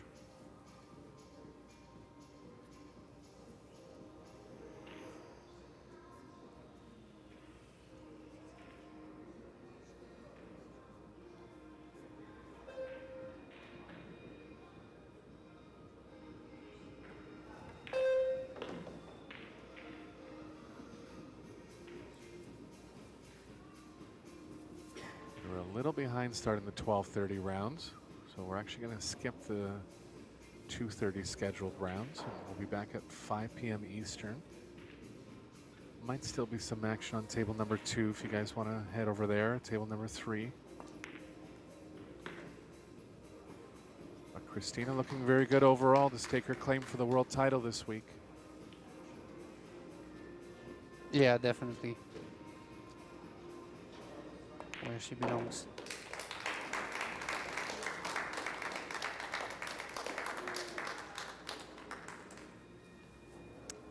Well, and this is it. Christina, I think she got away with it because at the start we thought that Kuribayashi is gonna cause big problems to Christina, but finally she got away with it. And yeah, we have still women 9-ball matches going on the other tables. As you mentioned, we're gonna skip the 2 p.m. matches, and we will be back at 5 p.m. with more women and also the mixed doubles. So stay tuned, guys. We'll be right back.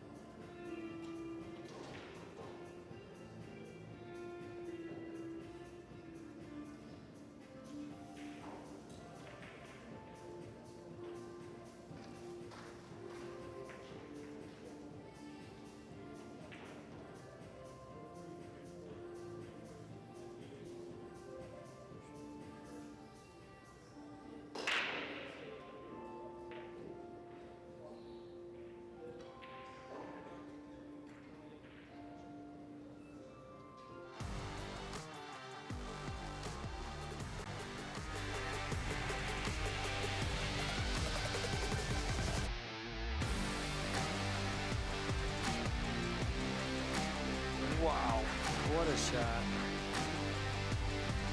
Fantastic shot.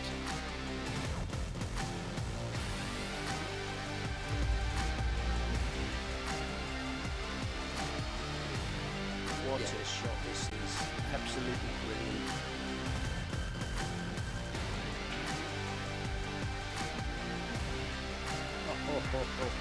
Did it again.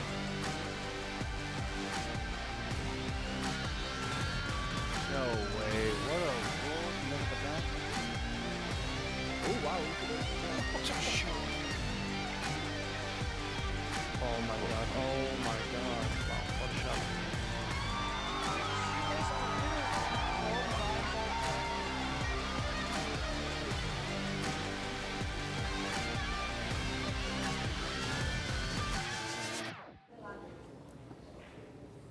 Good evening and welcome to Florida for the Kamui WPA Women's 9-Ball World Championships. We are coming to you live from the Hyatt Regency Riverfront Hotel in Jacksonville. 64 women started out today with dreams of being crowned world champion and getting their hands on a nice check for $50,000. Our next match is between Wei Tu-Chen, better known as the Wave from Chinese Taipei, and Sakura Miramatsu from Japan. It's best of 3 sets, races to 4, winner breaks. There's no break box or 3-point rule. 3 foul rule is in use though. The referee for this one is Eva Poskilova from Czech Republic. It's 9-ball, so no need to call your shots. I'm Mark White, but someone who has to call the shots with me in the booth is Eric Big Red Horderson. Hello, Eric. Hey, pleasure to be with you. Interesting match here. Miramatsu coming in as a 70-point underdog in Fargo, but a very capable player. I've never done a singles match of hers, but I've done some mixed doubles matches. She's played with Naoki Oi in the past and done well with that pairing. Look for a competitive one here. Well, I've seen her play a few times and commentated on her a couple of times and actually seen her play live. But I've only just noticed, Eric, and how absent of me, I've only just noticed that she's actually a left-hander when I saw her warming up. I'm not sure if she's done a John Mora. I could have sworn she was a right-hander, but she's not. She's a lefty, just like me. But Wei Tu-Chen is most definitely a righty. So the Wave looking to get off to a good start here in the World Championships, the Kamui World Championships of 9-ball. Here we go then. Hold on to your hats, guys. Fasten your seat belts. Put your crash helmets on. Let's go.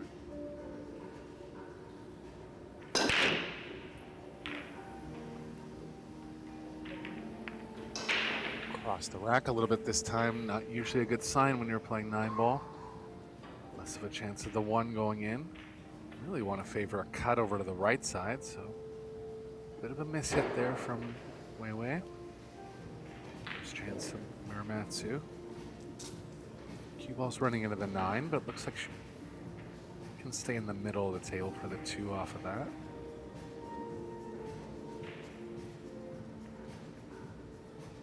Young lady from Japan. Nukioi, I think, was her coach at some point.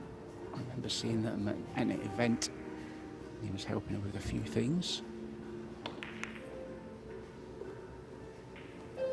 Oh, look at the 9 on the move.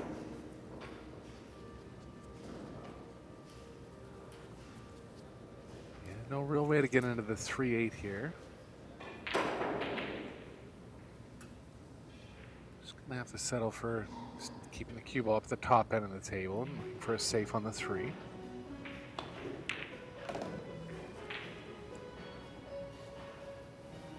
Kind of like the safes from below it a little more. Let's see what she can figure out here.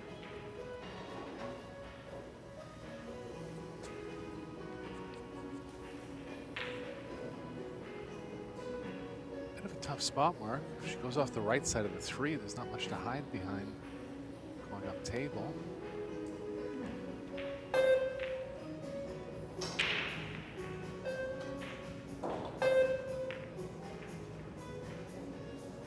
Oh, that was risky. Playing in behind the 9, but she's got there. Well controlled shot. Had to be Yeah, accurate that'll there, Eric. definitely- Yeah. Wei Wei showing your jumping prowess early. Close one here. Feels confident enough to get over it. Using a dart jump to get the cue ball up a little quicker.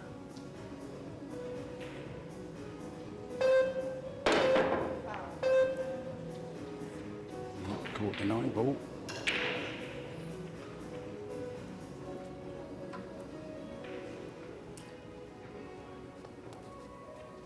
Not an easy jump, so ball in hand. The young lady from Japan. Looks like Miramatsu might be forced into a combo on the 5-8. She'll have thoughts of avoiding it for sure, as all good players do. Never want to shoot a combo unless you're forced to, but the 5's a little sharp in the side.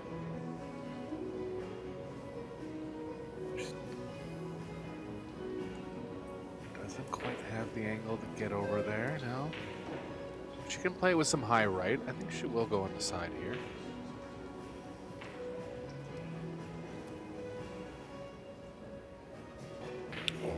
Running side, as we call it, going forwards.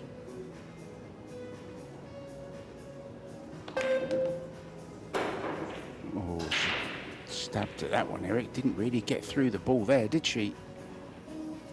Yeah, it's a tricky shot. You got to be real high on the cue ball and smooth on the acceleration. She just caught a little stun off that, and it changes the shot completely.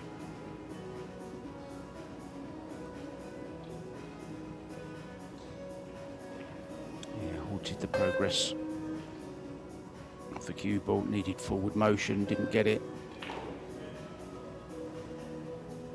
And this one is not good enough, I don't think. So chance for the young lady from Chinese Taipei. Coming off the back of a win in Saigon, of course. Eric, earlier. Yeah, and Spain. She's done very well on the Pro Billiard Series this year. One of the most consistent finishers, I would say, along with Che Yu Cho.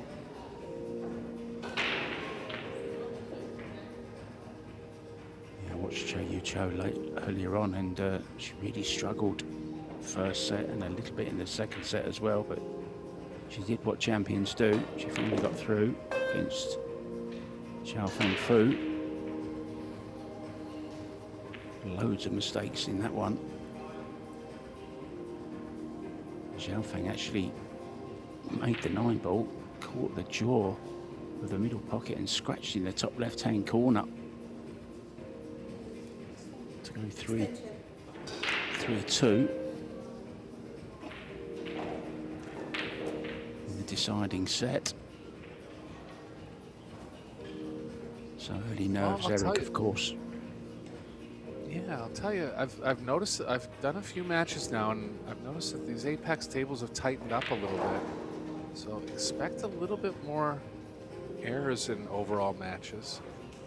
Any player that's really able to dial in with these tickets is going to have an advantage, because balls are going to be missed compared to what we've seen in the past.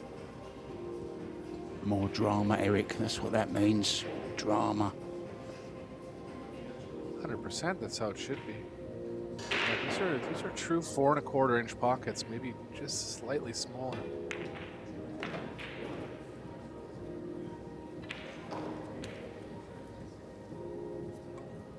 So this 9 ball then for the opening rack.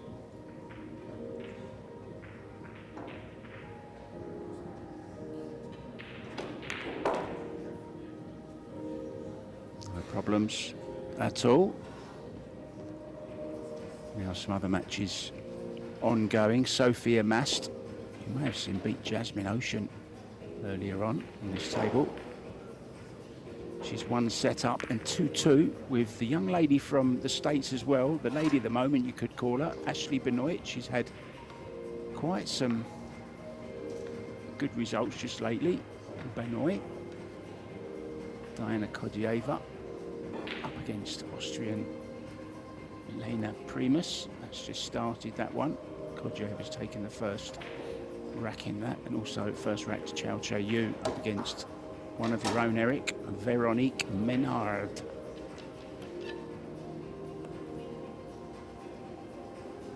Yeah, 4 So Canadian the breaks. women making the trip down.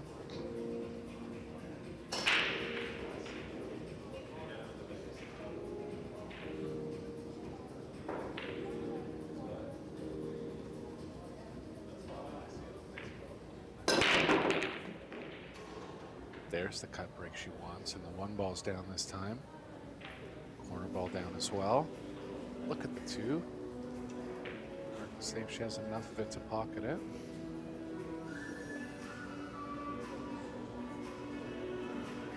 Caught them very well. And as you say, it does have a look at the 2 if she wants to. It could go into the 9 and hold to the 3. If she decides to go aggressive here.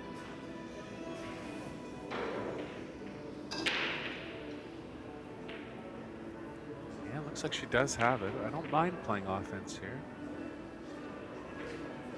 Play it with some left spin, help throw the cut a little bit.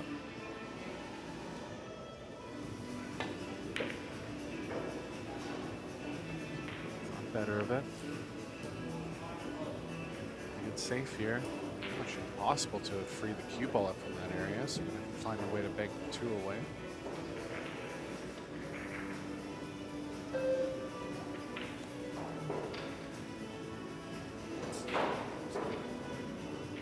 Nice colourful cue. Sakura has lots of pinks and bright colours.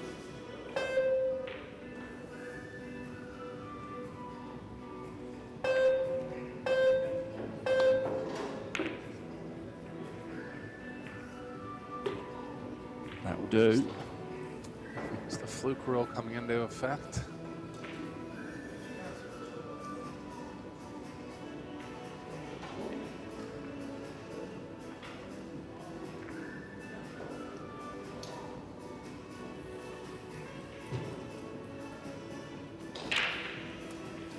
She can try to lay the cue ball behind the 3-5-9 here.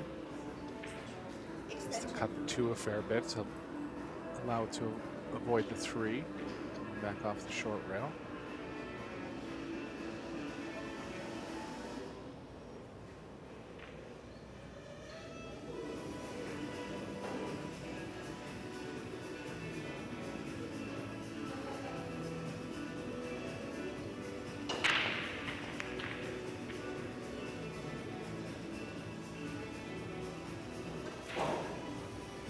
Interesting shot. Controlling the object ball a little more than the cue ball there. Times ill-advised, and she's left it here. You see Wei Wei in a brand new shirt. Her and Kelly Fisher have just signed a new deal with Q Armour. Both have the same shirts. Wear with Jam Up for some time. I think it's quite a good name as well, Eric, don't you? Q Armour. Makes sense. Need the proper clothing to go into battle. Let's see how it shoots.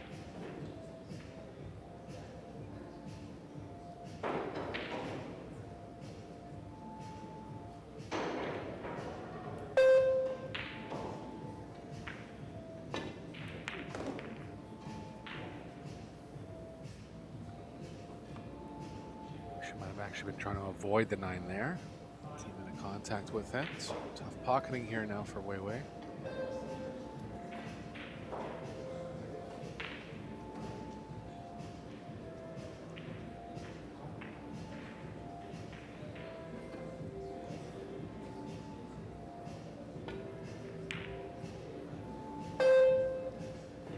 Yeah, I was going to say, Mark, if she doesn't go for this one, this will kind of tell the tone of how she's going to approach this match. Just more on a defensive-minded play. She is 70 points ahead of her opponent, so not the worst strategy when you're that far ahead. Like test her tactical play a little more.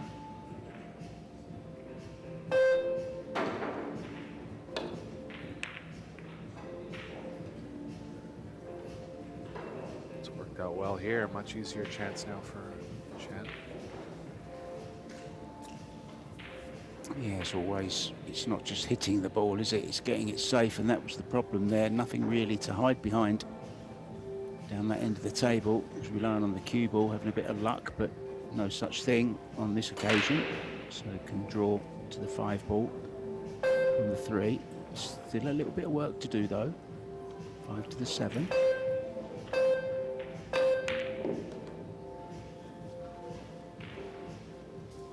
Well, I'll tell you what.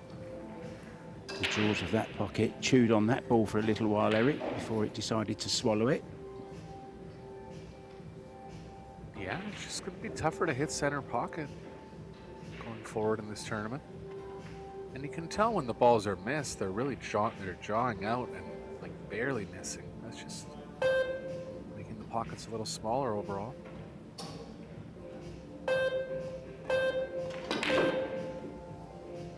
Like Wow, that, she's there. Yeah, but she's jumped up on that. She's thrown the whole body at that. We get to see that one again. Lots of body movement, almost like a break-off shot. Look. Yeah, it was definitely moving before she hit the ball there. Knowing how much power she had to get into it.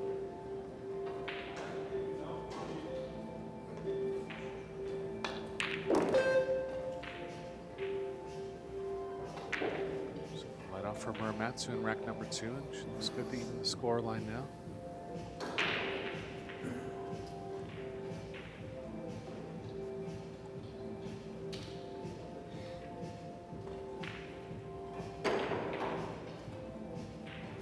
Wait, actually up to number 2 on the WPA listings right now. Jasmine Ocean at number 1.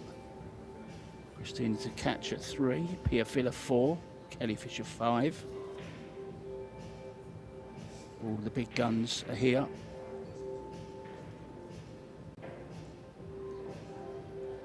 Centeno and Amit holding up the Filipino contingent. Yeah, I saw Rublin actually lose her second round match. She lost. I didn't know Been that. sent to the, yeah, she's been sent to the one loss side by Chia Chow. Yu Chow's younger sister. Spoke about her before, Eric. What a talent she is.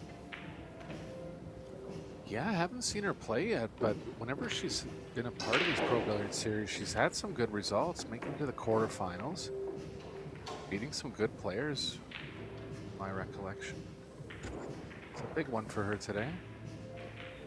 Yeah, well, she wobbled that 3 ball there, as you saw, and then this one just threw everything at it. The body was moving before she struck the cue ball. And Sakura says thank you very much.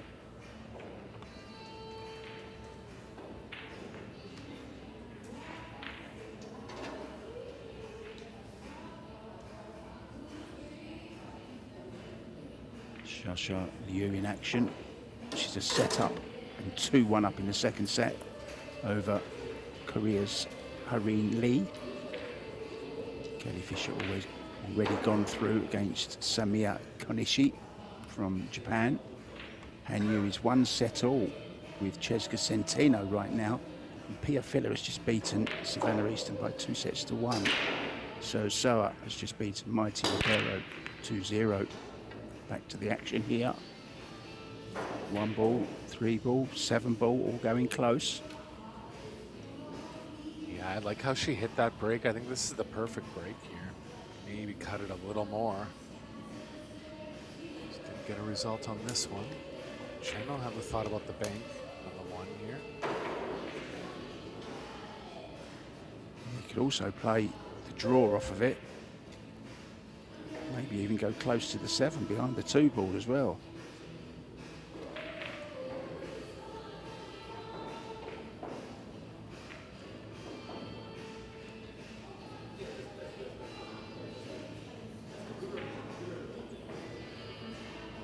She's backed off in a couple spots where she could have gone offense, but looks like she is going here.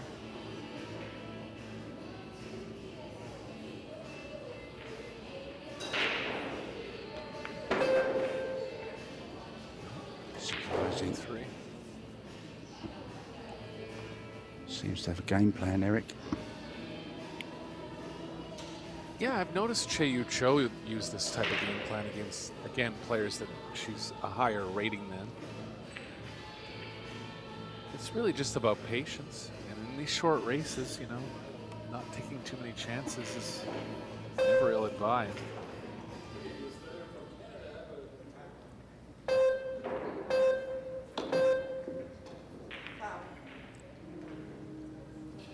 And that just shows the difference there against some higher rated players who might not get ball in hand in that spot. And I'm not saying she will every time from there, but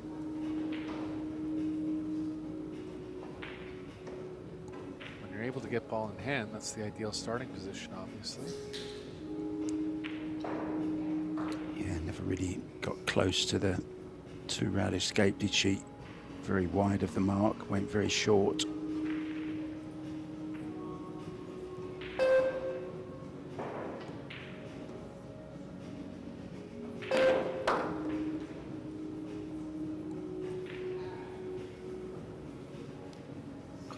Follow on that one. She got a little further from the 2 than she wanted. Looks like the 4 passes the 8 in the bottom right.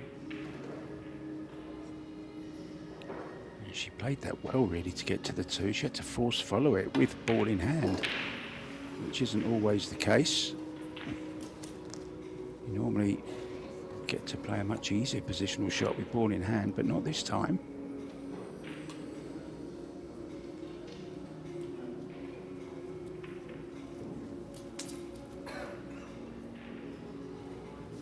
It's a long stretch, Eric.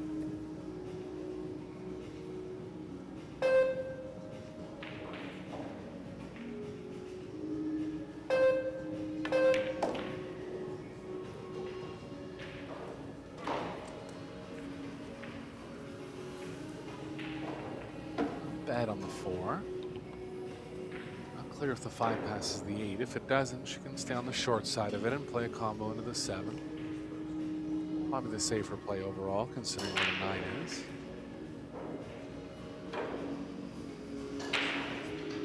Extension. Just a little too much angle to hold comfortably, Mark. Taking your extension, maybe considering other options here.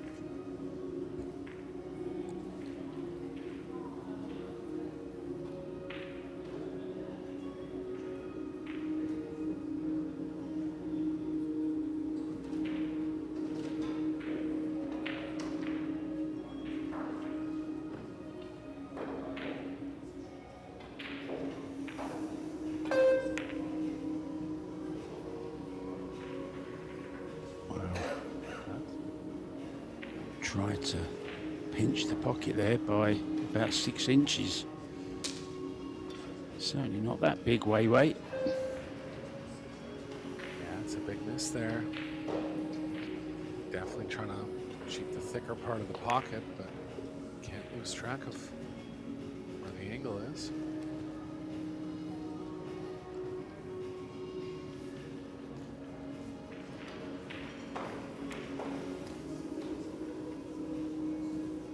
So I want the 5 to be trailing off to the right of the 7. It will regardless. If she hits the 7 thin enough, it won't go that far to the right. Shot.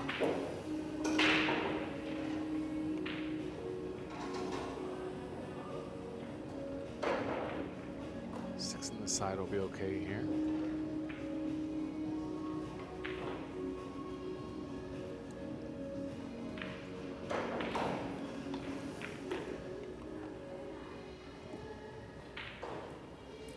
Interesting, moving the cue ball a little more. You know, with all the other pockets getting tighter, the side pockets will be tighter as well. So players starting to realize avoiding the sides is a positive play.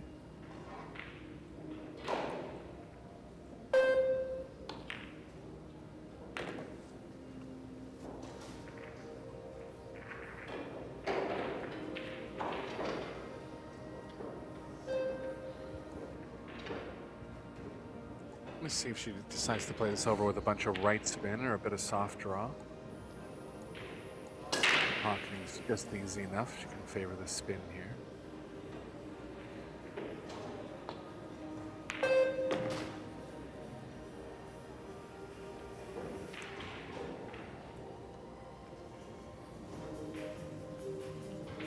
Just a little loose with the cue ball mark. Still staying in driver's seat here. Yeah, I mean, if you pot it, it was a good positional shot, right? It's only when you miss them that it matters. No problem whatsoever. So it takes a 2-1 lead over, as you suggested at the beginning, slight favourite you'd have, way 210. Played a great shot to get on this 2-ball. I actually forget where it went wrong. It went wrong on the 4-ball, didn't it? This one, look how much she misses this by. Quite some distance trying to hold for this shot. Actually was the shot she was trying to hold for, way to 10. Sakura Miramatsu once again clears up in the lead 2-1. Now then, Sophia Mast is on the hill in her match against Ashley Benoit. 1 set up and 3-2 up. Diana Kodieva has just taken the first set against Austria's Lena Primus, I should say.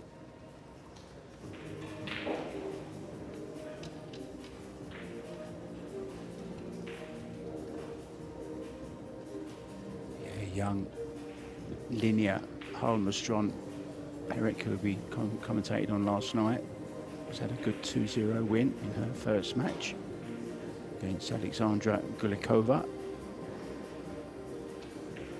Young Swede going well.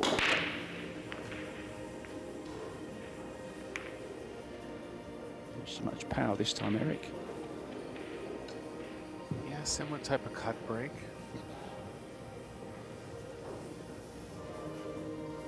Again, I like that break overall, but you have to really adapt to how the table's racking and what's happening in the rack. So she might have the thought of trying to go after it more square in her upcoming breaks.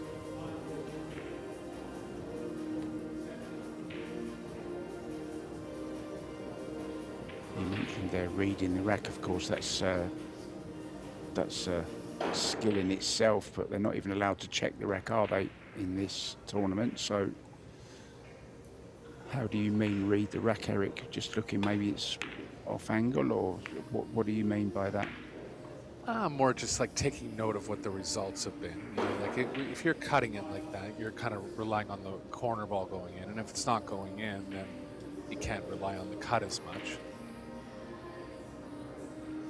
You know, for whatever reasons, there could be spaces in the rack, which again you can't look at, but there could be spaces that are coming up consistently where if you hit it square, now the corner ball is going in.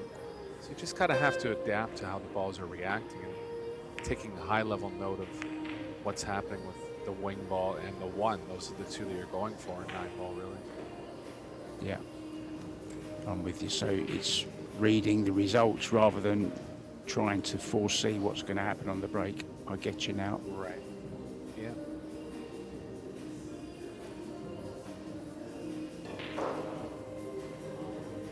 Chance at a combo here. 2-ball's obviously tied up with the 5. That's going to play a factor going forward in the rack. Don't mind trying this, seeing where the 1 ends up. Again, favoring defense here.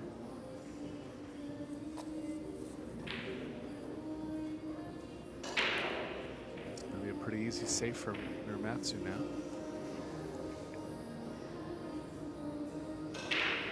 Just caught a glimpse of the world #1, Jasmine Ocean, in action in the distance. Really was a shock, wasn't it, this morning, losing to Sophia Mast, Eric? Has to go down as a shock, doesn't it? Yeah, it's considered Jasmine in the top 5 favorites coming in as the WP #1. She struggled a little bit in her doubles match as well, so maybe just kind of getting off on the wrong foot in this tournament, but expect her to be a force coming back on the loser side. Rubelin Amit is down there now too. Sylviana Liu. All on the loser side early.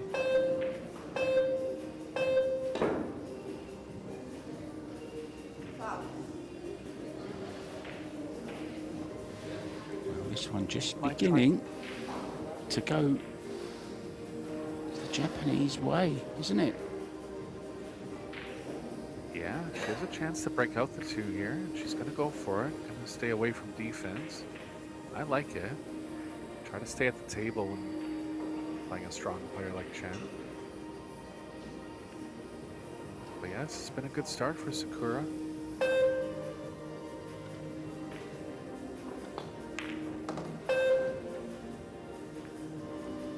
Good effort. I think she's pushed it into a spot where she can combo it.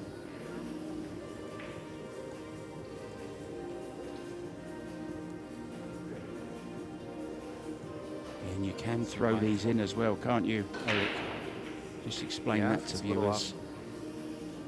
Yeah, I mean, to say it quickly, if it's cutting, you kind of cut the ball the opposite way and it gives the object ball the opposite reaction.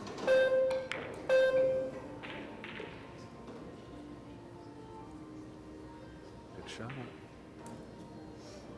You've kind of got one player going all defensive and the other one going all out attacking. It's an interesting match, this one.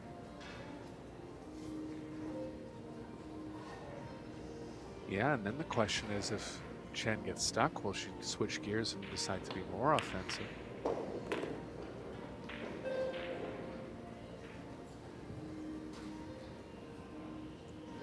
little funny here. Gonna need the bridge. Draw angles are kind of playing back into the four.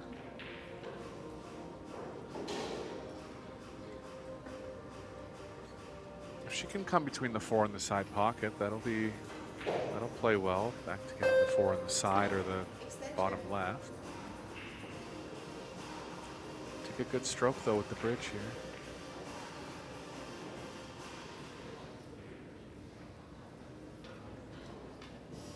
You can see she's not totally comfortable with it. Yeah, it's just where the brown is, the brown 7, Eric. It's just kind of hindering where she wants to put the rest, really.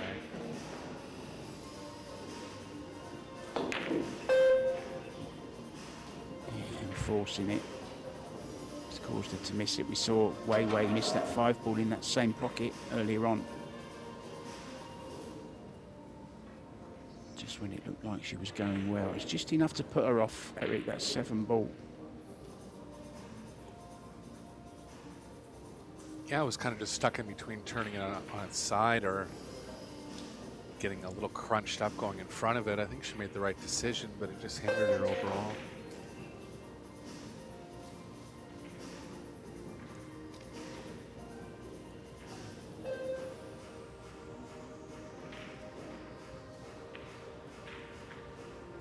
Chen will try to get the cue ball back near the 8 here.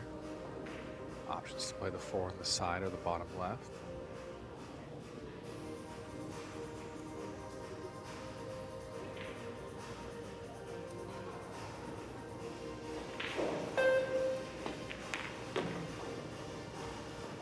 Very right eye dominant, as you can see. Has her chin over the left-hand side of the cue so that her right eye is over the line of the shot.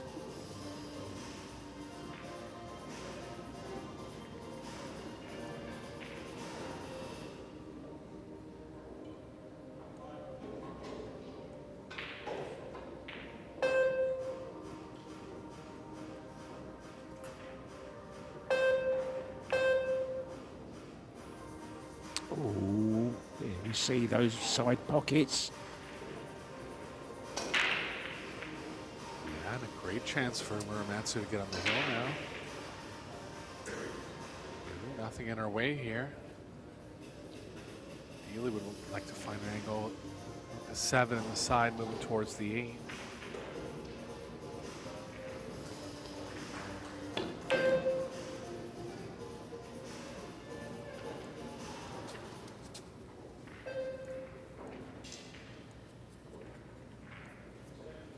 These can be deceiving coming back one rail, especially with new cloth and hitting a thick ball.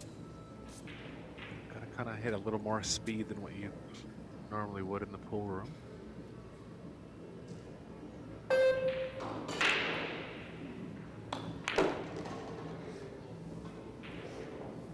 Chose to go to the corner. I don't blame her. Have to get a pretty small angle on the side. Looks like she's drawing back into the 8 now a little bit. Gonna look to cheat different parts of the pocket to avoid running into it.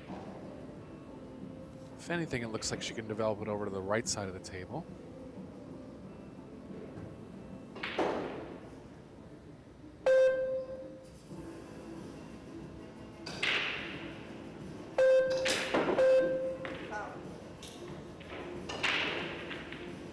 Another unexpected play here, Mark. Wow.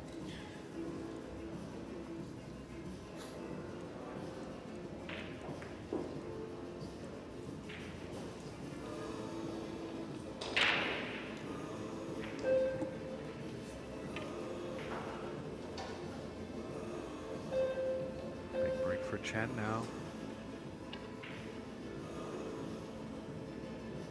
Tempo required from Miramatsu.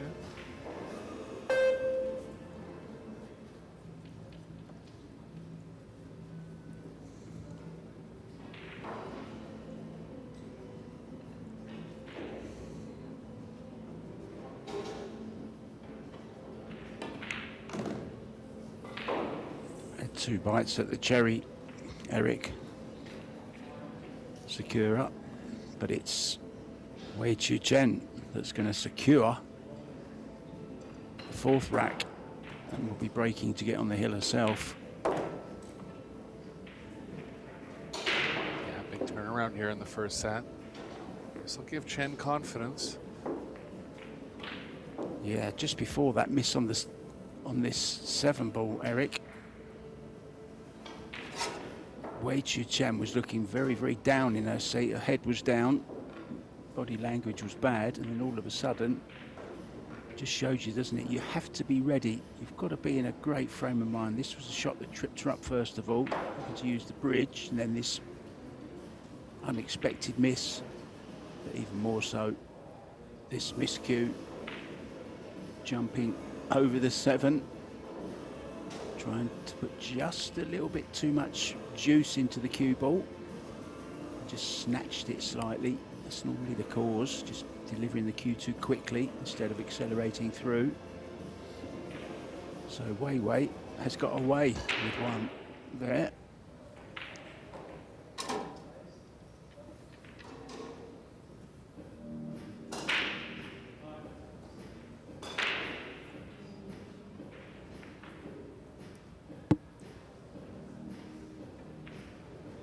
Chen went with the cut break on her second break. See if she follows suit here. Breaking with a new orange BK Rush. Yeah, not a great rack there, I don't think. A little bit. Uh-oh. Go ahead, sorry. No, I was just going to say it was a little bit of a loose rack, I think, there, Eric. Didn't look fantastic, did it, the way they broke? 3 balls there, hardly moved. Yeah, 9 balls below the first 2 diamonds almost. But whenever you see the front of the rack kind of collapse like that, there's just a bit of a space near the front.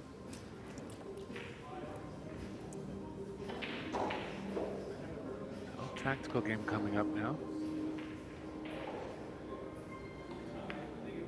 I kind of do like the inconsistency of a hand rack, simply because, you know, we get to see all facets of the game. We get to see some tight racks, some good safety, some kicking, jumping, all that kind of stuff, instead of racks being run all the time. But it's still nice to see the odd break and run. I'm sure we will see them at some time. Yeah, that was the biggest rub on professional 9-ball for a while, is that it was, the players were just getting too good and the run-out percentages were getting too high, and it was getting too repetitive on the offensive part of the game. So the hand rack is one way to definitely stop that. And it showcases the player's overall skills better too. Safe's more important, kicking more important. Just the all-around game is what's going to win you a title in the Pro Billiards Series, which is proper in my opinion.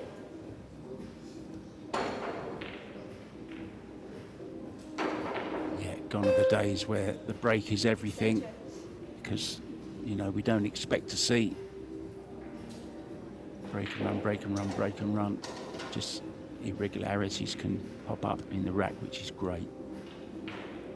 I'm not sure if she's quite on this 2-ball. Drew it, but maybe just a little bit short of pace, Eric. Yeah, I think she might be on it, but she's a little bit worried about how she's playing into the 4. Can't really draw into the top side of the 4. So you're going towards the 3. You're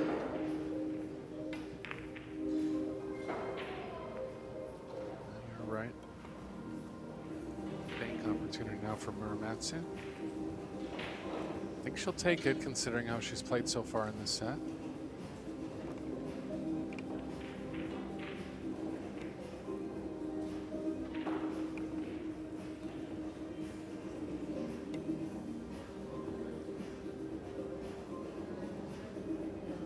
And of course, we all remember reigning champion, the winner last year of the 9-ball, was Rubelin Amit.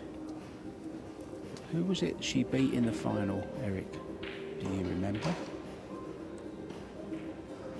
I don't. It's like those questions like who won the Stanley Cup last year. I always should be an easy answer, but I can never remember. I don't remember at all, Mark. I don't either. I was hoping you did. Okay, give me a sec here. Oh. I'll think about it. The 9 almost went. Wasn't it? No, it wasn't Cheska, was it? That was in the 10-ball, wasn't it? Where she beat Cheska Centeno. No, where Cheska Centeno, sorry, won the 10-ball. She beat Rubelin in the final, didn't she? Yeah, I remember that one. I'm sure it's on the Pro Billiard website. ProBilliardSeries.com, guys. There's all the event winners.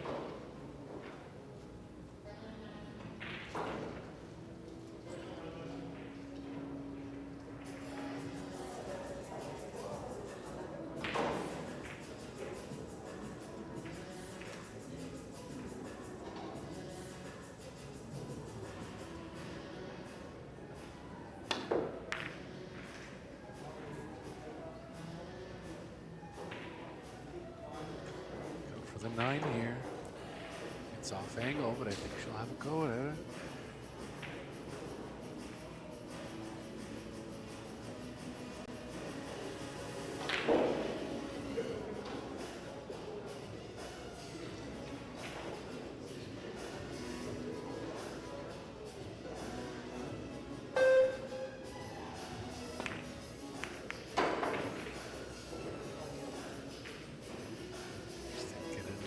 Part of it, and a chance for Muramatsu to get on the hill now.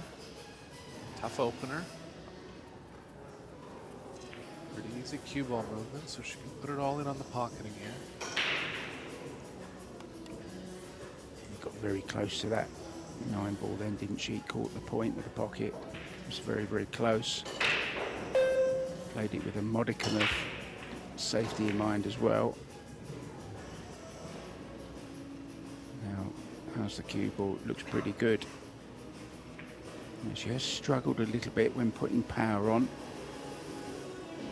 She's just got to just draw this a little bit onto the side rail and off. Just stroke it in, secure it.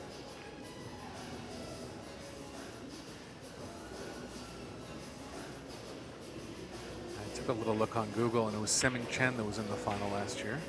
But forgotten in the Pro Billiard Series this year, playing some more hay ball, not part of the tour as much as she has been in the past. Yeah, I'd never have remembered that. Thanks for that, Eric.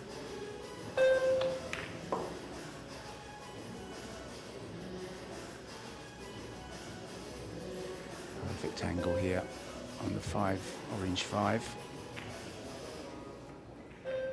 Looks very composed, doesn't she? She's got that Asian way about her. Yeah, especially after the miscue. Didn't look like she got too down on herself, just accepted it. Regroup for her next chance at the table. Ooh, this looks a bit horrible on the rail. A little bit straight as well. Slight angle. If she can even see it, Mark, I have a feeling she can. So she's looking at the kicking angle here.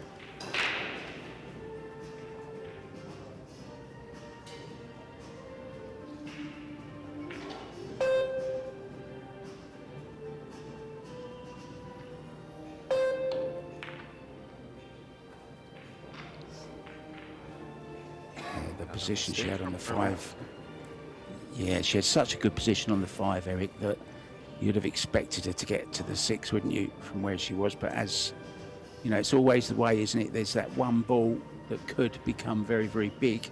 And in this instance, it was the 8 ball. And it was a downfall.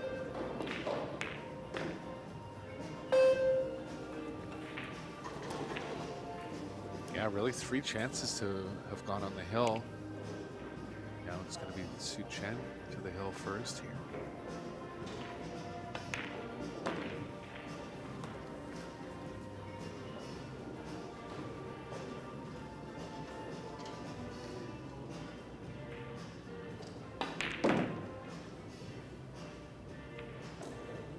She started to adopt the elbow drop, I've noticed, Eric, in her game.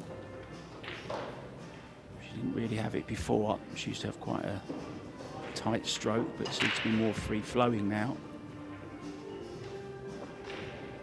It's been quite a year, actually. We've had Albin Ocean winning the World 8 ball. We had Chinese Taipei winning our first ever doubles championship, our men's doubles. Jessica Centeno, of course, as we mentioned, won the 10 ball. New events this year in Spain, Bali.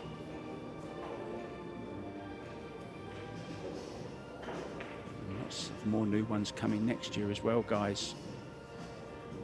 New American venues. Looking forward to them, Eric. Definitely, and a great chance for American players to get back on the international scene. There's a lot of events in the U.S., but not that many we would consider international tournaments.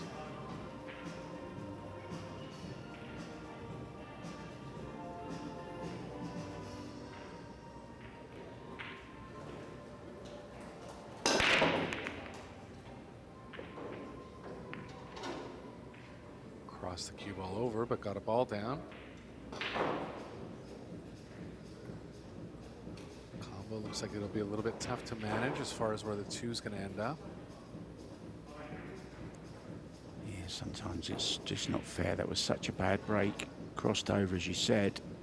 Cue ball could have gone in the side pocket, but it nudged the 1 in the side pocket instead. It just doesn't make any sense sometimes, does it, this game? Yeah. So much luck on the break. And, you know, you don't always get it. You've got to take advantage of it when it does come.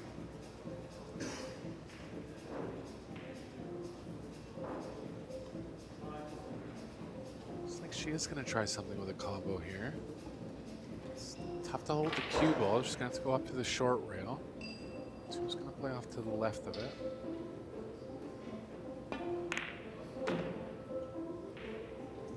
Shot. Judged it well. Controlled there.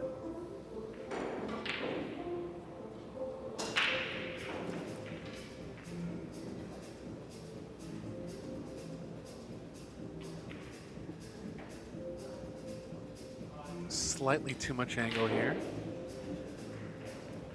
Problem with trying to slow it down with draw is that the cue ball is going too much towards the side pocket. Still gonna try something with draw here.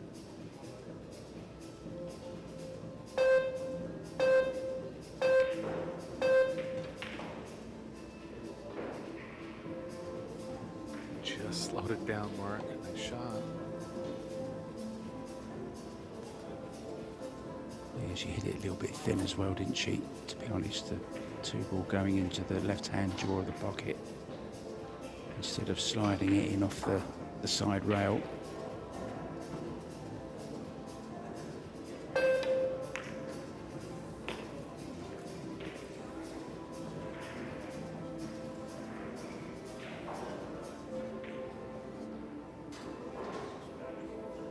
This for the set, remember.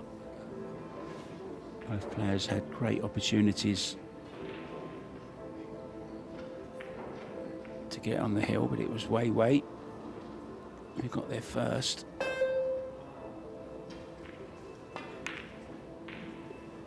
After a little bit of a shaky start, Eric. Looks like she's in prime position here to take this opening set.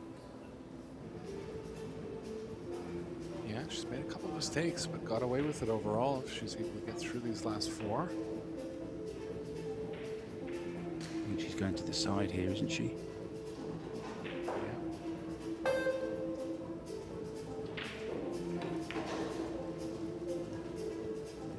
Well, can you believe that? I didn't expect her to overcut it. Trying to hold for the 7, you'd expect her to overcut it, if anything.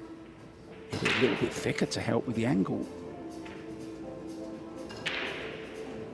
Yeah, just one of those elevated shots, blind pocketing.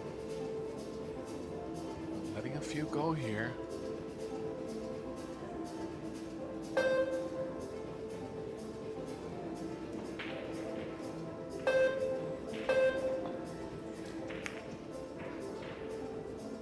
Shot from Urmatsu.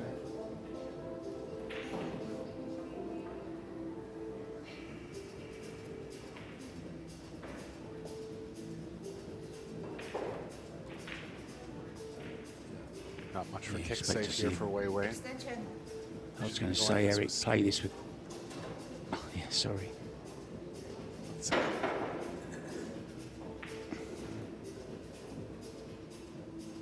I was only going to say what you said. She needs a bit of speed on this, try and make it, and hopefully get up somewhere near the 7.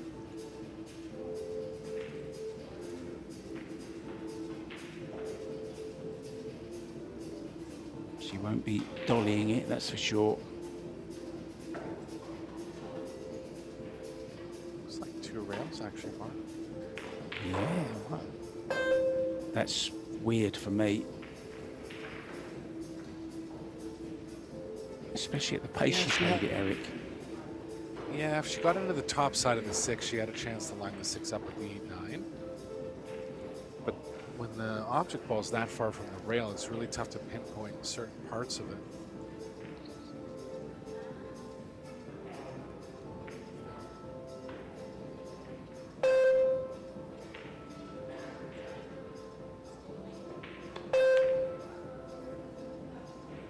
Well, this 6 ball just doesn't want to go, does it? Again, Yeah, quite no, some way off. Down the end of her shot clock there, affected her a little bit. She just kind of stumbled a little bit after she won her first 2 games.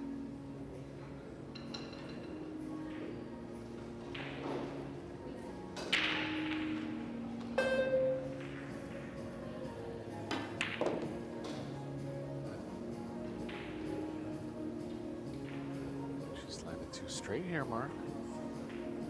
Might be drawing into the right long rail. If she is, she can reverse it out with some right spin.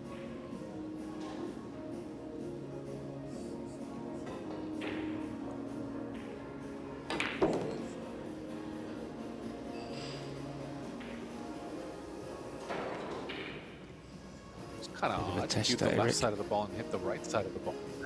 Yeah, got him. Yeah, I noticed that. I noticed that. She wanted the other spin, didn't she? She wanted right-hand spin on it. Draw back to the rail and zip it down.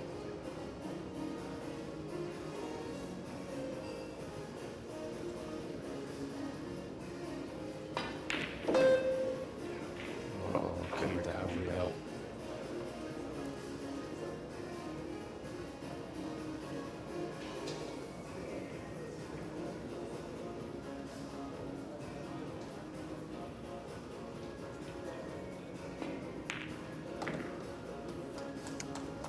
So set number 1 then going to the young lady from Chinese Taipei. Players allowed to have a break here, but I think both are staying by the looks of that. Both had several shots at this troublesome 6.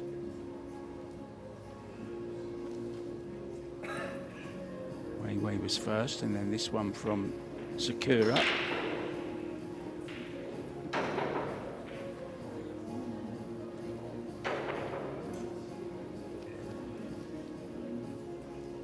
Well, the players have gone, guys, so we're going to do the same. We're going to nip out. We're going to leave you some stats to peruse over. And Eric Hallison and myself, Mark White, will be back for the start of set number 2. See you soon.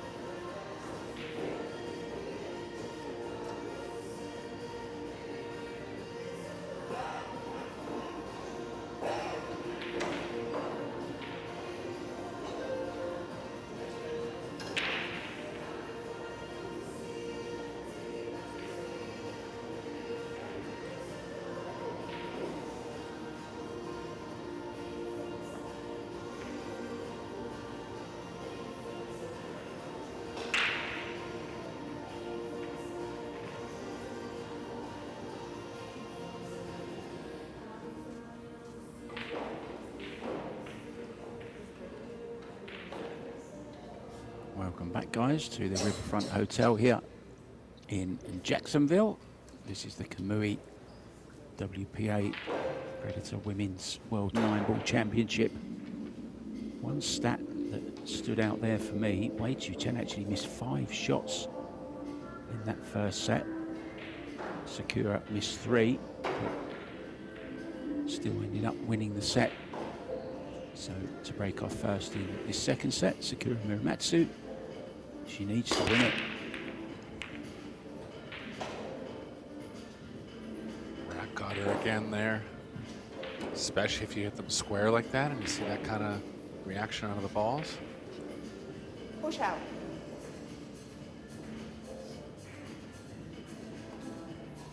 Yeah, not A lot of spread again. Push out called. A couple of little clusters as well. Now, does she push to the jump here? I think she can, because there's not too much danger in it. 2's tied up 2 off angle with the 7 for a combo.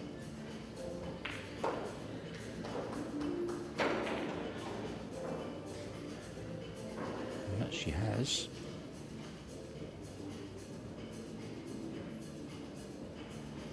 Just checking to see if she fancies it or not. She does. Little hop, skip and a jump back to her chair to pick up the short cue.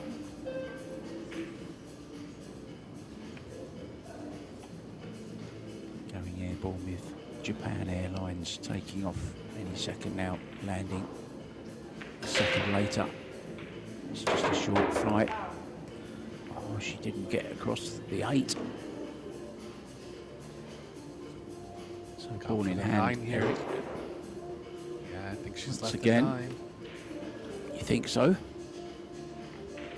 Have to see exactly where the 1 ended up, but it's close.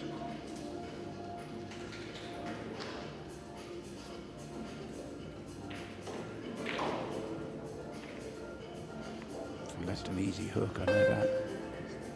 Maybe a 2-way, Eric. Yeah, the combo's not on, so she's going to carom at it.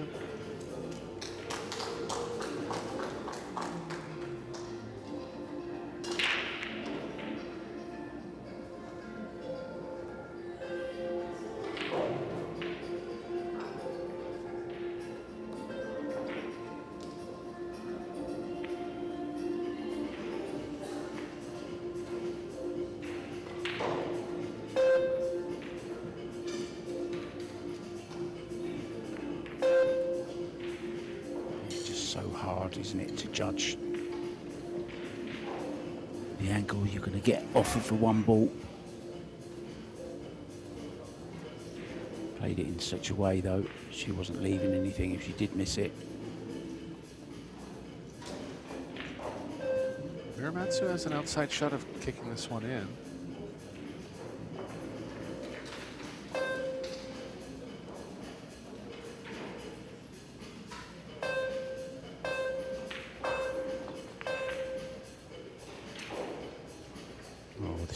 Got to be good. And I don't think it is. And there's an angle on this 1 ball, Eric, to get into the, or is there a 2-7-9 combo on even? It looks that close. 2-7-9 could be on. It does look close, mate. It does. The way she's walking over to the 1 kind of confidently kind of tells me that she thinks she might have the game won here.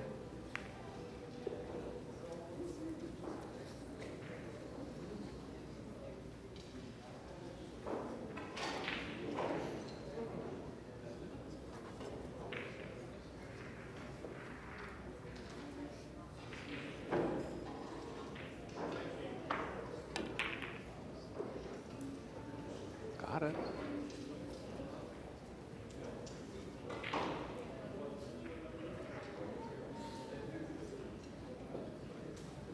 Good spot there from Su Chen. Taking the early lead in the 2nd set now.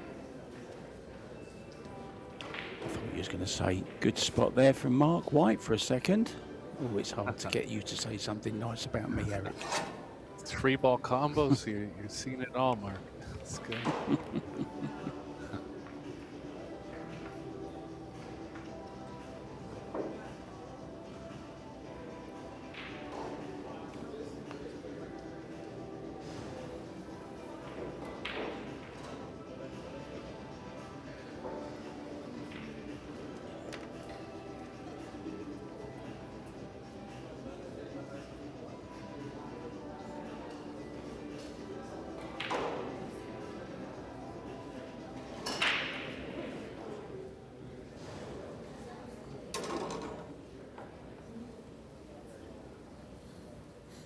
Sticking with the same side of the table here. She might be a little worried about cutting the rack considering how the balls have spread on the last 2 breaks.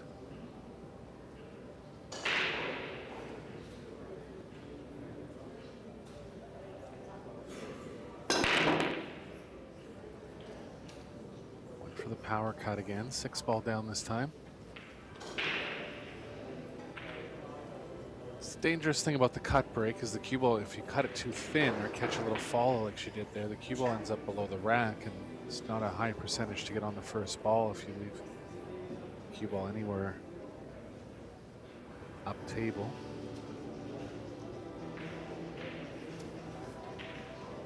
She's gonna have to push here. I don't believe she has any edge of the ball.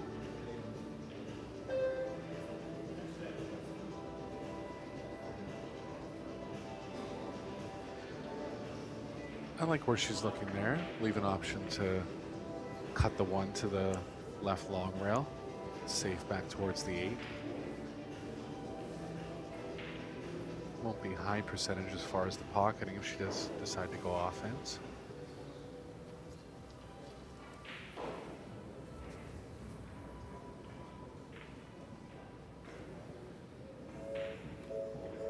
Real tempt up.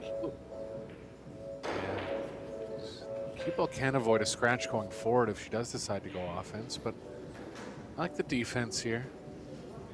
Cue ball can end up behind the 3. Off 2 rails.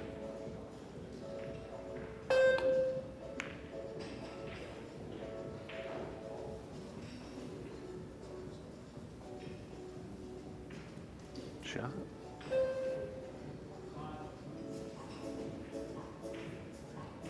Played to perfection.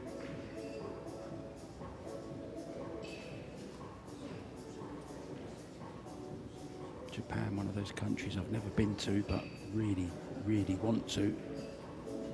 I think I may put it on my bucket list for next year, Eric, sometime. Really interesting city. Very, very clean city, country rather. It's the cleanest in the world, I've read. I think one of the safest too. They have the heaviest penalty in the world in that country, being dishonored by your family if you do anything illegal, so that's enough for them.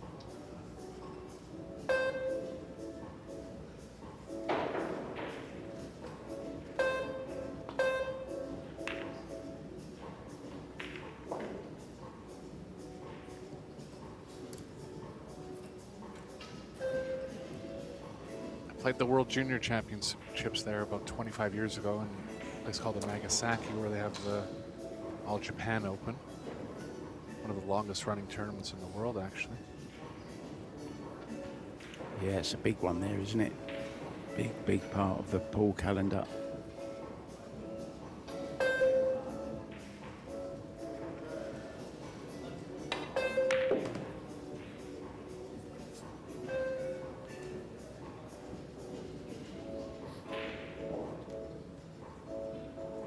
Tester here for chance.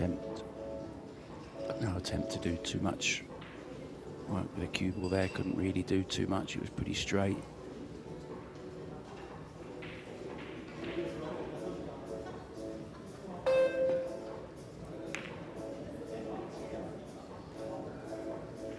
Tough one at that speed. Chance for Muramatsu to get back into it now.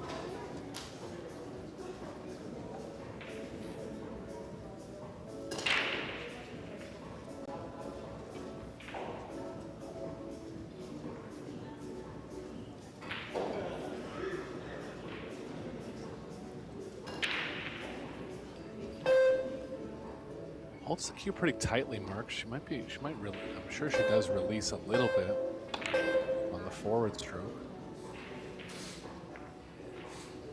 See how hard of a grip she had on the cue there.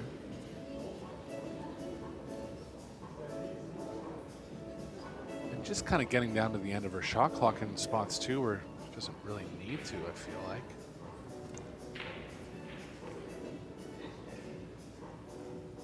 Yeah, it could be lack of practice with a shot clock. We don't often see her on the tournaments that we commentate on, Eric, do we? So I'm not sure how many tournaments she plays with a shot clock, but can take some getting used to.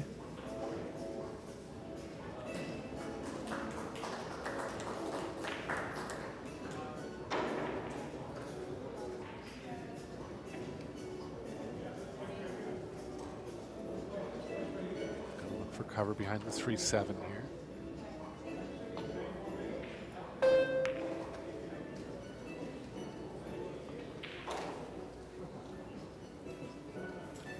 Left it out just a little bit where I believe Chen has the left edge here.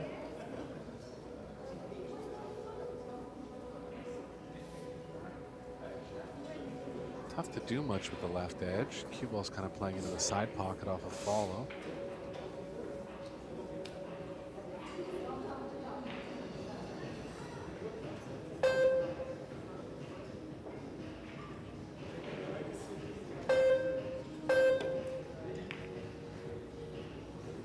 Smart shot there, swerving at it, knowing nothing good was happening off the left. Distance and tough position now for Muramatsu. Got to find a way to get herself back into this one. Good start here.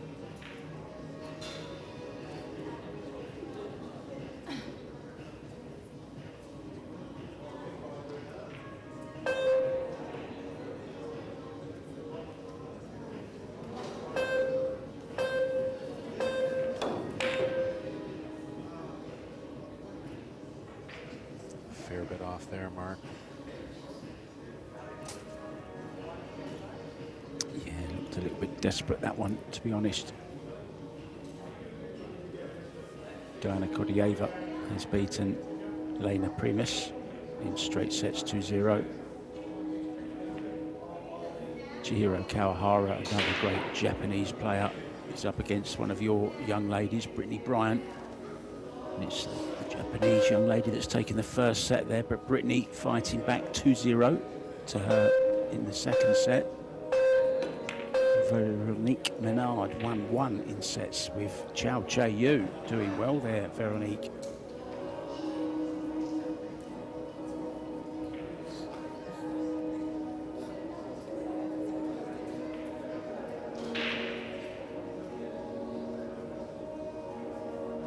Cover behind the 3-7 again here.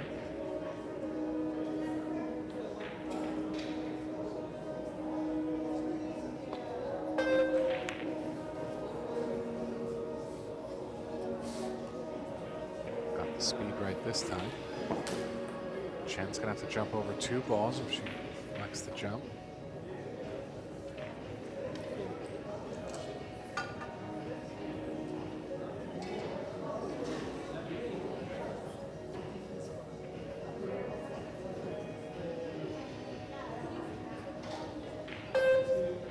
Dart style again here. Not quite as close as. Yeah, I felt like the cue ball was far enough at that point to not have to dart it. Just have less control overall. She's normally a pretty good jumper, you know, the other way. Maybe it's just something she's been working on when she's a little bit close, but as you said, I didn't think that was very close, Eric, that one.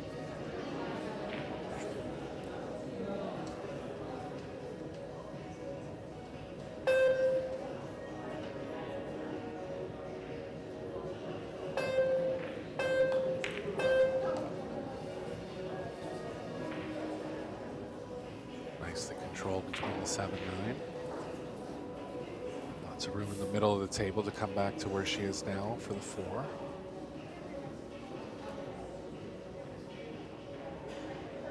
Yeah, low left on the cue ball here, swing it in and out the corner. Back up to the centre of the table. Needs it to run though. It's okay. Nice angle to the 5, Eric. Yeah, just gonna hit a bit of left spin here, but pretty comfortable play.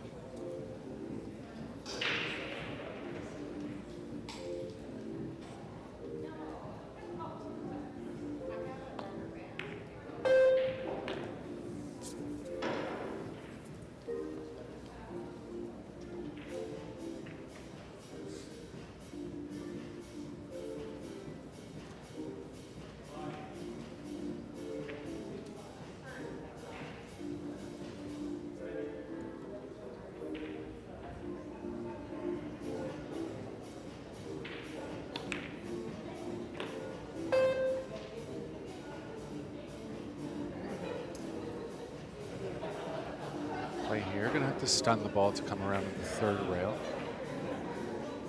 Lots of landing space on the short rail, where that shot can go well. She follows it. She has a chance to come up short here.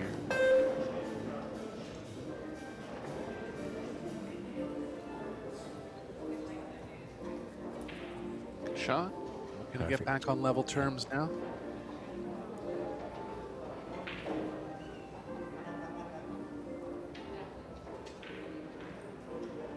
Both players struggling to find their A game, but it's to be expected. It's a world championship. $50,000 on the line to the winner. Oh, where's the cue ball? Well, I've done that before.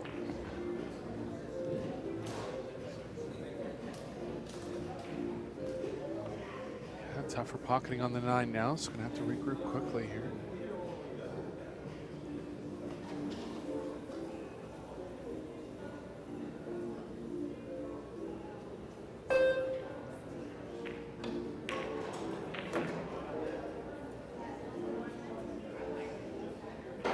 Stayed down that time, exaggerated the staying down. I like to see that sometimes when you're maybe just not feeling great. Just concentrate on keeping that head dead still.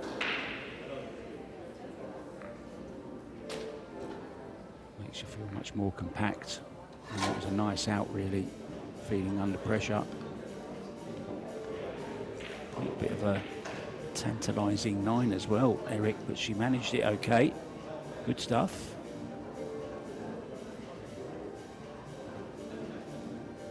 First rack win in 4 games. Had some chances to at least get on the hill in the first set. Squandered about 3 or 4 of them.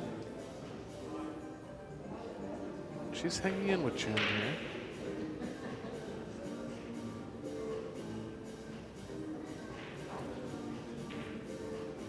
Yeah, Linnea Holmstrom was talking about her earlier on, Eric. She's got a real test on her hands now. She's playing Christina to catch, ex-World 10-ball champion.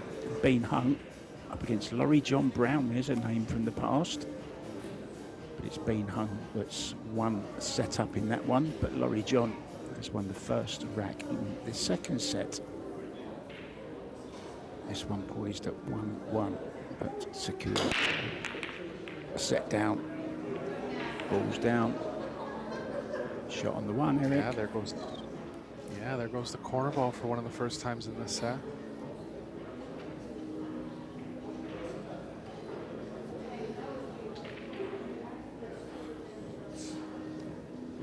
Seven's going to be the biggest problem.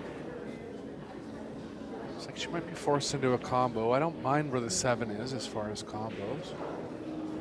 Big cue ball movement coming back towards the 6.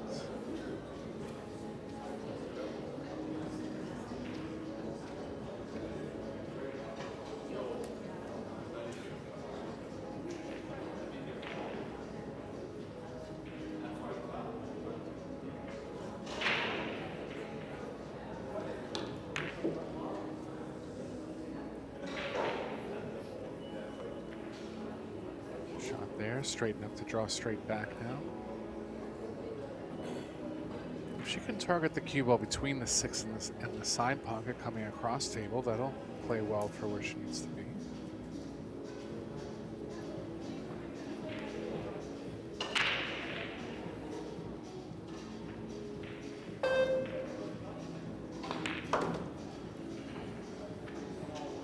Doesn't want to be straight, Mark.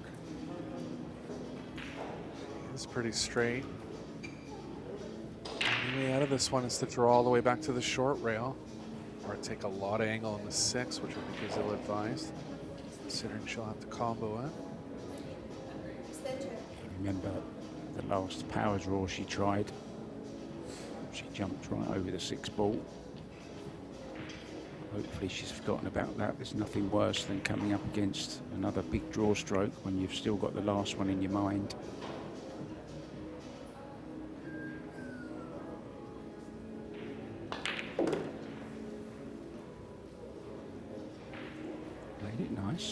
don't like this. Too much distance.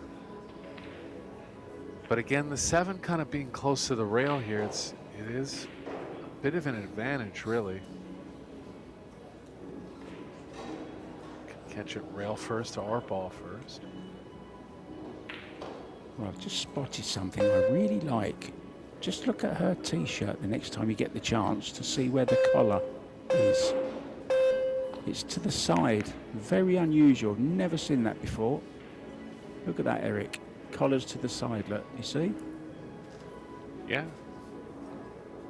Very, very snazzy. They are big on design in Japan. Big inventors.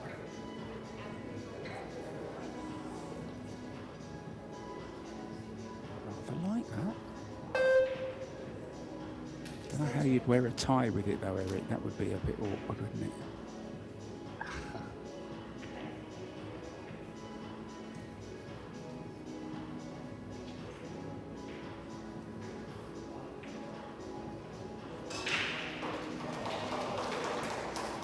Having a thought at the bank here.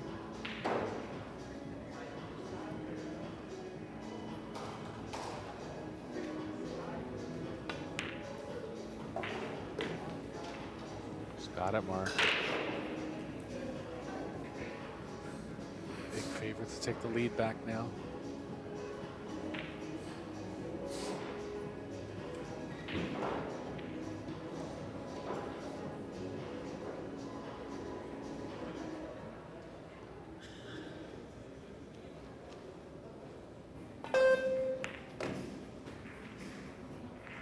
What's she done here?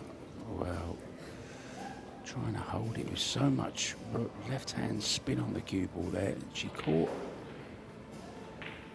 the ball so thick that she nearly lost the cue ball there.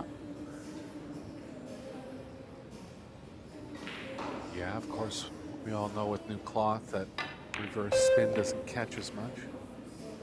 Almost got her in trouble there.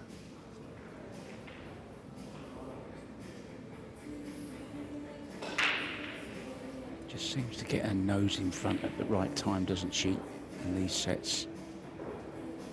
It's going to be 2-2, 2-1 here, rather.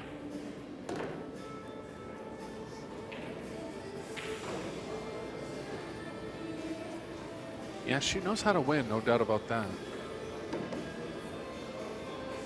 Might not be quite as talented as players like Centeno or Jasmine Ocean. But definitely knows how to get the job done.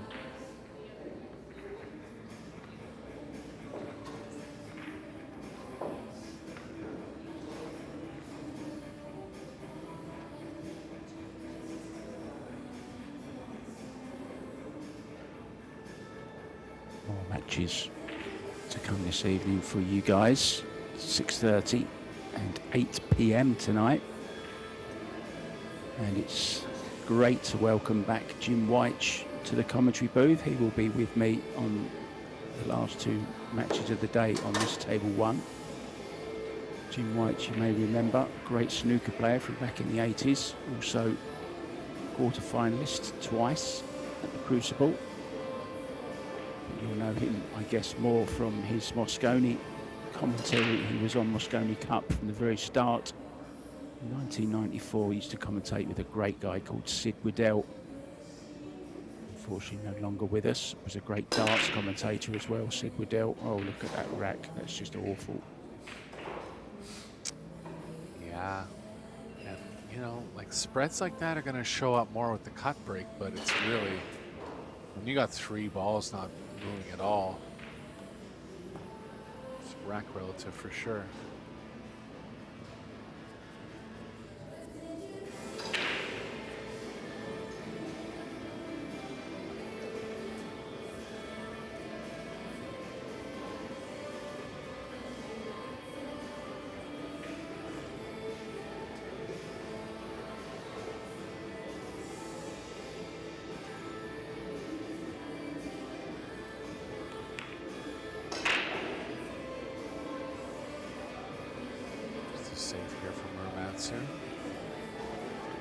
options on the kicking for Chen. I think she'll go with the more guaranteed hit off the right long rail.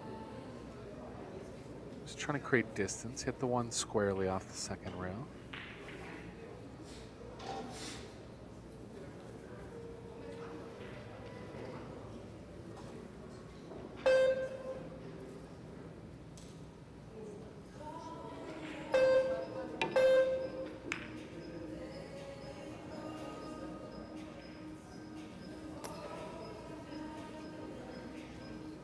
She's found some cover here.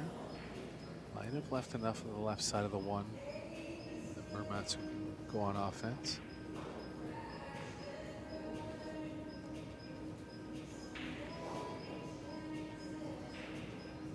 Yeah, she does have it.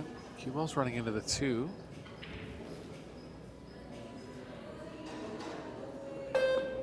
It's been hard work, hasn't it, this match so far? It's not been the quickest match we've ever seen, but there have been a few difficult layouts as well, which hasn't helped the situation.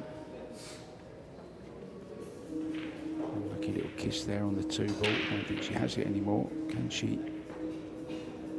send the 2 away? Not sure. Yeah, I might have to cut it into the 5 here and kind of rely on the cue ball being in line, or the 2 ball being in line with the 8.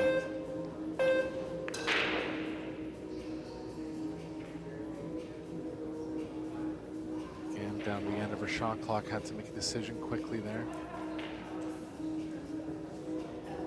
Chen will have to go with this on the side.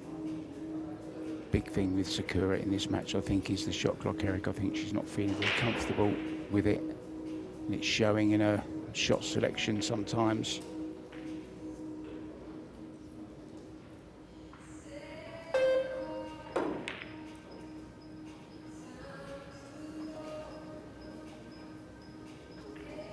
Smart shot there, just too unpredictable how the cue ball was going to end up running into the 5 after there, if she was to pocket the 2. 3 and the 4 look like they're cutting off the right long rail. Nothing on the left long rail. She's got her good here, Mark.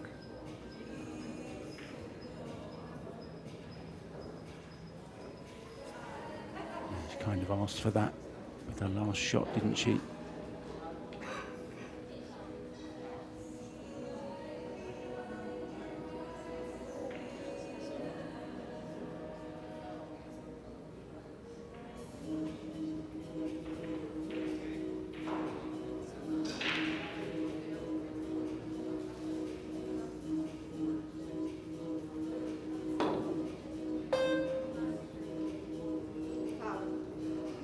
Second. Gonna give up ball in hand.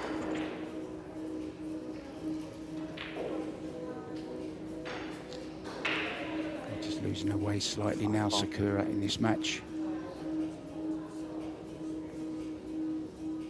Yeah, 5 ball's gonna be the biggest obstacle for Chen.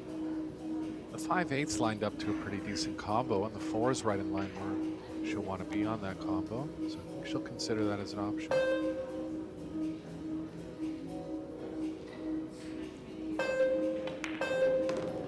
A 5-9 combo as an option as well, doesn't she? If she can get to it. Let's see how she gets on this 4 first.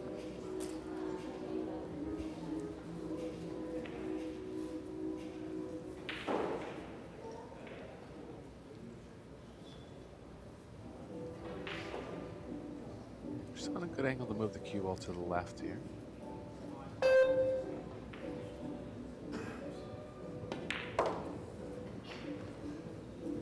A little straighter. This will be okay. Really wanted to be straight on this, Mark. It's going to go to the cue ball's going to be playing off to the left a little now, where it might actually change her overall game plan.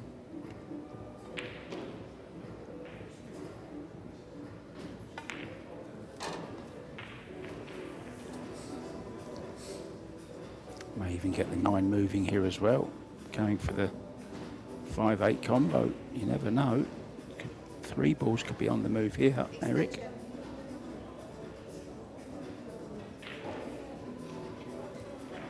Yeah, I think she'll expect the 5 to kind of stick near where the 8 is.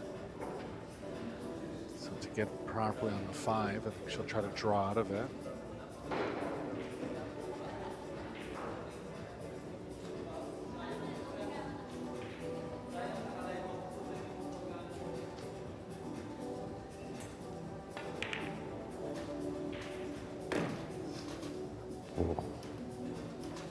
Is she on the 5? I think not. She's not. No.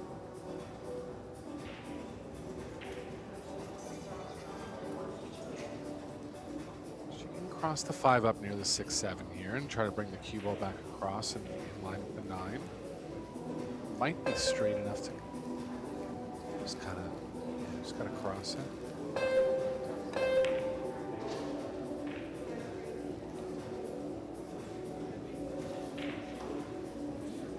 Just can't get anything going, Eric, can they? Tough layouts.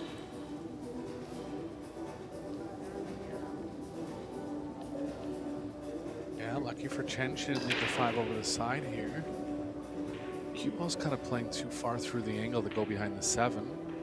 Might be able to play a bunch of left spin and kind of straighten the cue ball out.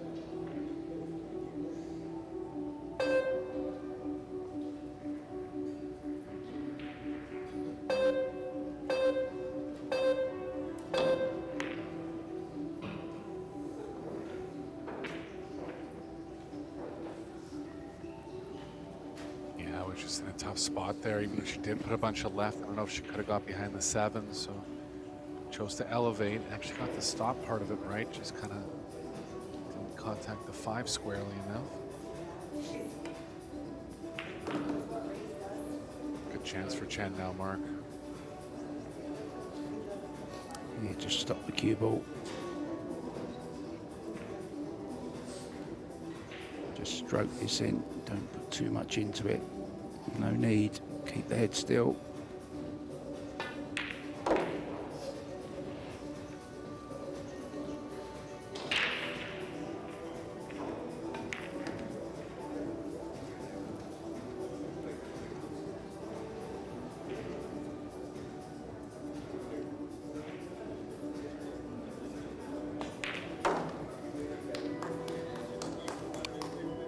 So double hill now then for Wei Chen for place in the next round to send Sakura Muramatsu to the 1 loss side. It's been hard work, Eric, hasn't it? Yeah, just not really, like you were saying, not really getting anything going on the break, and the rack not separating ideally a few times, so a lot of safes in the match. Chen's played pretty well overall. I think it's really been Muramatsu just kind of turning over opportunities back to Chen. It's been the main story of the match.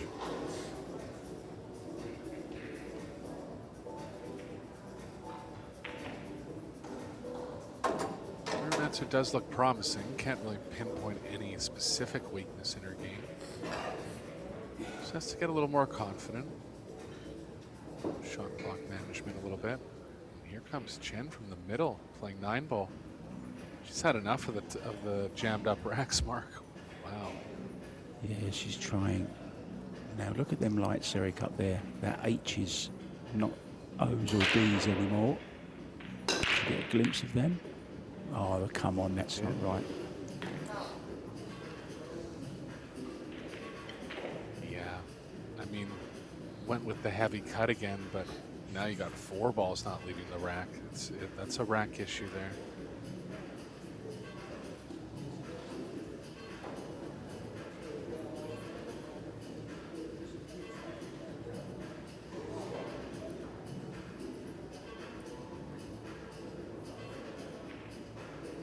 Just a bit of disappointment on Wei Wei's face there for how the racking's gone.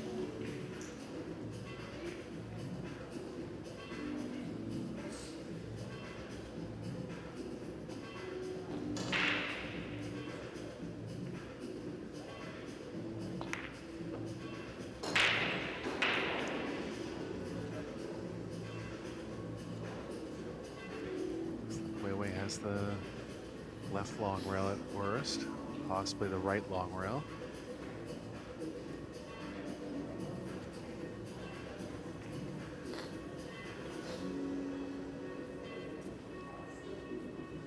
It's like only the left. I think it'll have to be 1 rail.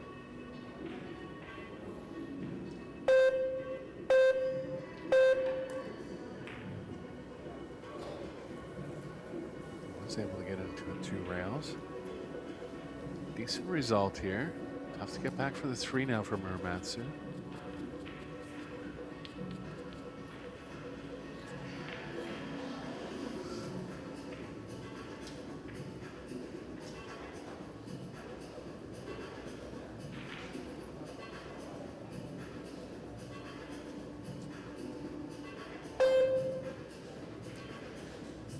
Extension. I mean, you can't draw into the 6 because the cue ball is going to get stuck behind the 9, and if you start going to the left of the 6-8, the 7 becomes involved. Actually, it might just look to play safe here.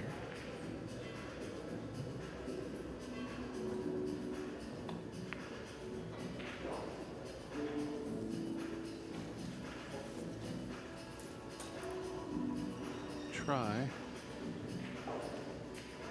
Chen will be on offense. She can stun the cue ball over to the short side for the 3.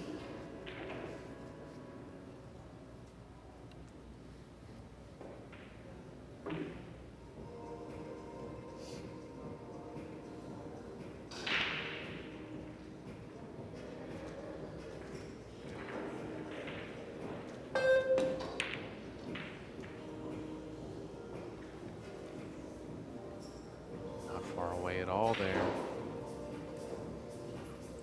Easy jump now from Muramatsu. Just going to look to hold the cue ball for the 3. Doesn't want to catch it too thinly.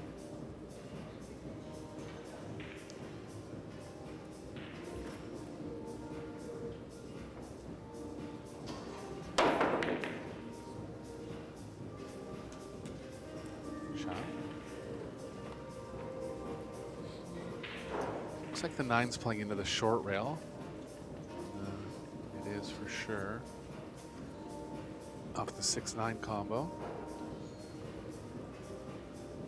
I'm wondering, can you dig down here and move a few things around, but I don't think she can.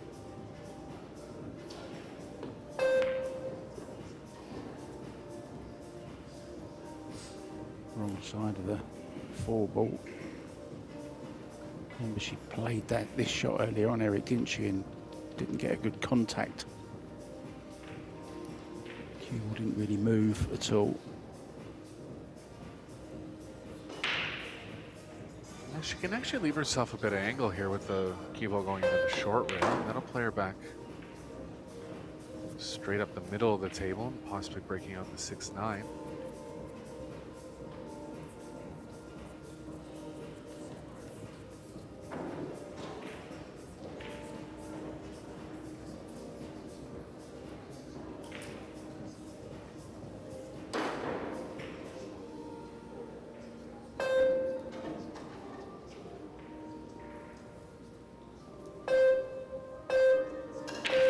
Hurrying again to the shot clock.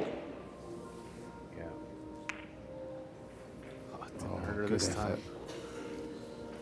Unlucky on the result there, but yeah, you picked it up correctly there. When you're shooting a shot that tough, you can't really be rushed at the end of it. It's just not going to go well often enough. She'll have to go behind the 8 here. It was actually the 10-second beat went off, and then she got up again to get down again. On the 5 set, here's the same thing again. 10 seconds left. 5. Oh dear. Yeah, I think her main problem has been that shot clock, Eric, and she'd do well to get herself one of those shot clock apps that a lot of players are getting now, and just practicing with the shot clock, because it's cost her in this match. It really has. Is there a possible carom here, or is it a little bit too off angle? I think it's possible. Yeah, I think it's possible, but just a little too risky. So I think she'll try to stick the 6 behind the cue ball behind the 8 here.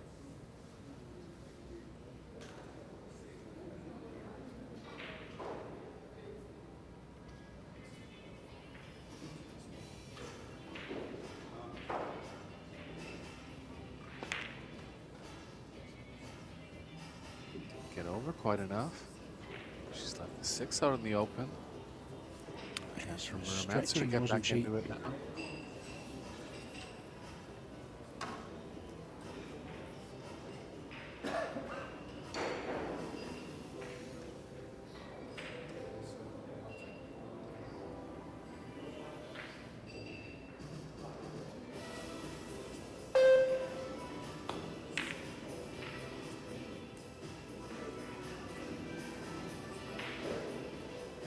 And the beeps in her backstroke mark. It's not just the times when you're rushed right at the end and you have 2 seconds to pull off the shot. It's also the beeps going off when you're ready to hit the ball. It's disrupting. So it looks like some Chen's going to get players through like this Catchy. Some players like Catchy have actually learned to use it as their rhythm, haven't they? Oh, this is short, Eric.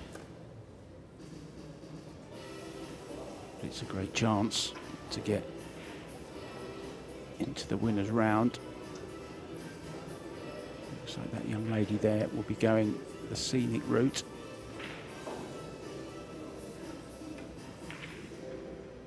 It's a crazy day here today in Florida on day 3.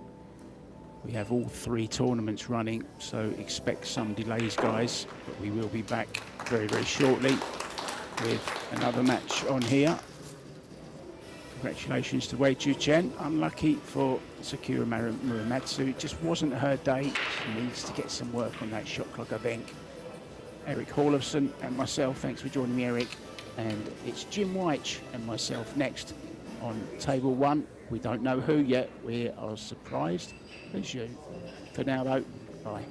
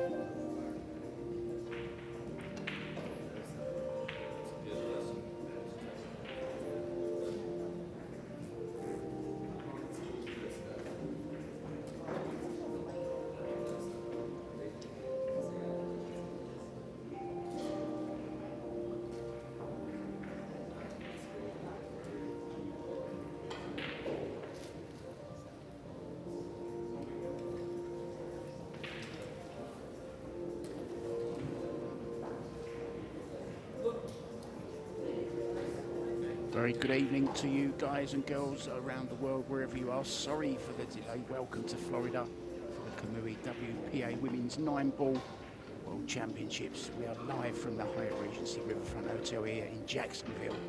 Our next match is the legend Alison Fisher up against Norway's Nina Torvund. It's best of 3 sets, races to 4. Winner breaks, of course. There's no box or 3-point rule. 3 foul rule, though, is in use. The referee for this one is Angela Williams. I'm Mark White. Calling the shots with me in the booth is Eric Orlifson. It should have been Jim White, but I'm sorry, we've had a few little problems. We're working on them, but we'll have to stick with Eric for now. Hi, Eric.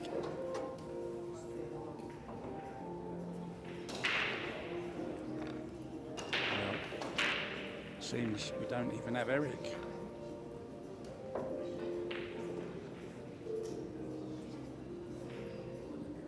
You see our referee, Angela Williams, just racking the balls. I'm sure somewhere in that crowd is Alison's mum. And I think that's her right in the front row there. She is, look, with the black jacket on.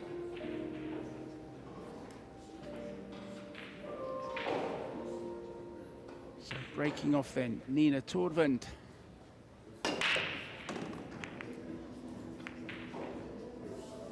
Breaking from wherever they like behind the kitchen. It is the Pro Billiard Series rules, but it is a World Championship, guys, so it's WPA rules all the way. All ball fouls. And last time I saw this young lady was in the Philippines at the Philippines Open.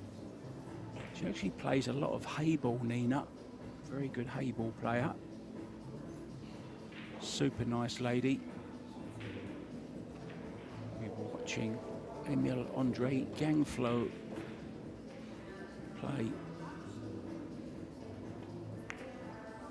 the Philippines. Attempt at a safety there. Alison hasn't been too active on the pool scene just of late. I've just noticed our referee Angela Williams, we've got a little bit of pink dagger dye going on there, look, on the hair.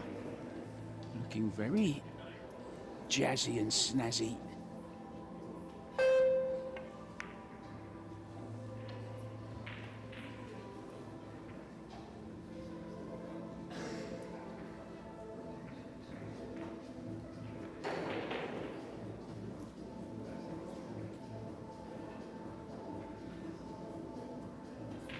So a little safety battle is ensuing. Alison, of course, years and years of practice and experience, not just in pool. I believe she went to America in 1994, and you might see next to her name now is actually the American flag. She's now a citizen and she's going to play under the American flag.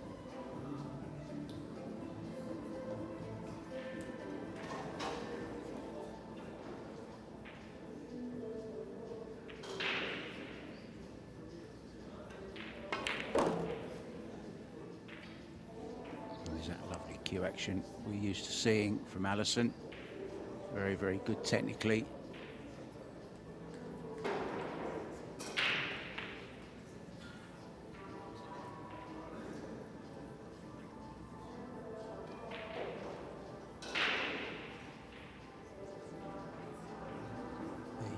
Just seen a glimpse of, I think it was Linnea Holmstrom, just watching, maybe looking for some tips.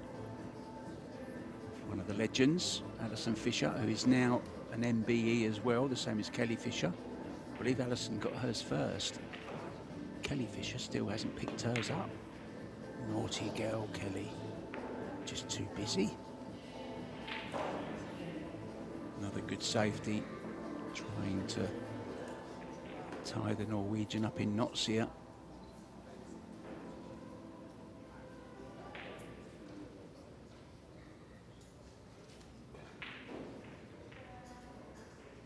Very tall young lady, taller than me. Now, there may just be an edge here. It's a very thin one. Oh, to have young eyes again. Well, she actually had a little bit more of it than I thought. It's okay, no damage done. And this isn't easy for Alison.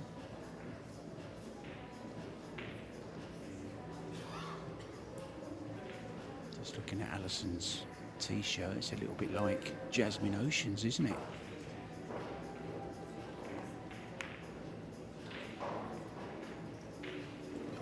Trying to miss the 9 ball there. She has left it awkward queuing though over the 5 ball.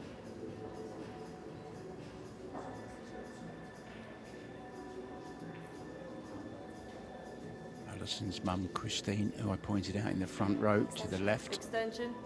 the one nearest to Alison, just recently moved, I think it was about a year ago actually, moved to America.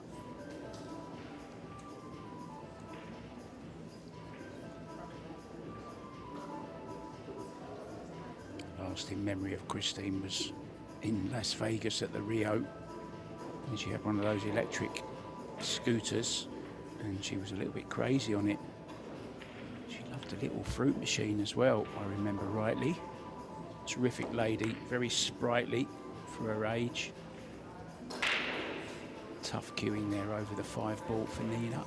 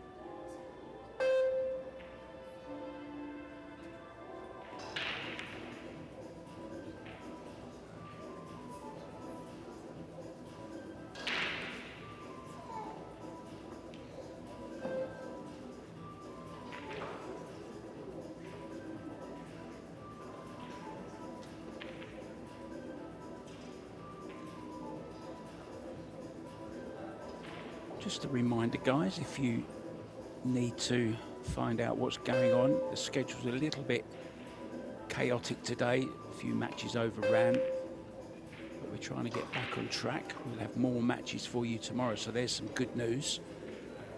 And if you want more information, you can go to probilliardseries.com. And all the information you need is on there. Schedules, prize money, all the good stuff, all you need to know, participants.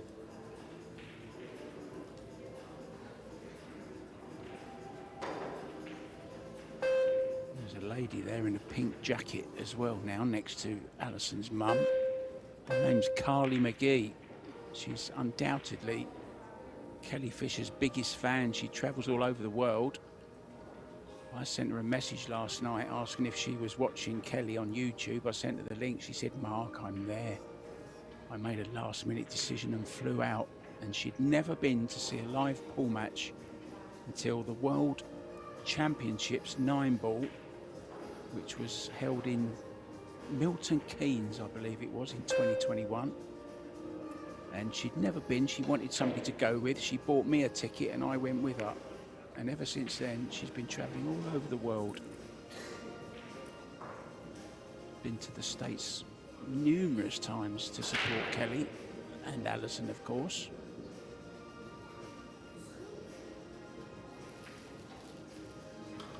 Really nice lady. So this is a real safety battle, this, in rack number 1.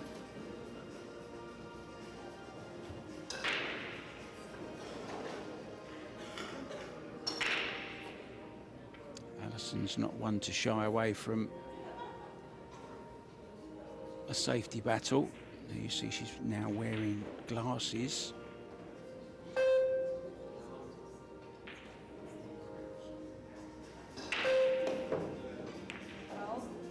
Trying the Z shot on the 2, just missing it. So some progress now in rack number 1. Nina Tournament with ball in hand with a good chance. Everything in the open.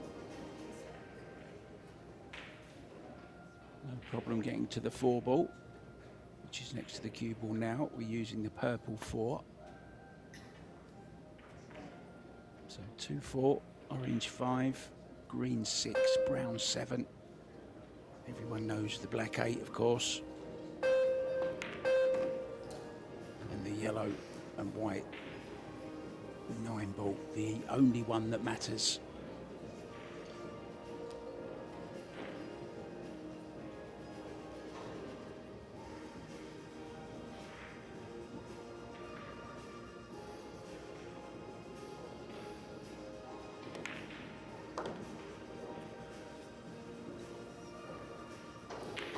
Shot has an angle here. I don't think it passes the 8 though. I don't think she's got the angle to stun up the right hand side of the table, does she? May have to play 6-8 combo. That's what she's going for. Nothing wrong with that.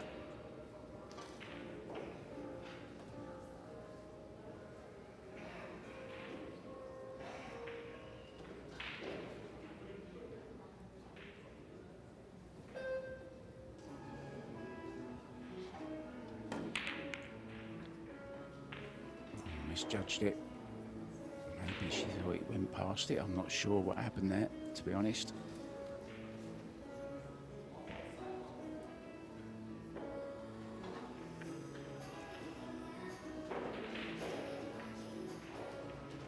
The Duchess of Doom. One of the best nicknames in the world of pool, I believe.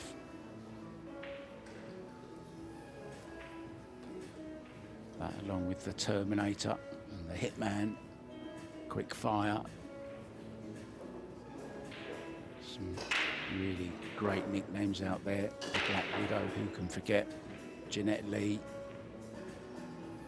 A nickname to strike fear into any opponent. Oh, that's a beautiful shot from Nina.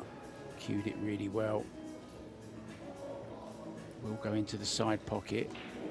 Cue ball's going to have to go 2 rails.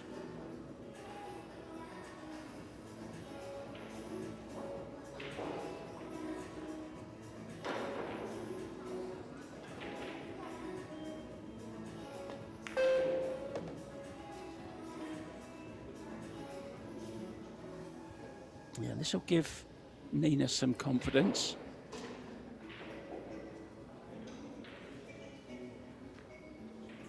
Especially if she can knock these last 2 balls in and take an early lead.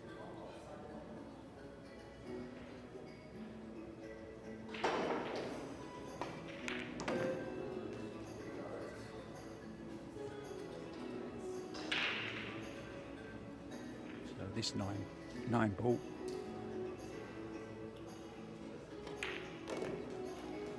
Yeah, nicely done. So very, very hard fought for first rack.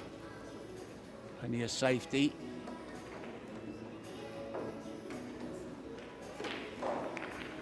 Let's see if we've got Eric Hallefson. Yeah, Mark, I left too long for 1 rack there. It ended up being a 10-minute rack. Long one. It certainly was. It was lots of safeties, lots of strategy, which in the end was won by Nina Tournament. She'll be happy. She'll be feeling confident that she's outthought Alison Fisher on that particular rack, so she's got the break. Yeah, Nina's coming in at a 635 Fargo. She looks a little stronger than that to me. High 600s likely. Plays a lot on the Women's Euro Tour, I'm assuming. No, she doesn't. Actually, she doesn't really play much in the US. She plays a lot of hay ball, actually, Eric. Okay. It's kind of been her game of choice last season.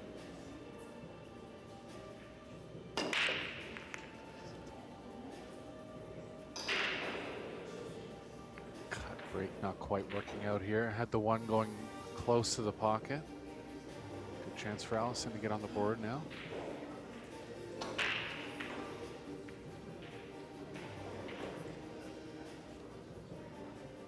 Haven't seen Allison as much in the Pro Billiard Series in the last 6 months. Seems like she's been teaching a little more. Yeah, she's got this thing going with Mark Wilson where they go round to different ballrooms, Eric, and I know she's just started a podcast called Tuesday, where they have different guests on. Actually, their guest this week was Kelly Fisher, I believe.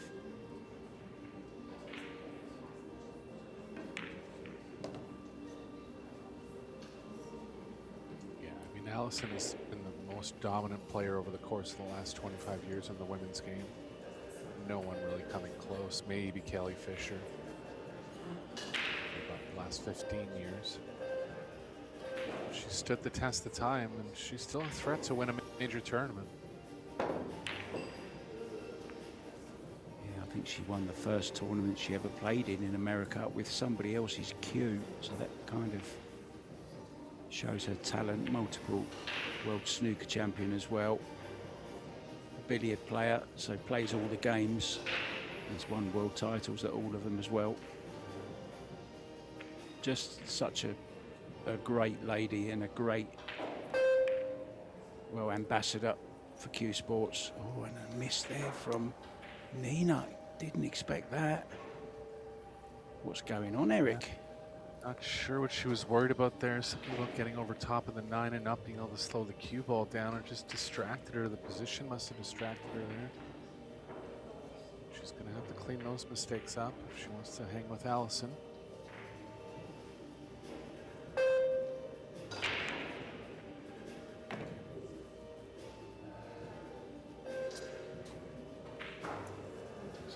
Pocket. She moved this 4-ball on an earlier shot, didn't she? Very cleverly. It was tied up with a 7, but she took the first opportunity she could to open it up, and she's the one that's going to benefit from that now.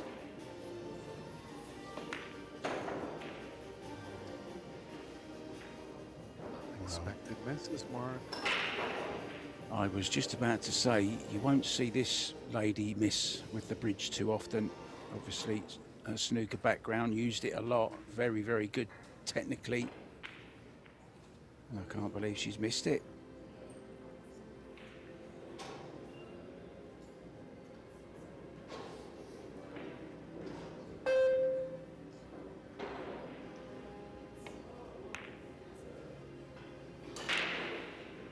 Another one, Mark. Oh, it's Both catching, players isn't it? struggling now.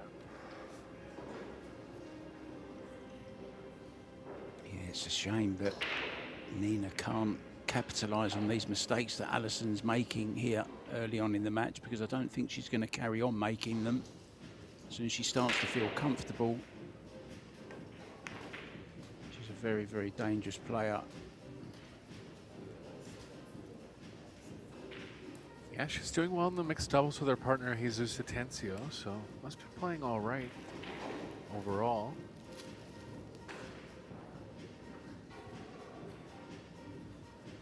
Yeah, it's been a little bit chaotic today. We've got 3 tournaments running at the same time. The Women's World 9-Ball Championship started today.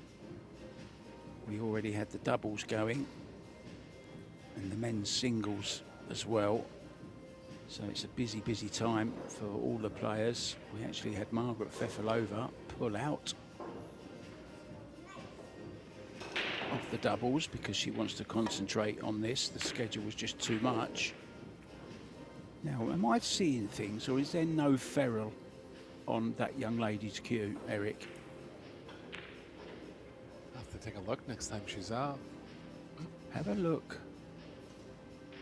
I may need to borrow Alison's glasses.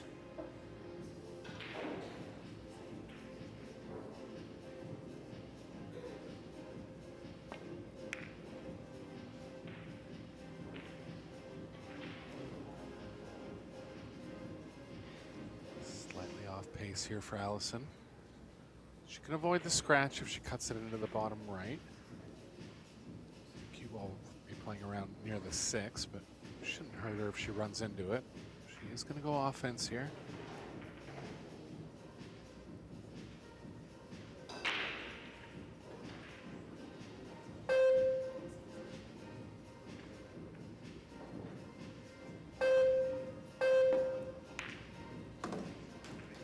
Shot mark. Yeah, just grazing the 6 as you suggested. Now look at her cue, Eric. Yeah, it's a very short, if anything. Not really sure how you can play without a ferrule at all.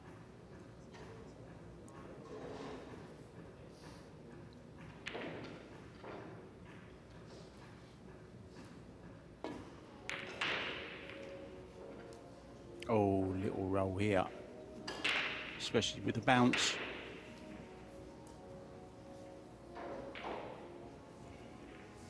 Well, you get enough bad rolls. Take advantage of the good ones when you get them. Allison has brought Shorty with her as well. Maybe brought into the action. I know a little small Extension. swerve here. Looks like it doesn't have to be much. Sometimes you can be a little more in control with just a slight swerve rather than a jump.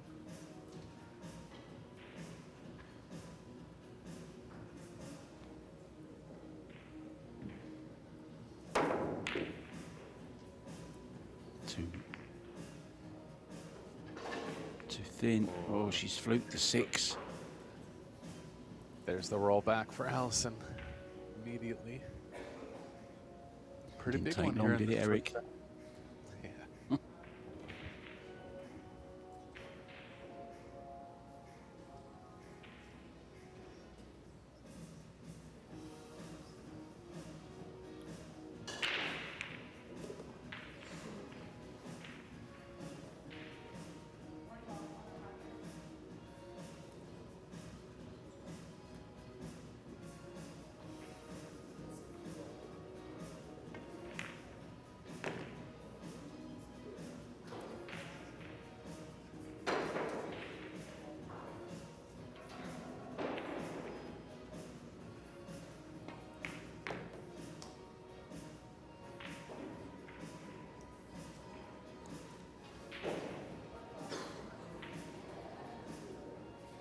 Originally from Cheshunt, now residing in North Carolina, in Charlotte. Levels things up at 1-1. I was just saying, Eric, earlier on, the pink dagger fashion is spreading. The referee, Angela, has got a bit of it going on the front of her hairstyle there.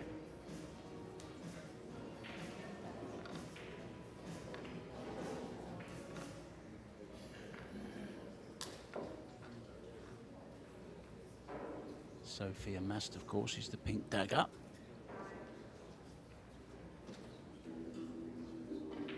Now we have some other games going on at the moment, guys.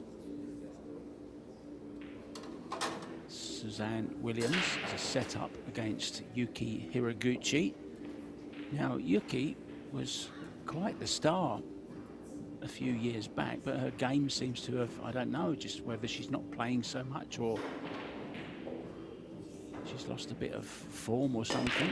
I don't really see too much of her in the latter part of tournaments. Eilu Kibaroglu is in action against Margaret Fefilova. Remember, Margaret pulled out the doubles to concentrate on this 9-ball.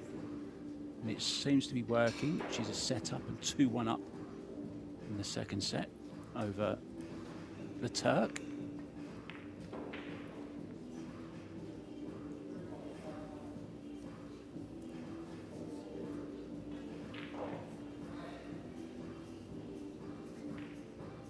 Looks like Nina might have the left edge of the 2 here. If she does, she can play the cue ball behind the 6.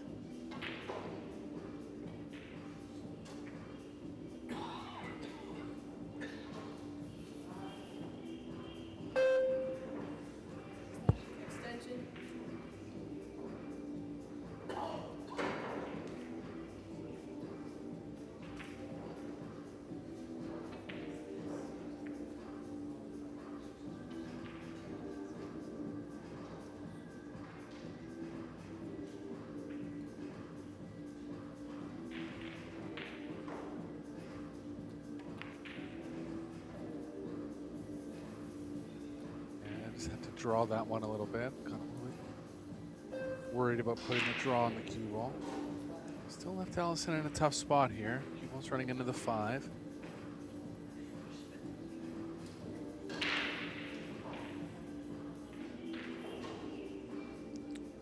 If she cuts the 2 between the 5-8, she can get the cue ball behind the 8.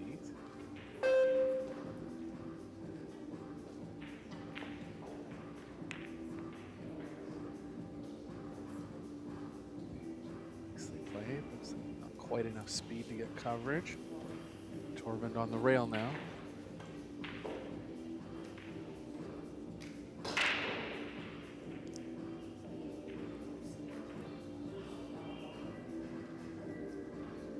She can hit it thin enough to bring the cue ball in line with the 4-7.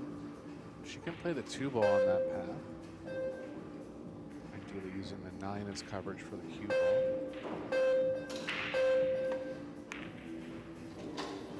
Shot clock beeps going off. I'm sure in the background that song is very much like the one they sing about Joshua Filler at the Moscone Cup. Oh, Joshua Filler. Sounds very similar.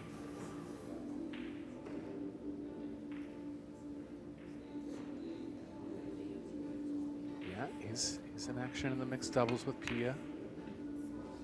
Played well so far. Another missed ball from Allison.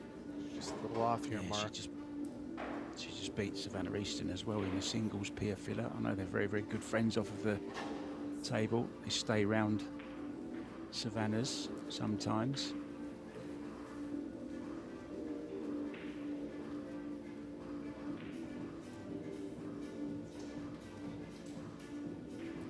Allison was trying to cheat the pocket a little bit on that last 2 ball, but it's still unlike her to miss an open pot like that.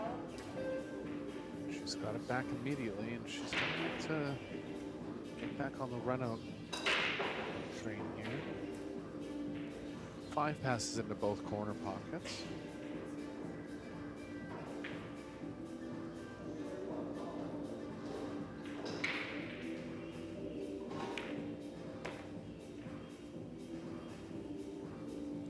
Allison will be a little bit ring rusty. She's not played tournaments recently. Took some time out, as we said, doing other things. Of course, she's come out for the big one, Eric.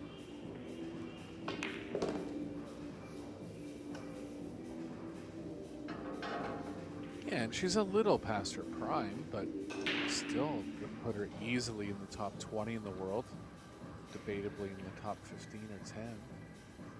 I'm going to tell her you said that. Past her prime.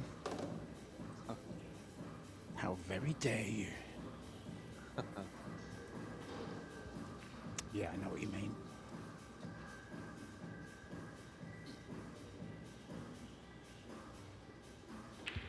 One of the oldest on the tour, actually. I believe she's 54. I think Kelly's 47 now. I know we shouldn't be talking about ladies' ages, but they won't mind. It's okay in this context to talk about it. They say you should never ask a woman her age. They don't say you should never talk about it.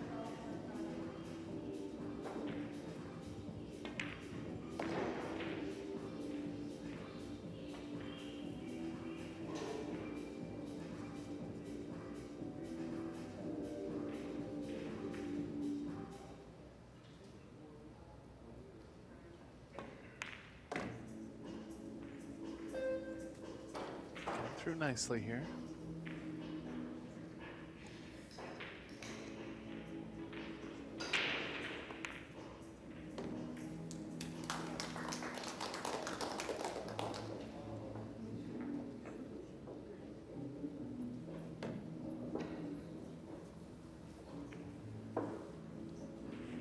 Just double check.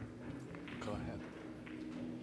I was going to say, I'm just had a look in the chat and everyone's talking about the ferrule on Nina's cue, or lack of it. Maybe it's exactly the same colour as the wood, they're saying, and could be a special ferrule made for that particular cue. It's a Mez cue, but I don't see a ferrule on it. There's some stats, Eric. Anything that's sticking out at you there? Yeah, just 7 missed balls in 3 games is a pretty high number. Allison up there in the safety efficiency.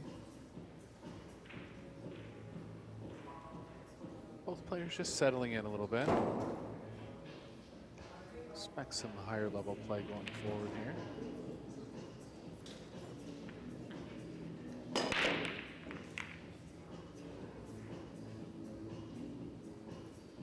Square hit that time from Fisher. Up and down.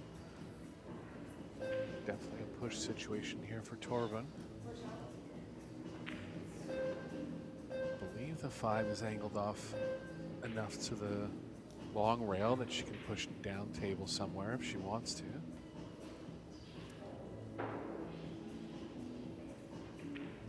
Well, Jasmine Ocean's start wasn't exactly how she'd have planned it. Lost her first match on this table this morning against Sophia Mass, but the Ocean's going very well in the doubles. They're 1 set up and 2-1 up in the second set against Sarah Soa and Robbie Capito. Savannah Easton, Jason Shaw are 1-1 in sets against Lena Primus and Chris Reinhold. So there's plenty of matches going on, guys, around the room. We do have a table 3 as well. We've got 1, 2 and 3. No commentary on 3, but maybe your favourite players could be on that table. And I know Savannah always streams her own matches when she's not on TV. So feel free to have a little wander around Pro Billiard TV, see what you can find, as long as you come back to us. We don't mind.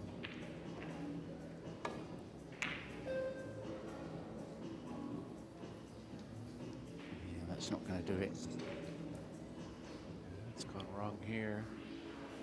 Not many pockets for the 2, to the point where she might actually consider a combo. Would definitely not want to favor it, but it is lined up pretty good to the pocket.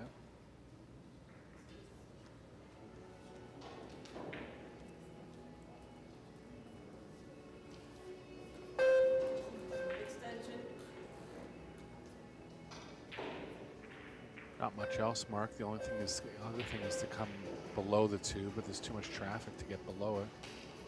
Pretty limited with the angle she has to on the straight side here. Yeah, someone just saying in the chat that at Alison's age, one thing she has got on her side is experience, of course, and that's a very valid point. You can still outmove your opponents. The knowledge she has inside that head is just astounding. You think of the battle she's been through, Eric, over the years when she started as a young snooker player. Played all the top guys as well, back when they did.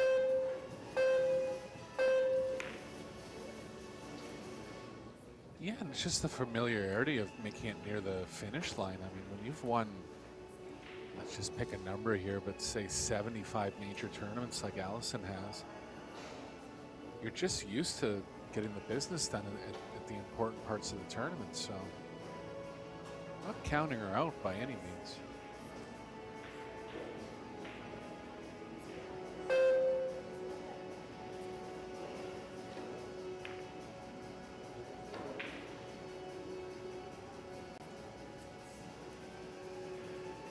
Cubo behind the 6 is going to play good here.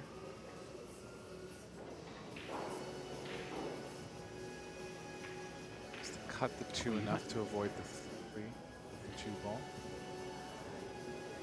You've actually ruined a question I was going to ask you, Eric. Done a little bit of research on Alison Fisher, and I was going to ask you how many titles you think she's won. You said 75, didn't you? Yeah. Just as a guess.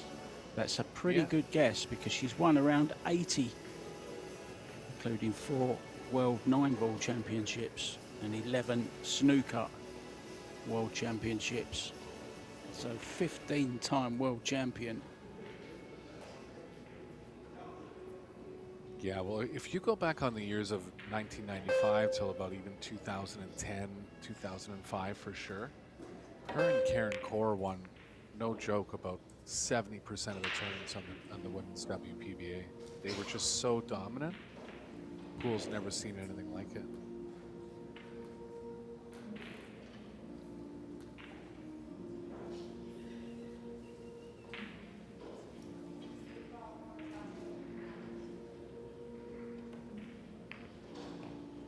She saw Laurie John as well. Is playing at the moment. She was pretty big back in the 90s, wasn't she, as well? Yeah, multiple-time WPBA champion. Actually got beat by Bean Hunt today, 2-1. That was winners round 1, so she's still got another chance, Eric. It is double elimination, remember, guys. Down to the last 16, I believe, Eric. Or it changes at the last 16, doesn't it? To best of 5 sets, I believe.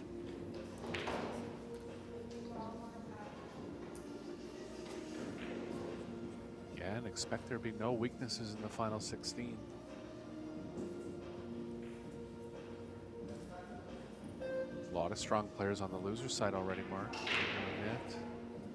Sylviana Liu, Jasmine Ocean. Yeah, Hanyu as well. Got beat by Cheska Centino earlier on today as well. Yeah, well, that was a tough draw. But it sounds like Cheska's in form again.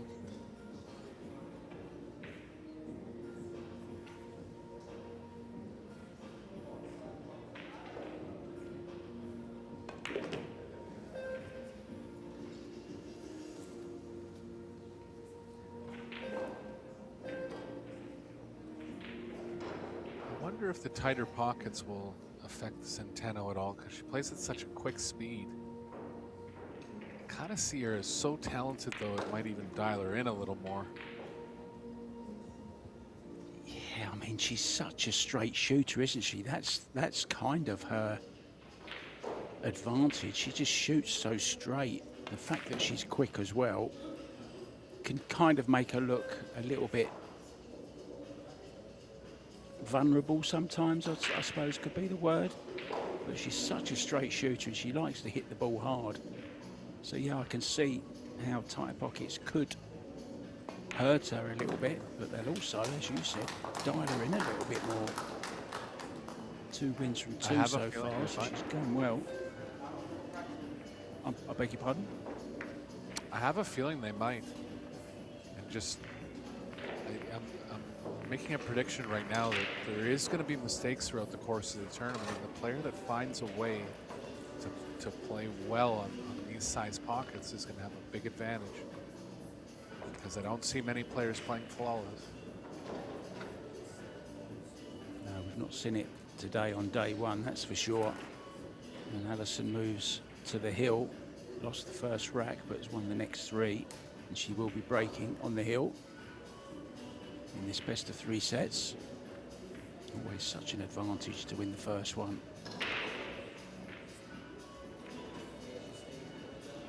Remember the days, Eric, in the Pro Billiards series where it was just 2 sets.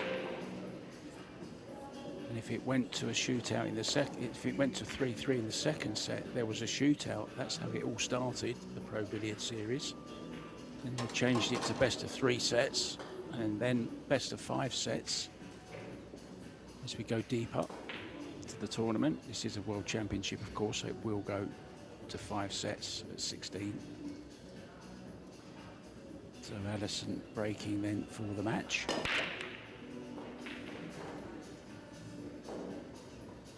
Well down again, good signs here for Fisher. The 4 passes the 9 to the bottom left. She has a chance to get through this rack. Yeah, I'm pretty sure it does, Eric. The 4 ball passes the 9. If we get the other angle, we'll know for sure, but I'm 99.9% sure it does. Just got to drop this 2 in. Won't want the cue ball to travel too far. May follow this, Eric. What do you think? We'll just hold it there. Yeah, like the follow play here, and she's looking over at the angle for the 4 in the bottom left, so she will be playing that shot.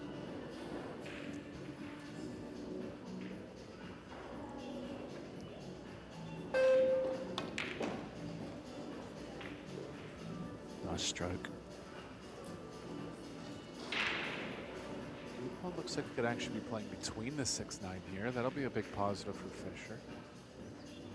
If she does hit either of the balls, more likely the 6, the 8 could become involved.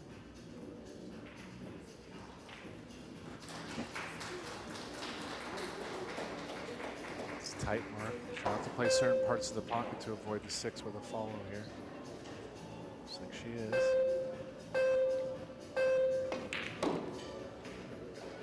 Stunned around it. Oh, what a shot this is. This is a good shot. Great shot.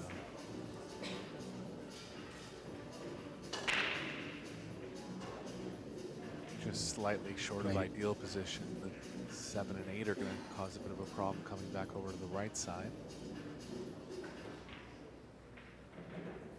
Yeah, you'll see her use that stun follow quite a lot. It's a snooker shot that they play a lot.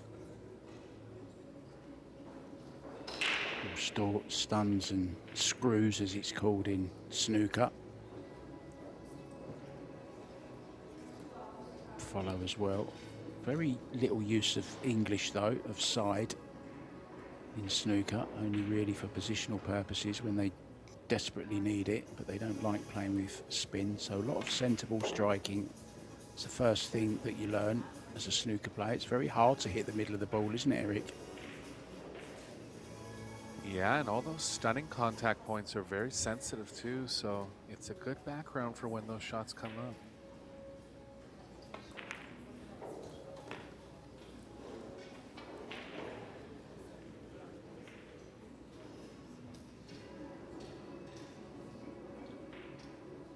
Three rails, Eric, here? Or are you just dropping it in? It's a little straight to all the way around. Oh, you're right. Neither of those. Good shot, though. Got closer to it there. Yeah, played it with some high right. Played it very nicely. She's starting to cue really well, isn't she? And this is for the set. In the heart of the pocket, a 4 1/4 inch pocket. So there will be a timeout. 7 minutes, I believe, but they don't have to take the full 7 minutes. Yeah, Nina's going to go as well. Eric Hallofson and myself, Mark White, we're going to go as well. We're probably going to leave you with some stats to have a little look at, and we shall discuss. We'll give you some homework when we come back. See you soon.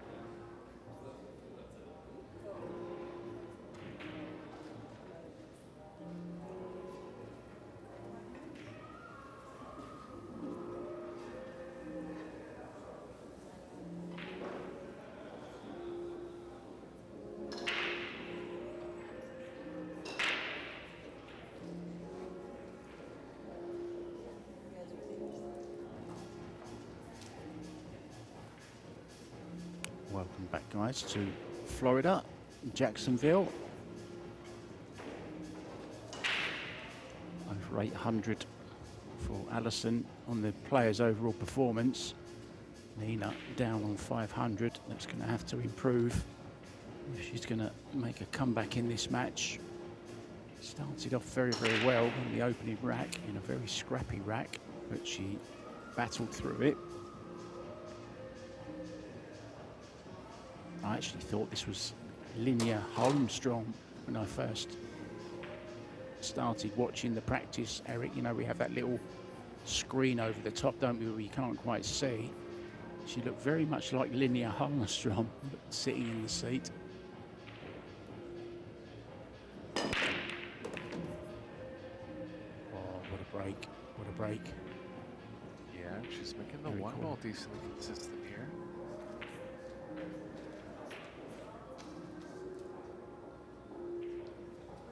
Nothing on the 2. Might try to line the cue ball up to 7, but she's right over top of it. Gonna have to turn the bridge on its side here.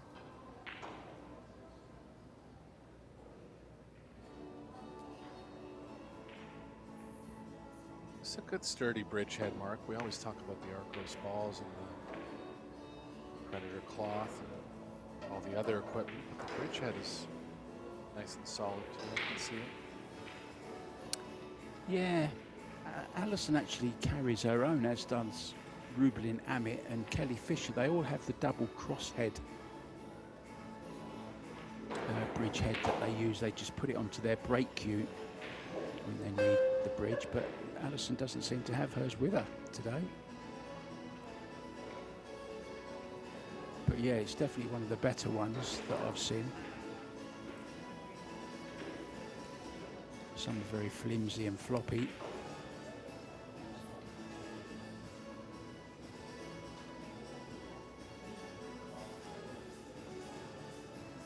Gonna have to land the cue ball pretty quickly here. Doesn't want to be jumping into the 2. Always the risk of the cue ball going off table.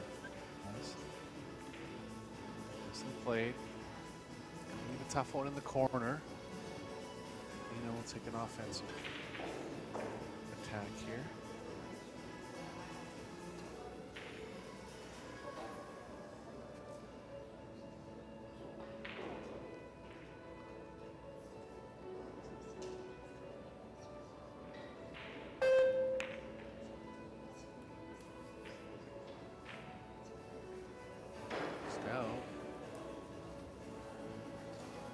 She's left it in a way where Alison can develop a 5 now. If we don't get a close-up of Nina's cue, I'm going to message her later on and ask her to send me a picture of it to find out once and for all what it is that she's playing with there. I know everyone wants to know. You're all wondering, aren't you? I saw you all talking about it in the chat. I shall find out for you guys. Yeah, I actually went up close to the screen a couple shots ago. I think it's just a very thin white ferrule, which happens to be close to the color of the shaft, so it's hard to see.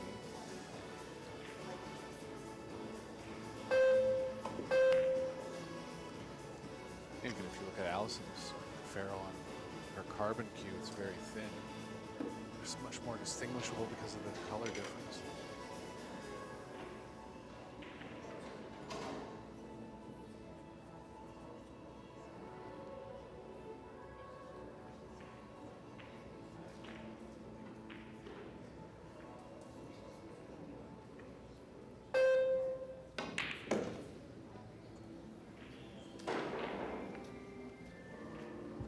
Behind the 6-year mark.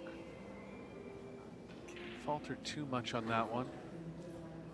Unlikely to run into a ball and get stuck right behind it like that. Oh,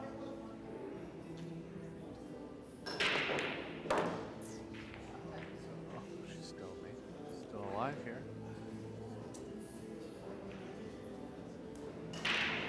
Started to cue very nicely, I can tell you that much.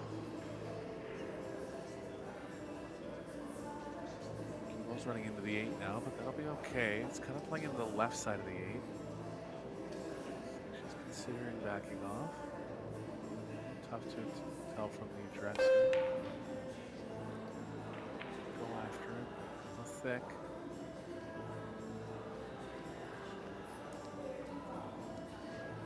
Surprised she missed the 8 completely.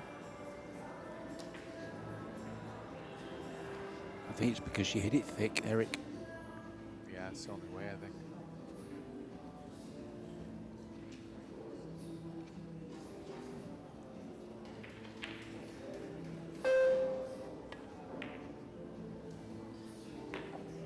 She's hit it thick as well, but made it. It's okay. Chance for Nina then to get off to a good start in this second set, one that she must win.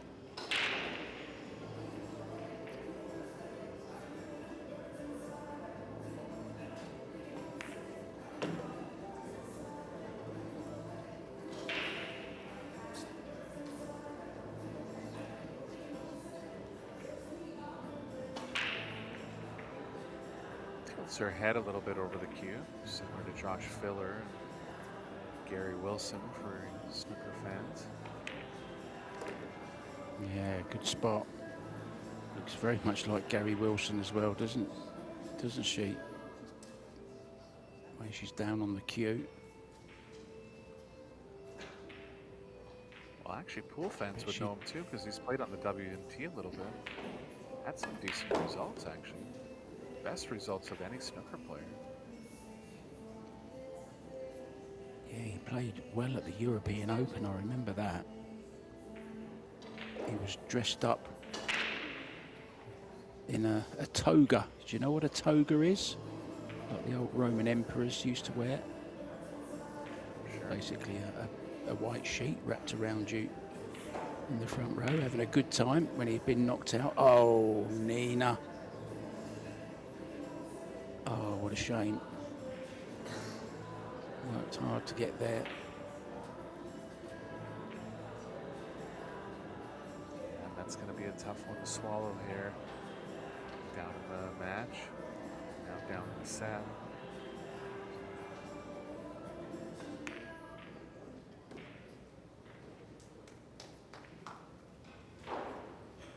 And importantly, got the break back as well. And Alison has been breaking rather well, hasn't she? Yeah, she has the one ball going fairly consistent. Corner ball's gone in a couple times. Just hitting it with a medium speed cut, and I think if you can trust the ref to rack the balls properly, that is the best break. Giving yourself a chance to make 2 balls. Have to make sure you don't go too thin where you lose the cue ball below the rack. But I like how she's hitting it. Yeah, I saw something nice at the end of the last match we did, Eric. Wei Chu Chen in her match. Now we're going to go up these cues, look. Are we going to get all the way to the top? Well, this is Alison's cues, I think, isn't it? Or no, this is Nina's. No, we didn't get there.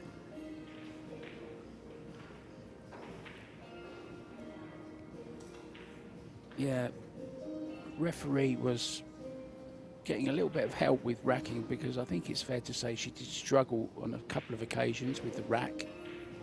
But Wei Chu Chen stayed behind and for a good 5-10 minutes to help the referee to show her maybe a different way of getting the ball tight, which I thought was kind of nice. Good break again. Yeah, corner ball not in that time, but jammed the ball into the wing pocket. Hitting it consistently, Mark.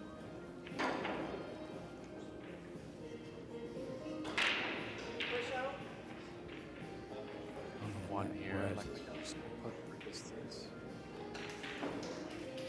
That word consistent, Eric, is the main reason that she had so much success during the 90s and early 2000s, wasn't it?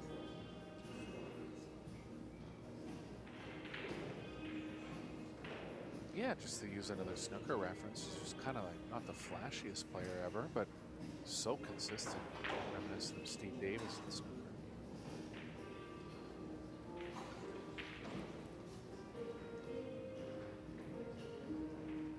She played Steve a few times in exhibitions. good videos on YouTube of that.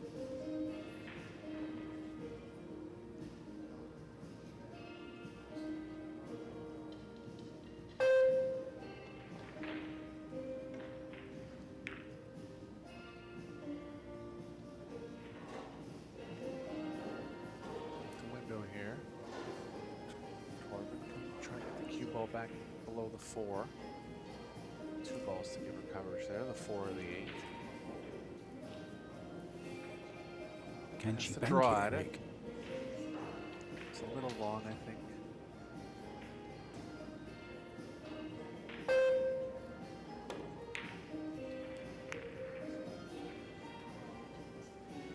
Trying to get behind the 8. Successfully though, just going for a little bit of a rough patch at the moment, but just needs to stick with it.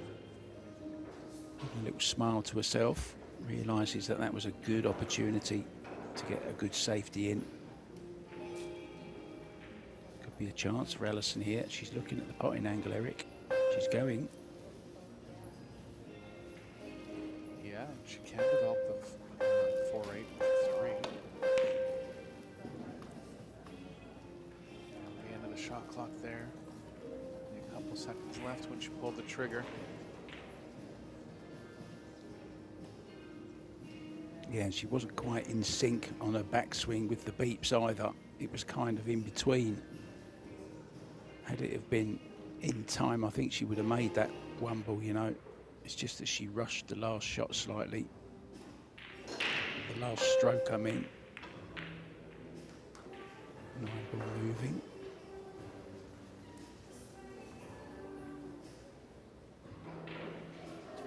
Kind of playing by the 9 here if she tries to play the 2 in the side, so she's just going to stop it.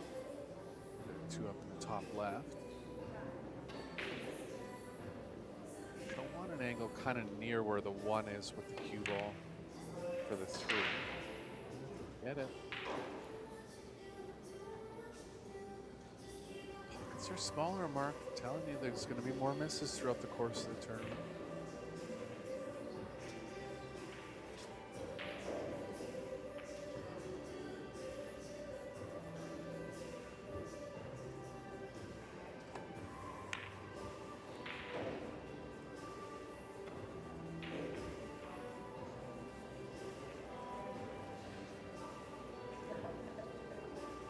Safe there from Torben.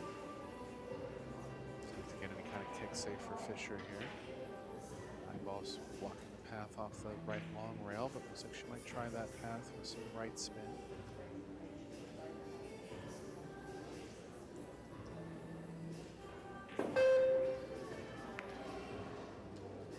Shot there.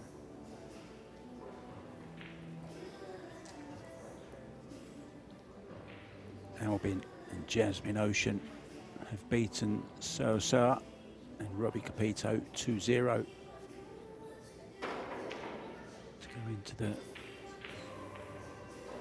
losers qualification, I believe.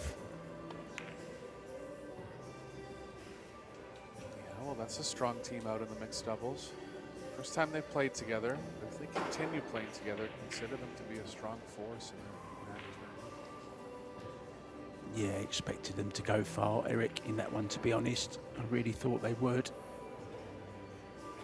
But came up against the Oceans, who are undoubtedly one of the other favourites to win it. This is a good shot.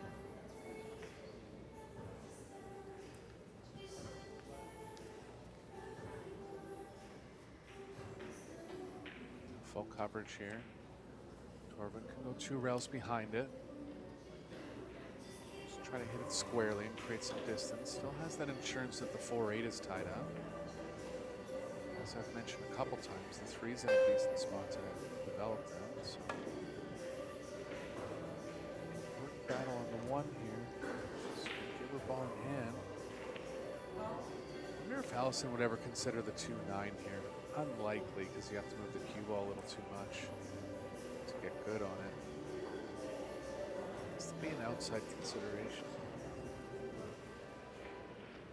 Well, how's the run out look? First of all, I don't see why not. she's got ball in hand. She can put the cue ball anywhere she wants, but she's not. She's going to play the 2 in the other side. I just thought with a 4 ball there, Eric, maybe she might have thought about it. But the 3 is nearby, but she's come the wrong. But no, she hasn't. She's come just the right side of it. I beg your pardon. Needs a good angle on this 3 ball. Oh, she's played to open them there. Dangerous. Just the safety. Cue ball too thin to really pocket this one. Cue ball would have too much movement. Oh, didn't get through that one, Eric. Sure, she was trying to get behind the 8 there, but she's got cover behind the 9 instead.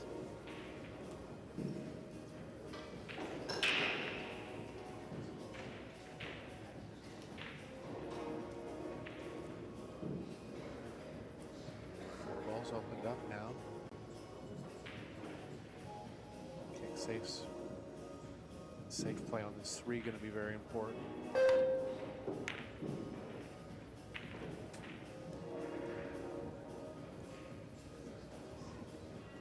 We've started, shall we say, a discussion about forgetting about Jean Belucas, of course, was a great player as well. Around for a long while also. Do you know much about Jean? Do you remember much about Jean, Eric? Absolutely, I kind of forgot. I mean, she was more active in the 80s.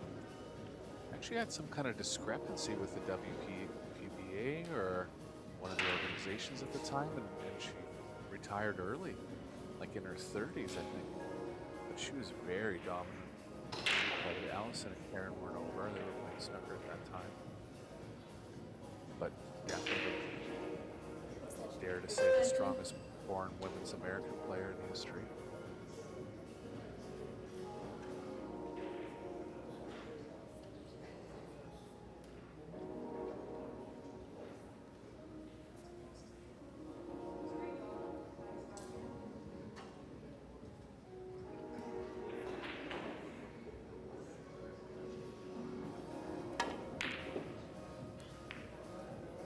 Oh, just not getting, yeah, just not getting the easy chances, is she, to get in, Eric? It's always something difficult that she's been left. And to go Yeah, I at a agree. difficult 3 ball there. Yeah. Just made a mistake in the first rack of this set on the 9, but hasn't really made any real egregious errors. Just not really getting I love enough that starting word. position one at a time. You just said one of my favourite words there, Eric.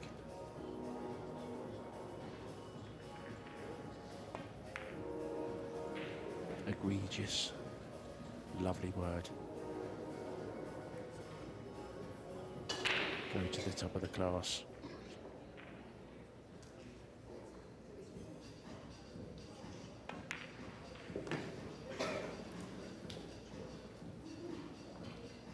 He's stuck on the rail a little bit here, but not too much to do to play position towards the 9. She can actually come below it, create some more natural angle going that way.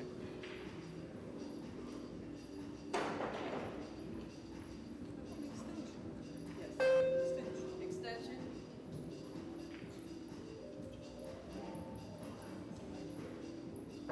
Should be okay either way, but I still like playing below it here. Maybe a bit more of a risk of getting straight in that case.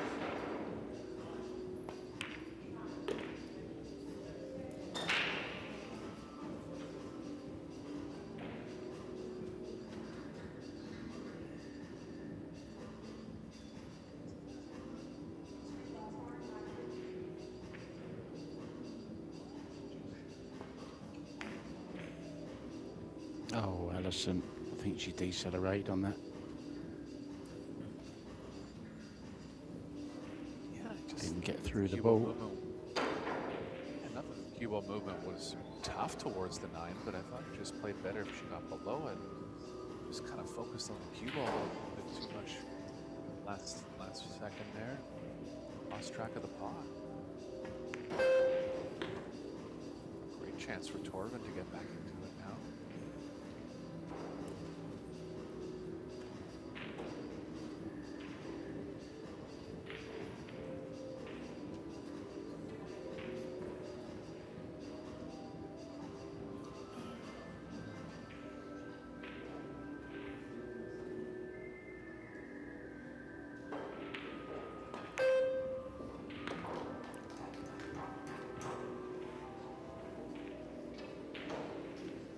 Somebody has just mentioned Ava Lawrence as well, the striking Viking. That's one of the best nicknames I've heard as well. But also a terrific player. Back in the day, we've seen some great players over the years.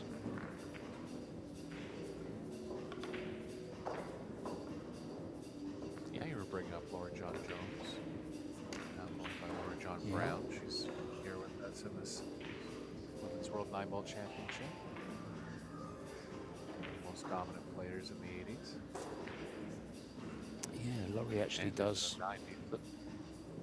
She actually does the stream now, doesn't she, for the WPBA? Laurie John works very, very hard on all the WPBA events.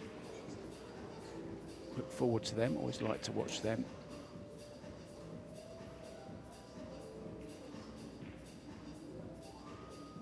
First break in some time, Eric.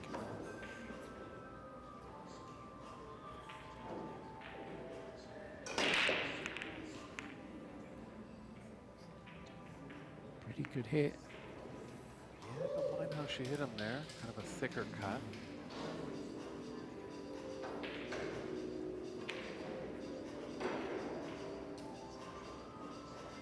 Lift anything offensive for Allison. Cross bank this and play the cue ball up the left side of the table. Just kind of running into the bottom left corner pocket, but she'll know the thickness to avoid that. She's drawing it, might have the full ball. Oh, what a shot. Have that, she says.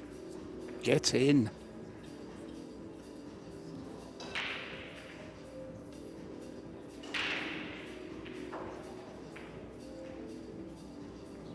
Tight cue ball movement here. Might be forced to play the 3 in the left middle.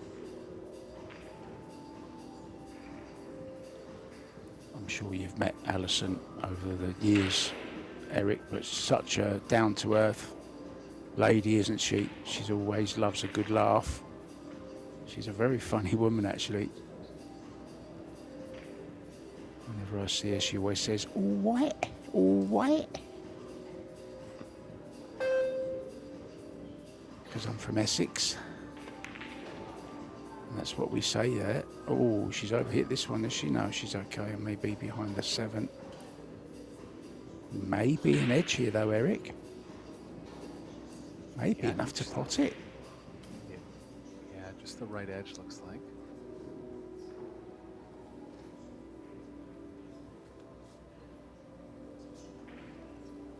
Over to the kicking angle now.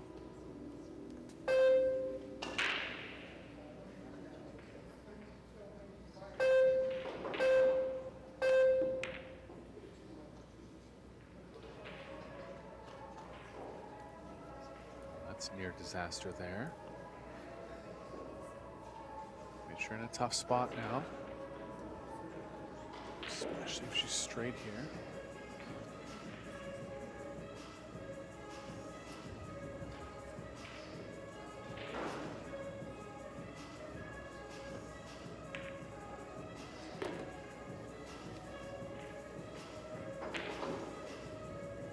I can move forward to the middle of the short rail and using the 5-7-9 as blockers.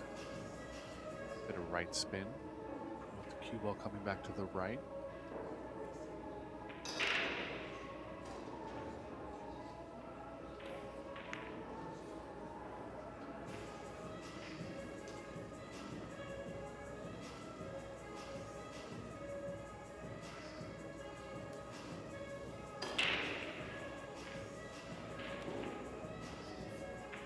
Seen any super aggressive play from Torvin, so I think it'll be another save here. In that middle stack again.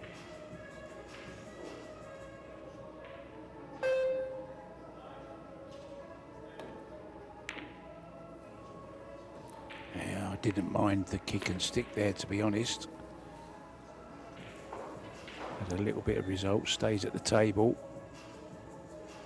Fluke the 8. There's Linear in the background. Did you spot Linear Holmstrom there, Eric? Did. Yeah, you're right. They do look similar. I was going to say you never see both of them at in the same room, but that's just been blown out the water, hasn't it? Because they're both there now. There she is, look, along with Major Payne McBride. They played together in the doubles. Great to see Linear doing well on the world stage, really is.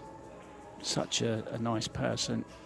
Loves her pool, her idol, Jasmine Ocean. That's who she says she wants to be like when she gets older. Not a bad role model to have, Eric. Absolutely, and you can see it in her game, kind of a power player. Not afraid to take big stroke shots if she needs to. Big break as well she's got, hasn't she? A bit like Jasmine as well, I noticed that. Oh, there's a nice shot on here. Top right-hand corner. Draw the cue ball round 3 rails.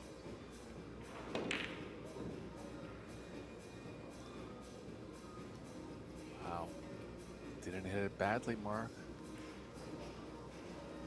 No, just a bit of misjudgment, that's all. Only slightly. But you did say, Eric, we're going to see a few of those rattle. Yeah, on the original Apex tables, that ball's in, no problem. Especially on day 3 of a tournament. Sure. I'm going to ask the production team. It's possible we're down to 4 1/8 here, Mark. I can tell just by looking at the screen. They're pretty small.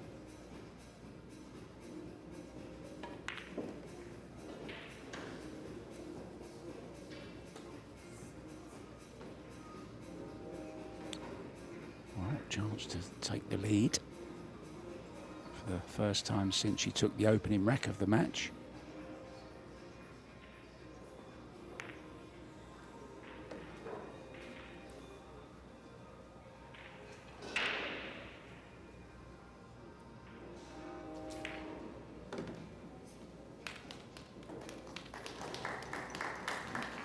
Yeah, good. She got a nice little round of applause there. Always nice to be appreciated. Nice little run out there, make her feel a lot better. Now the men's Jacks Open is still in progress as well. Arseny Sebastianov is in action. He's 3-2 up on Franklin Hernandez from the States. Vitaly Patsura has gone through in straight sets over Mehdi Hussein. Demetrius Lakatos, he's lost the first set to Sun Yi Xuan.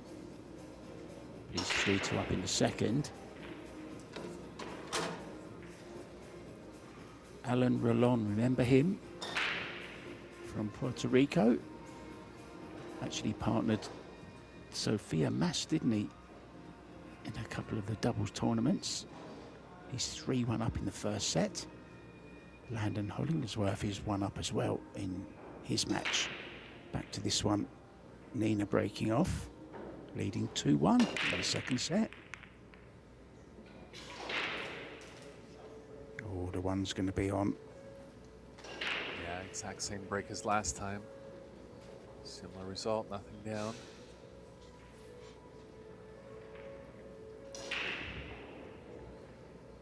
I have to leave the cue ball between the 4, 3, 7 here.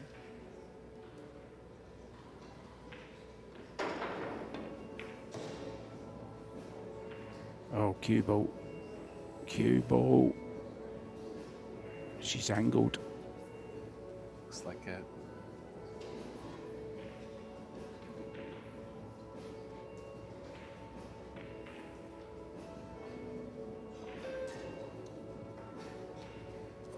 Long distance away to kick here. Trying to swerve at it. Shot mark.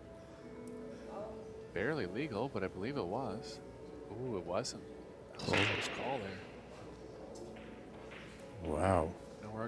No argument from Allison, and Angela right on No, top of it, making a proper call. Yeah, she's rarely wrong on those, Angie. I've actually checked a few times when I've thought, surely that hit a rail, but no, it hasn't.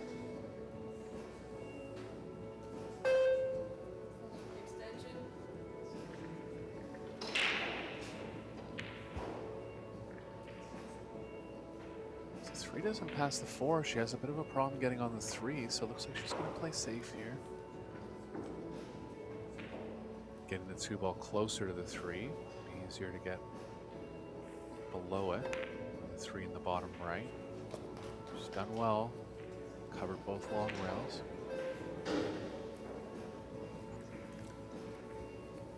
Yeah, I just checked, Eric. It was, in fact, a foul. No rail, so good refereeing from Angela Williams again. One of the top referees now in the world.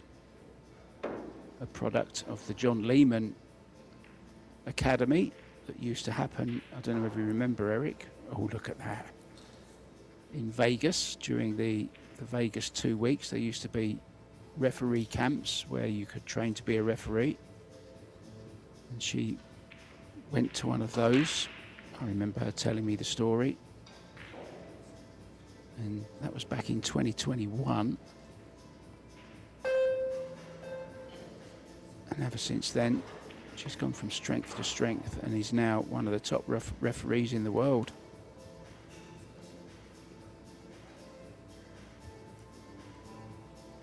Yeah, lots of travel perks that come along with the refereeing job too.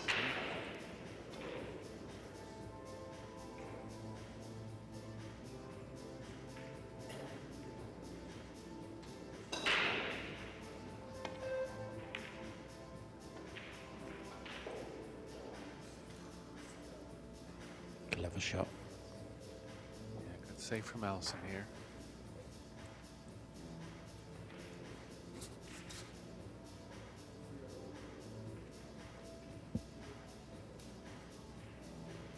Ball's pretty close to a rail, so she can go 3 rails behind it if she chooses. 2 rails will work okay here too, as well. Yeah, 3 would be nice though, wouldn't it? To try and get the kick and stick. Oh, close. Yeah, just a little bit high on the speed there. Really got a little unfortunate that she left one of the long rails for Allison a couple innings ago. Allison made a nicely judged kick with a bunch of right spin.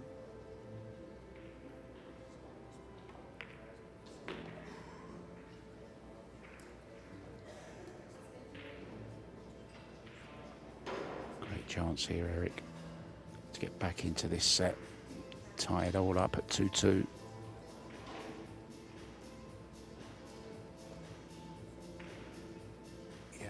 Have to be aware of the position on the 8. I think something over near the left long rail will do well. Right long rail, pardon me.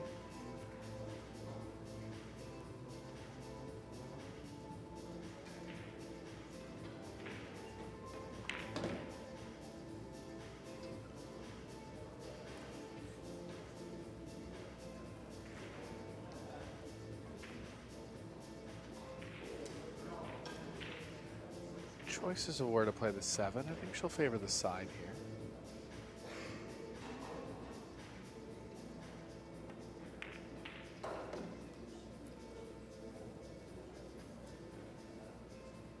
Oh, she's gone a bit awkward here over the 9 ball.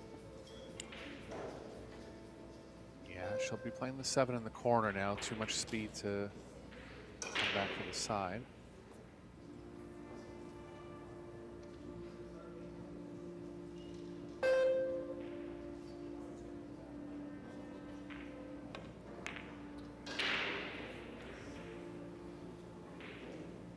Just missing that edge, isn't she now, Eric? You know, that little polished A little bit of polishing on the edge that you need at elite level. But she's shown signs of it throughout this match. Will only get better as the tournament goes on. Still doing very well in the doubles with Jesus. Yeah, and like you said, just not competing as much. It's not as easy as it looks out there. The kind of doubt that starts creeping into your mind is going to hurt you a lot.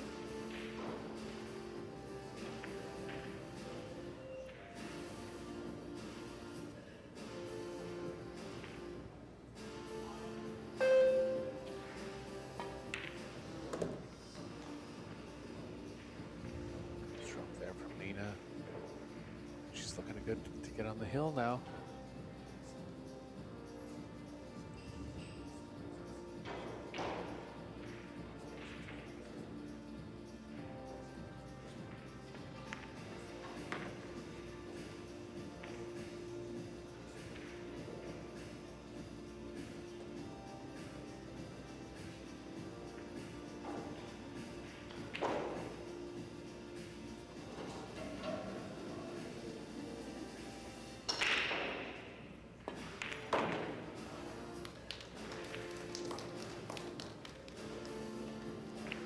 Indeed she does.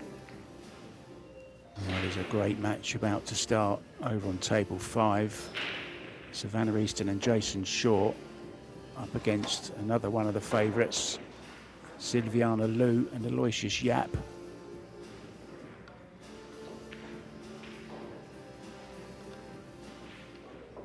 Being hung and Bader Al-Wahadi. Carry on. Sorry. Savannah had a good run in the last mixed doubles tournament. But go ahead. Yeah, and another couple who did. And we had a lot of discussions about this pairing. Eric, I'm sure you know who I'm going to talk about. Bean Hug and Bader Al-Wahadi. They're one set up against Yanuata and Han Yu. So they seem to be working out as a pretty good doubles pair as well, Bader and Bean.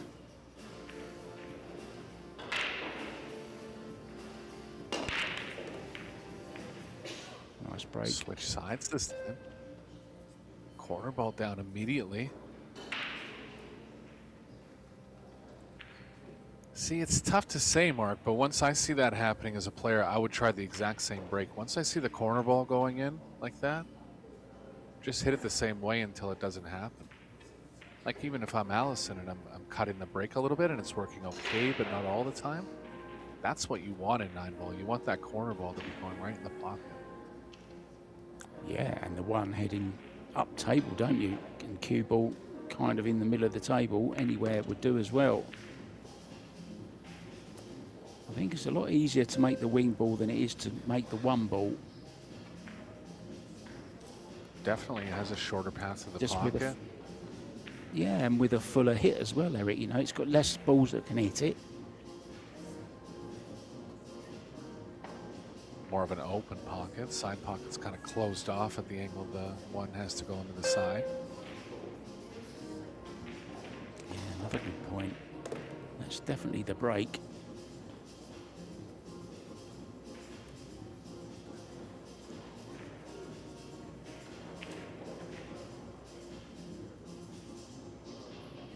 I believe this will be the first break-in run of the match. Allison might have had one in the first set. Can't remember exactly, but definitely Nina's first. I think she did. We'll have to wait for the stats to come up, Eric. Well, we're talking about stats thanks to the Pool Stat Guy, and thanks also to our sponsors, of course, Kamui, our main sponsor for this, the WPA. It is a sanctioned World Championship. Oh. Yeah, no excuse there. Shooting into an open pocket. Nothing too complicated with the cue ball, just misjudged it.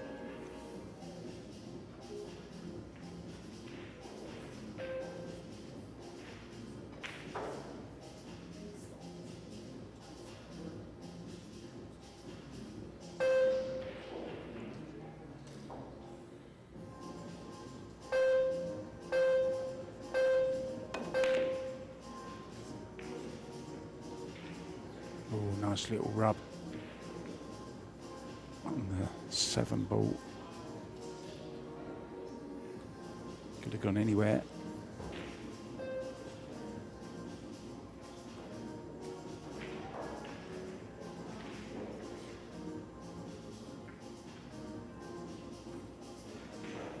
Looks like she's trying to play the cue ball behind the 8. It's very tough.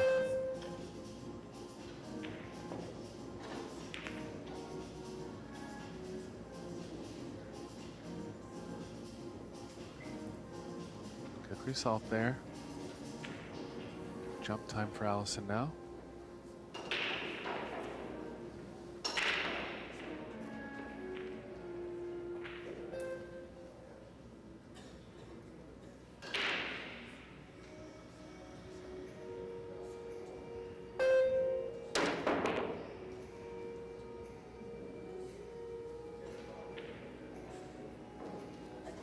Second chance for Torben to take the set down now. I believe the 4 will be available on the side if she chooses.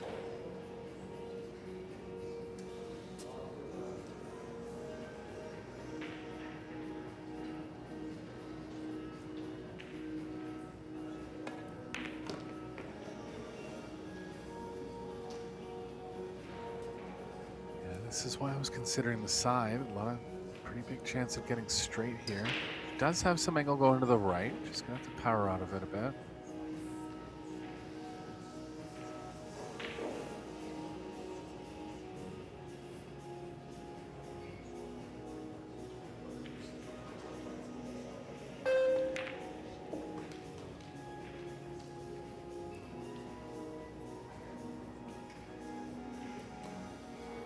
Just gonna want an angle going up table on the 8.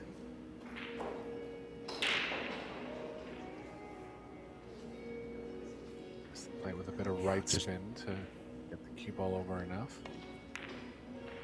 I've just been corrected, Eric, by the Paul Stat guy, who says Allison did in fact have a break and run in the first set. In the second set, all of Nina's wins are from Allison's. Misses average turns to win a rack, less than 4 a rack.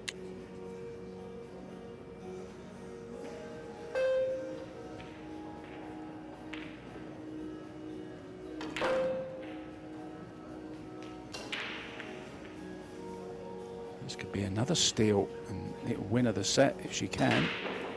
And just a little bit too far to make it really comfortable. Yeah, I think she might have to go around the angles here, but playing back into the angle over she wants to be on the 9. I don't like just cinching this mark. You can get closer if you come all the way around.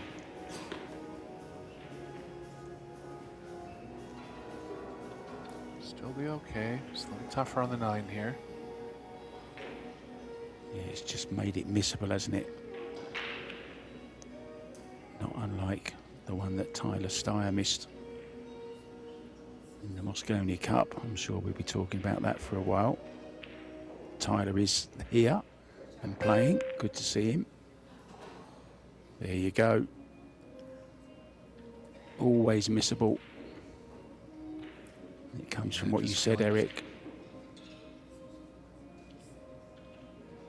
Just feeling the finish line a little bit there, but I really think trying to get closer to it had value in that spot.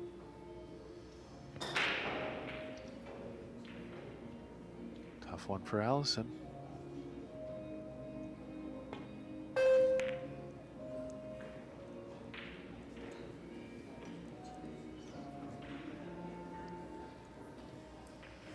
Expect her to get this, but previous miss will be in her mind a little.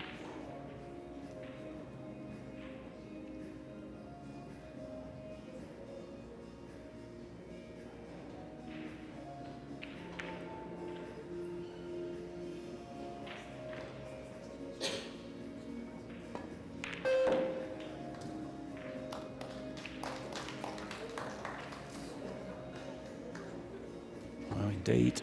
The second set does go to Nina Torven. The same score, 4-1. And it was a pretty poor set, I thought, for Allison. Lots of misses.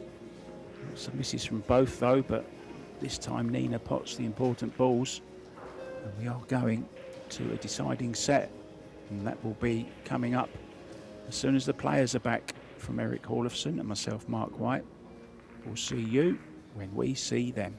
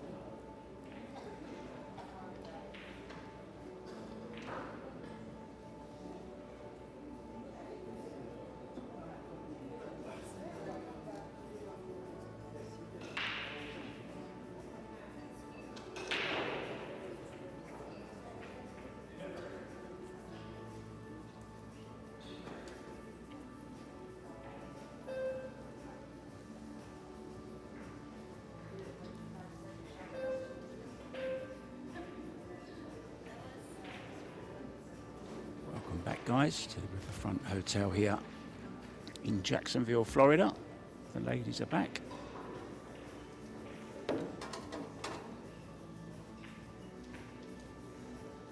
Finally poised. Alison taking the first set 4-1. Nina doing exactly the same in the second set, and she will be breaking as she did in the first set.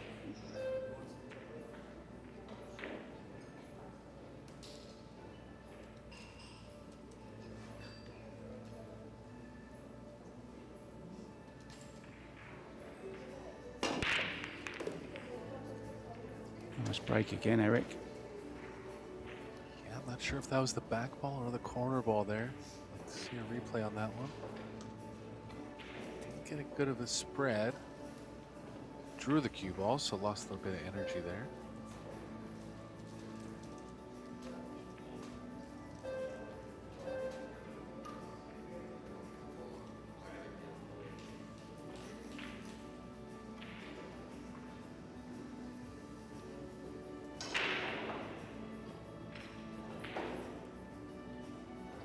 Cue ball can play to the right side of the table.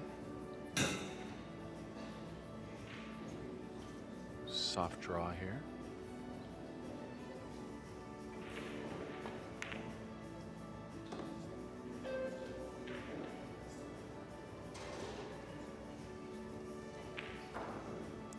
5 ball's going to be a big problem for Nina. Looking at it over on the left long rail, but there's nothing really there.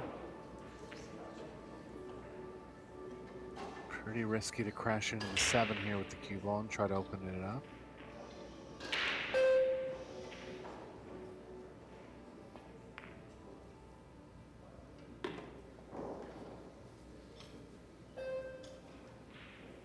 Now then, go at this with some high right, 2 rails into the 5. It's a snooker shot, this one, into the pack of reds from the blue ball. It's a shot you see all the time in snooker. Well, didn't get the side on it. Yeah, I actually liked your shot there, Mark, especially she was trying to come one rail. That ball will kind of naturally have some left on it, so you almost have to put some right to counteract that. It's a lovely shot when it comes off, that is, and you see the pack of reds open up.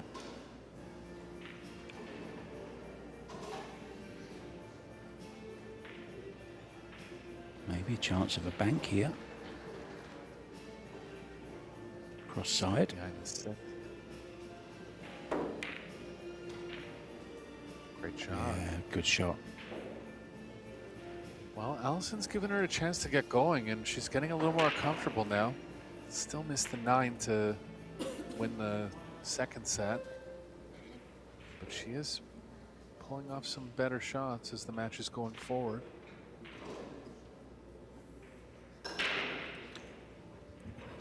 Yeah, I think she senses that Allison isn't at the top of her game.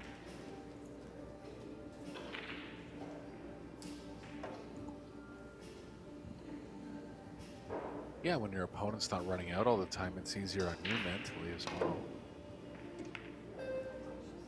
Oh, she moved the 6. She admitted it right away. I think Angela saw it regardless.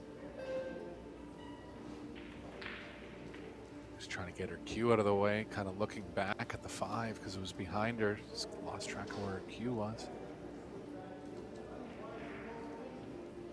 Yeah, that's one of those annoying fouls, isn't it? One that could have been avoided if you'd have just been concentrating, but it's difficult when you're trying to watch 3 balls at once, watching the 5 ball, the cue ball, and also the 6.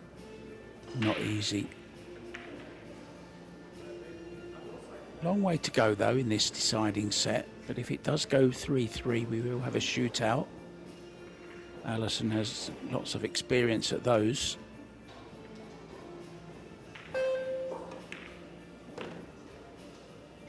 Yeah, and I'd consider her a pretty big favorite in the shootout too. Can really trust her fundamentals and not really succumb to the pressure in those spots. So she'll be pushing hard to get to 3 here in this third set.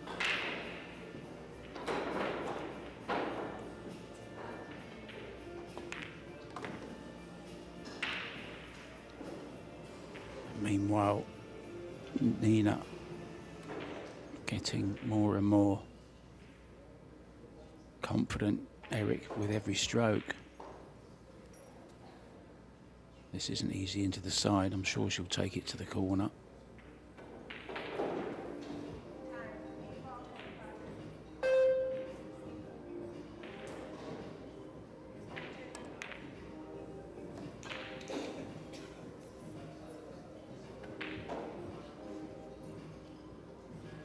Good stuff from the Norwegian, Eric. Yeah, cue ball control's getting better too. Kind of went a little awry on the 4 to the 5 in this rack, but other than that.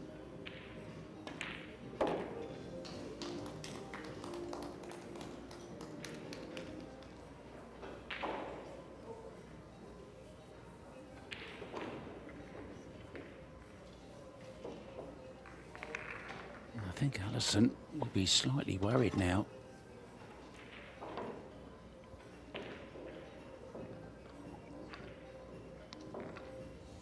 Nina's got the corner ball going on the break. She was breaking from the right side of the table her first about 5 breaks. The last 2 she's gone over to the left side and the corner ball's gone directly in.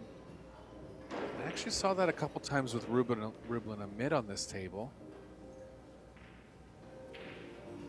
remember when the 10 was going over the corner pocket all the time on this table as well? Yep, I remember it well. Yeah, it's something to do with the way they've tapped the balls on the left side of the rack there. It's leaving a bit of spaces. And that's positive for the corner ball going in, hitting it squarely.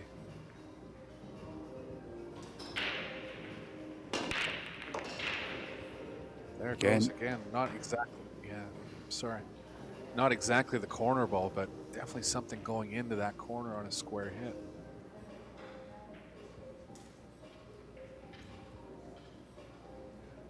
Three just passes as well, Eric, by the looks of it. Past the 7 and the 8.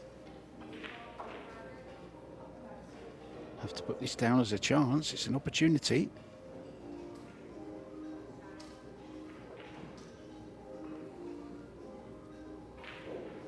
Yeah, just try and get close to the 2 here.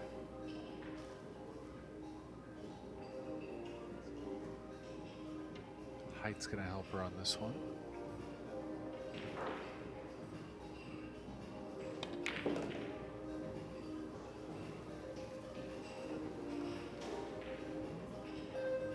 Interesting.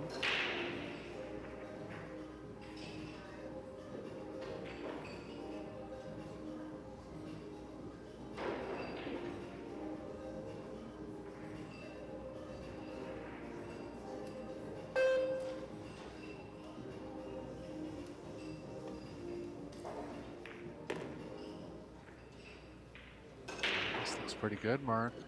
This was the shot of the rack. She's not perfect on it, but could have been much worse here.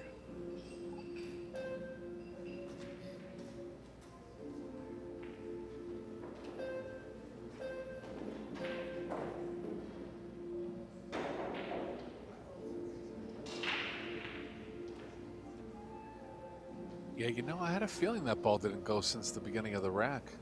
Didn't say anything, but that's why I was talking about getting closer to the 2, because I thought she would have to play it in the top left. Surprised she played it like that. I mean, it's possible that if she was on the perfect angle, she would have still taken it.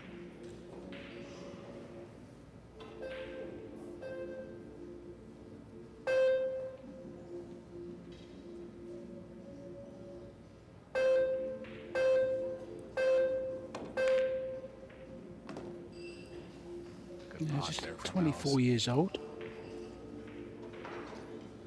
Saw somebody asking how old Nina was. She's 24.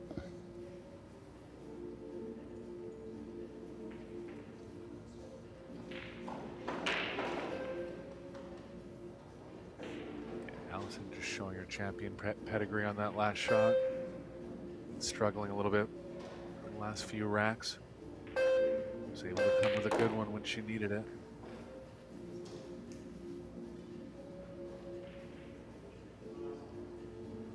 This is where her experience will help her, Eric. She's been here before many times. She knows what she has to do. I just noticed that she's staying down a little bit longer as well. She's getting that lovely cue action going also.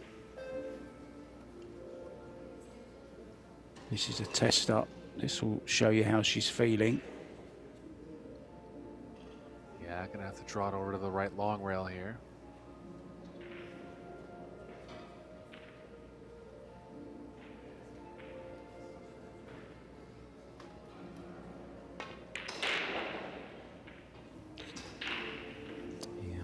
Kind of sums up the match for me, that just not quite there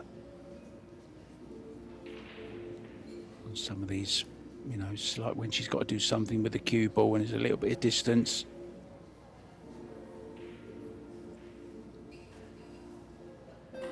Just lacking that consistency that we're so used to seeing from the Duchess of Doom.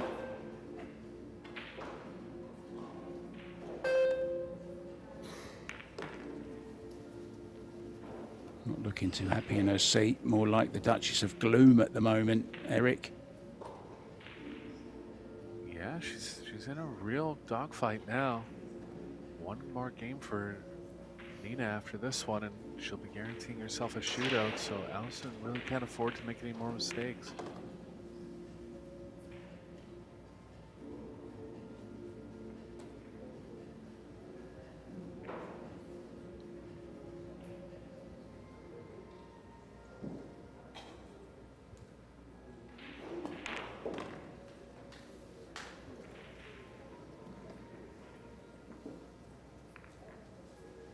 Certainly the more confident of the two at the moment, Nina.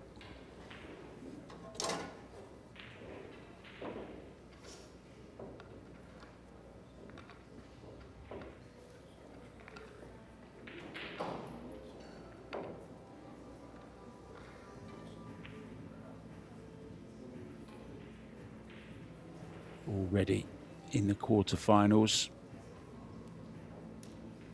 Hong and Sun, Fischer and Kazakis, Fischer and Atencio, Christina Tkach and Dimitris Lukatis also.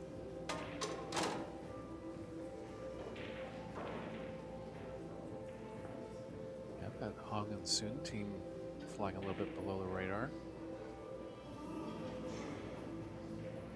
Yeah, junior champion, 2 years running, Hong. Zhao Yuhong, great player. Tiny girl, but a big player already. You win 2 junior championships at a row, Eric, world championships. You know you're doing something right and you have got a future in the game. She's certainly proving that.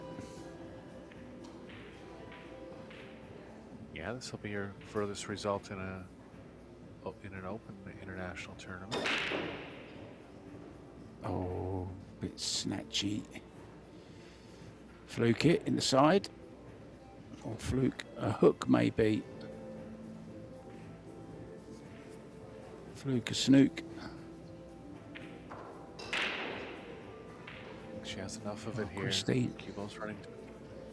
Sorry, cue ball's running towards the 6 a little.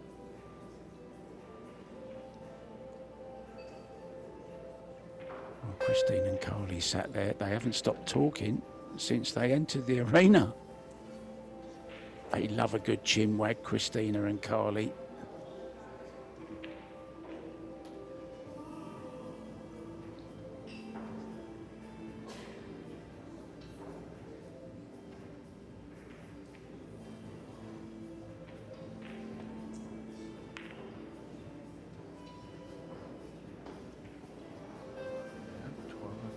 Gaining confidence here.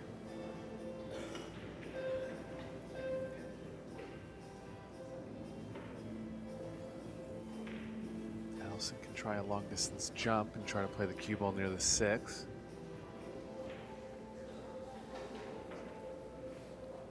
Just gonna have to cut the 2 a little bit too much to get the 2 over on the left side of the table. But still good coverage if she gets the cue ball near the top left corner pocket.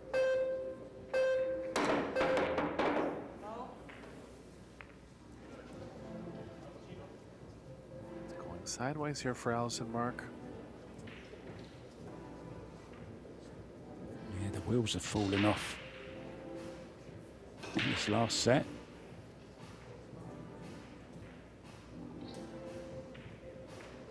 This is a tempting play what she's looking at here.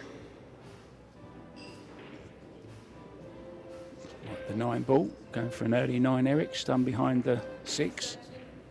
Yeah, pretty much a guaranteed save. The reason I might suggest against it is because the table's pretty easy to get through. She's going to give herself a chance at the win here.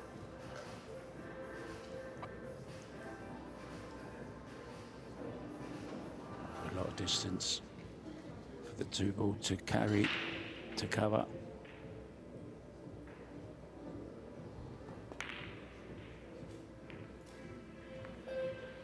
Yeah, good shot, and look at this. Possible 2-9 if she doesn't get out of it. Okay, not an easy one, but a chance at the run out as well.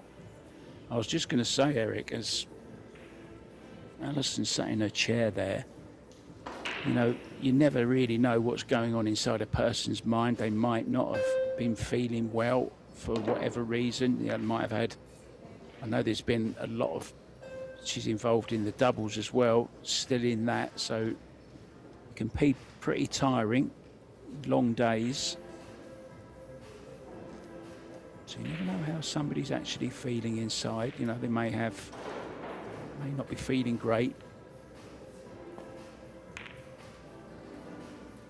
Yeah, and sometimes I just wonder about the dynamic of a player that's used to playing at such a high level and is not producing it at that time. Like, it's not like they're used to playing bad, Mark, if you know what I mean, you know? So. Yeah.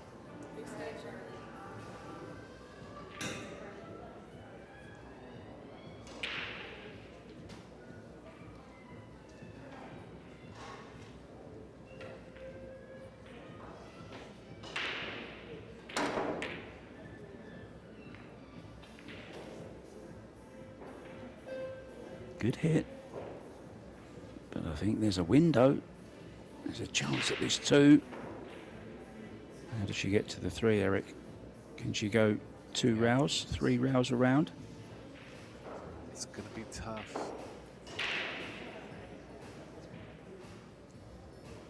She could possibly draw into it. It's a little too thin.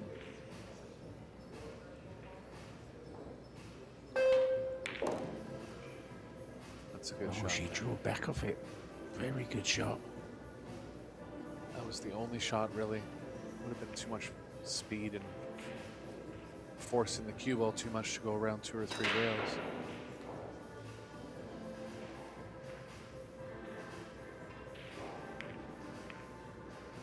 Oh, Nina. Nina.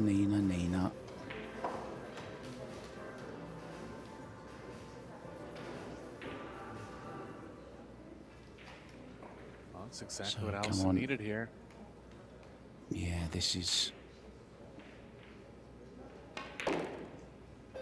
maybe a last chance to avoid a shootout, maybe, or be the first to 3. If she can win this one, she will be breaking. We know how well she's been breaking, but then again, so has Nina.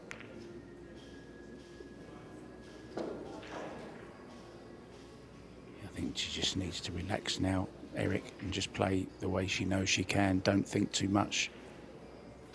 Just play the table in front of you. Yeah, she hasn't made too many errors in these open table situations. Just kind of not getting it done when she's come up with the tougher shots.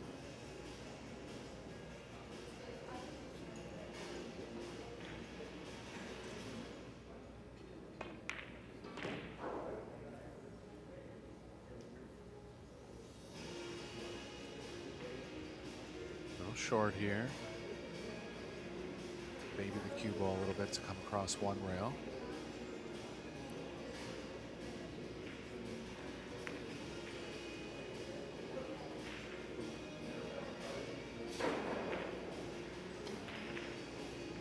Straight enough to hold on the left side of the table here.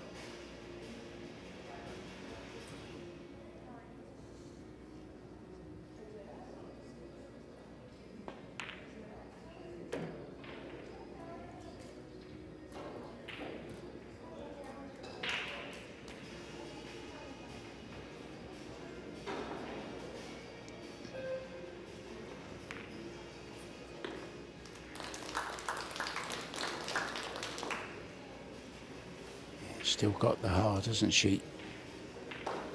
Still got the desire. You never lose that as a champion. You've always got that will to win. And as long as you've got that, and as long as you still enjoy practice, I think you can still play to a pretty high level, Eric.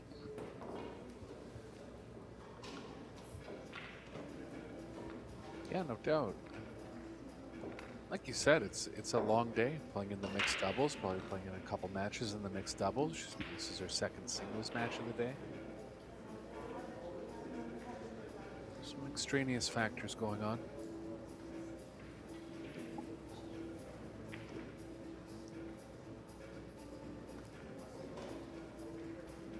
Yeah, 12 misses for Allison.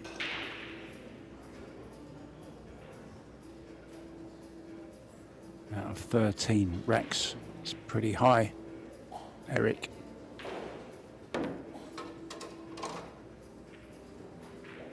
Yeah, especially considering pocketing is usually the biggest strength in her game.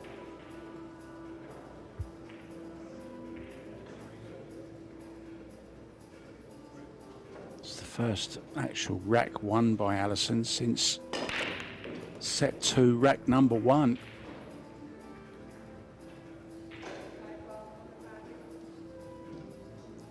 Little unlucky with how the ones ended up here. Too aggressive to jump at it.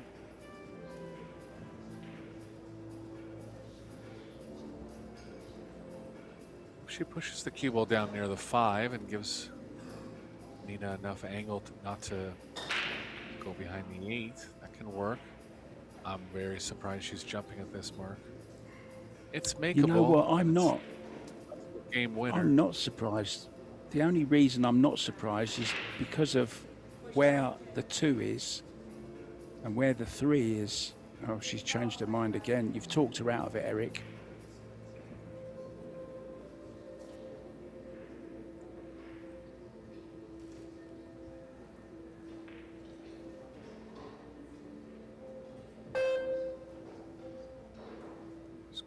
To being straight in here. Nina can come with a big stroke shot now, unless she only has the right edge. Possible.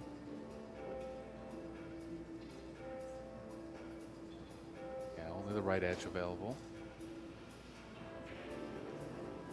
Good push there from Allison. Tough to get the cue ball behind another ball. Still defend if she puts her back in. Just cut the one at the left long rail and across.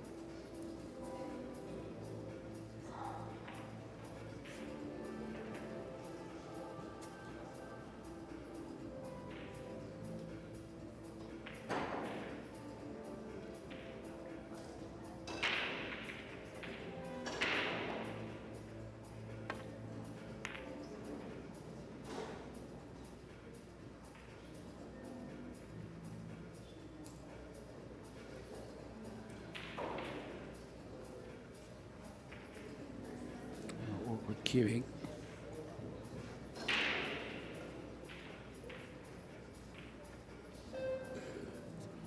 Yeah, cue ball going a bit to the left here. Gonna have to leave herself some angle on the 2. What about the 2-9 after the 1 ball? Oh, she's fluked the 1.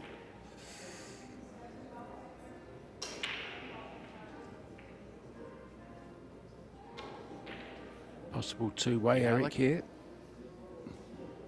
Yeah, creating distance, but the 2 will kind of play over into the right side of the table and not many blockers over there. 8-9 should be okay to line up the cue ball with the 8-9 here. I didn't like going that way.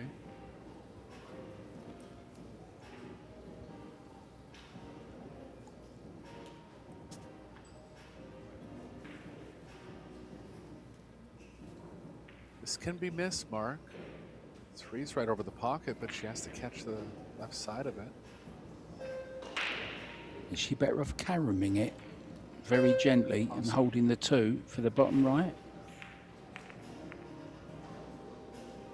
Well,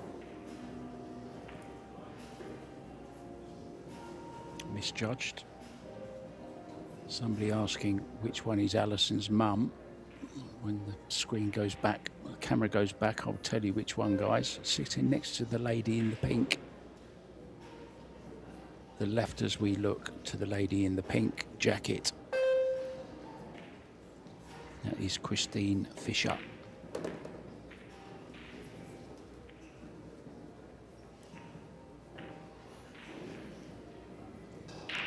Cue ball's missing the 5 coming around here.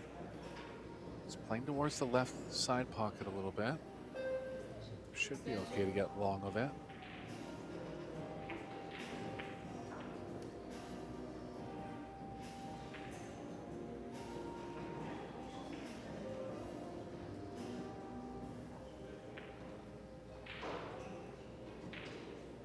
You wonder, would you play this with some inside, Eric, some right-hand spin off 2 rails, kind of straighten it up. There we get a great look at the grip.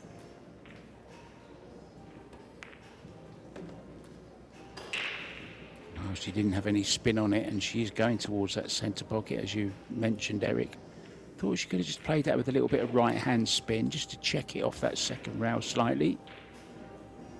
Hold the cue Yeah, I ball hear in ya. the centre of the table more.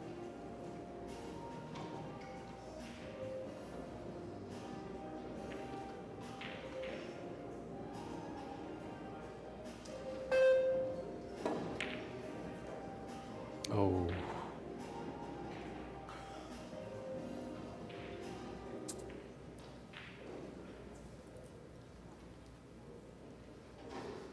Interesting save here for Allison. See if she recognizes it. She can play the 5 across both long rails, left long rail, right long rail, and back to the middle of the short rail.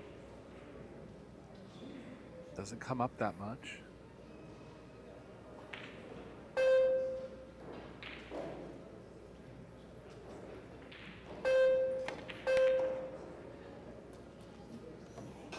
Oh, how about making it, Mark? There's a big turnaround in the third set.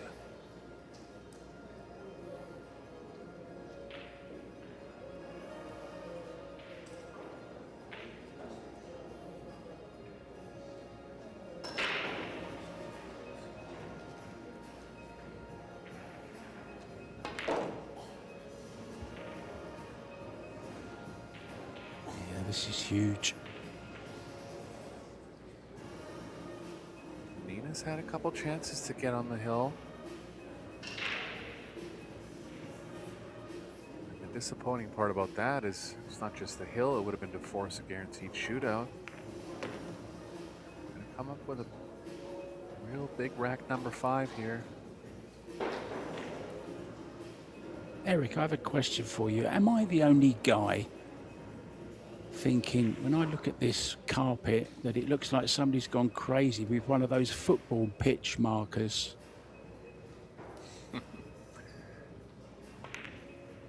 Yeah, I know what you mean. They're all kind of straight lines. It's kind of the similar thickness to those football lines. Yeah.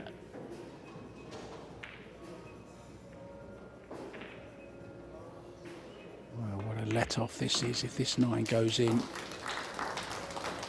She's hanging in there, Eric.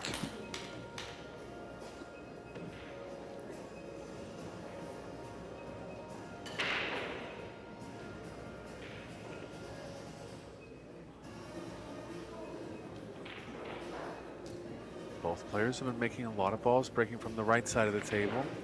Allison's definitely going to stay over there. Yeah, coming up to 10 p.m. in Florida.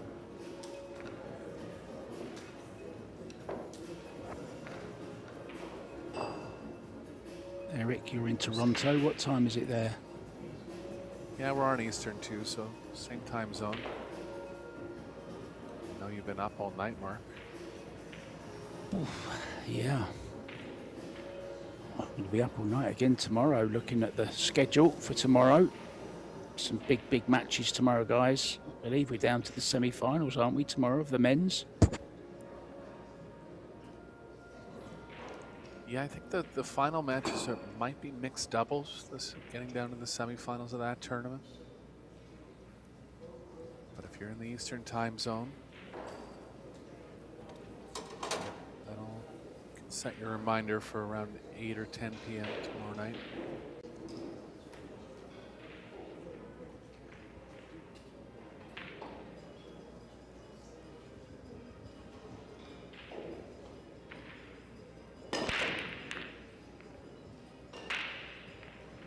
Another rack. Not the best, didn't split the best. Hit them pretty good. The wing ball actually, yeah, the wing ball actually went down to the short rail there, so there's definitely spaces happening on the left side of the rack as you're looking at the screen, especially when the 9's on the spot. The corner ball is actually angled up higher.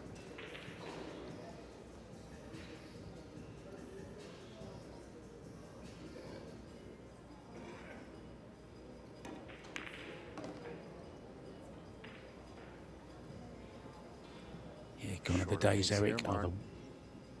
one on the spot and guaranteed to make the wing ball every time. I'm glad that pool doesn't exist anymore. Yeah, the modern day players would just absolutely be too offensive with that.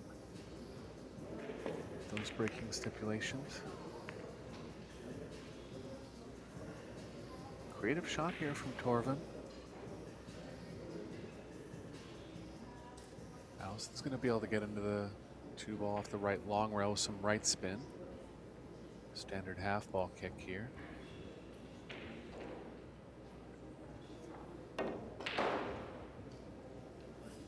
Didn't want to catch it on the way through.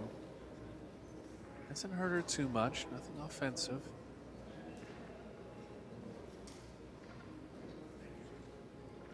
Cue ball's playing into the 3 off the right side, so she'll go off the left side here and try to use the 4.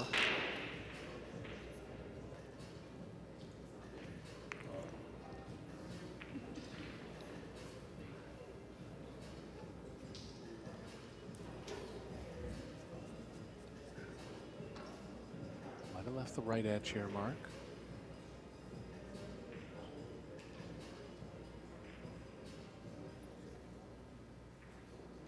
And you and Wanuata have equalised their 1-1 now in sets and 1-1 in racks, Eric. Extension. Yeah, this is one of Wanuata's first Pro Billiard series. Some success on the WNT.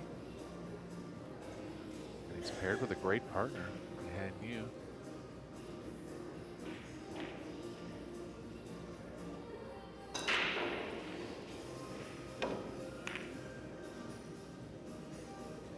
Yeah, young Singaporean. They're going well against Bean Hung and Bader Al-Wahadi.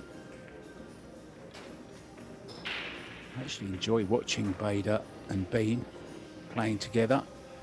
Always get some good conversations there, Eric, in that particular pairing, don't you?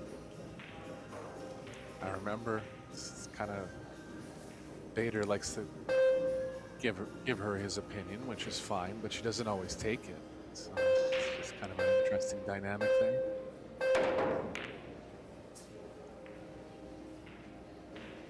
Good try at the jump there.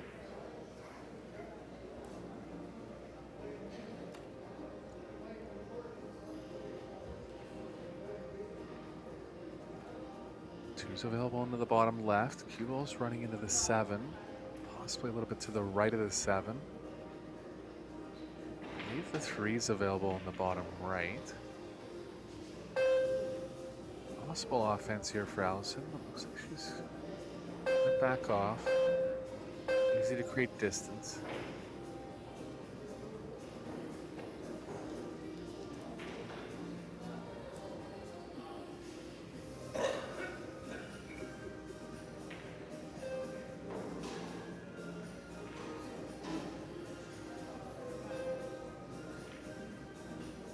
Battle on this 2-ball here, Mark. Both players fighting to get to the hill and being guaranteed a shootout. Yeah, this is a bit like the first rack of the match that Nina ended up winning.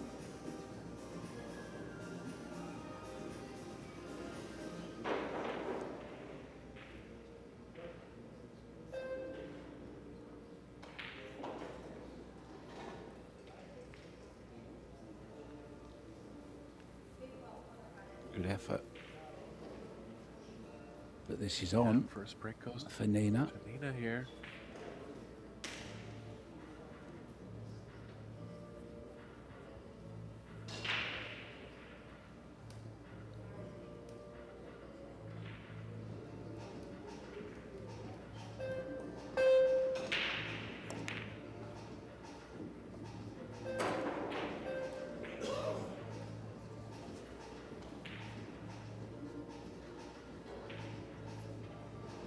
Going up table, but playing safely into the short rail.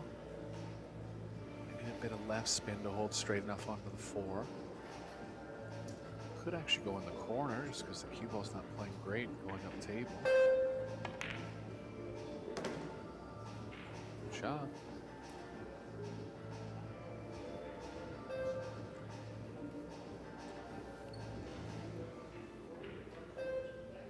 She'll want to draw this up the right long rail ideally. Looks Like she's just straight enough to be able to do that.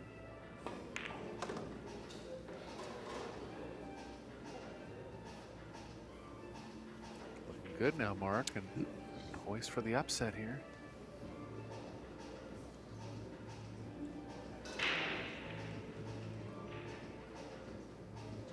Yeah, moving ever closer to a possible shootout. But it means Alison's going to have to win one of the next two.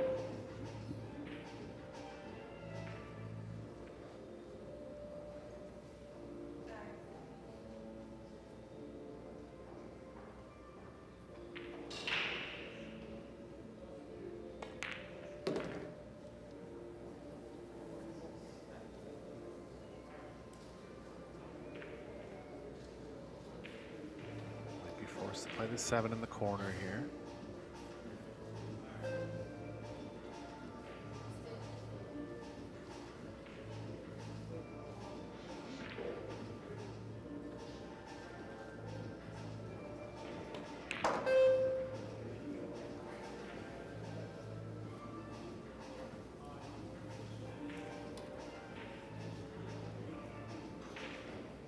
Tough to see how straight she is. Ideally, she'd want to be drawing straight back, but I believe there might be just a little too much angle. If there is, she can still follow forward. She believes she's straight enough here.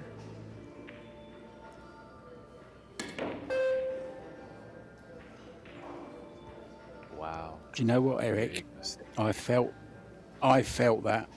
I was just thinking back to, who was it earlier on who played the 6 ball and jumped the 6 ball? I was thinking exactly the same thing. Yeah, well, she was trying to pinch the angle there a little bit and fall through a little short, but just having a hard time getting over the finish line. It happened.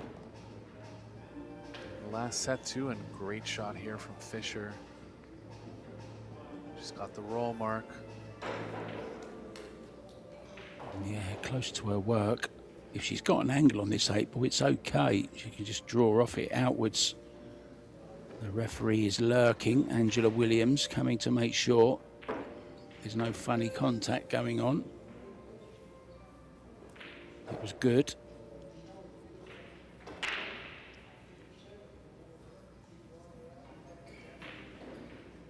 Well, what a war of attrition this rack has been.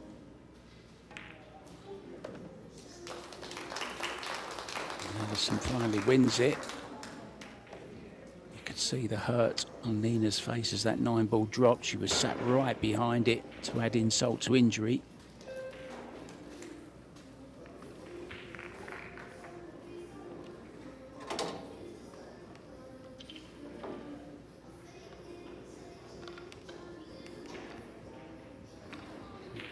You're going to have to scrape Alison.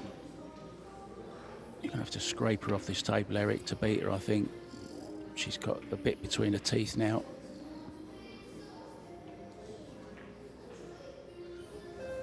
Yeah, really. Torben's had all the chances to put her away, but Alison finally coming back on top here.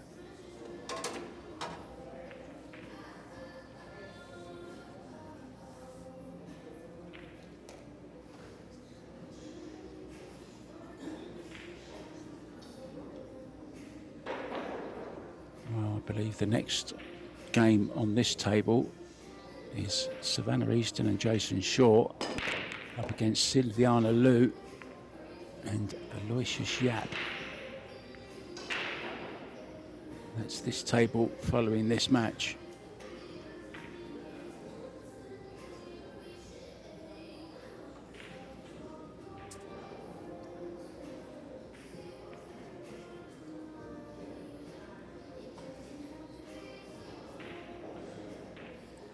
Corner ball down again, but nothing on the 1. Too thin of a left edge to be really playing off the left edge, I believe. She can push to the left of where she is now and just leave a bit more of an edge.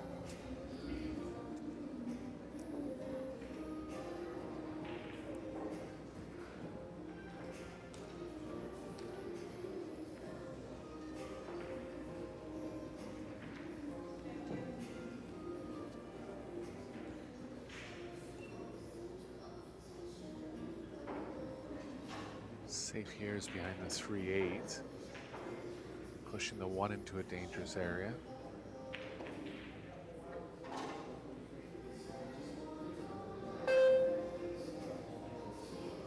Extension.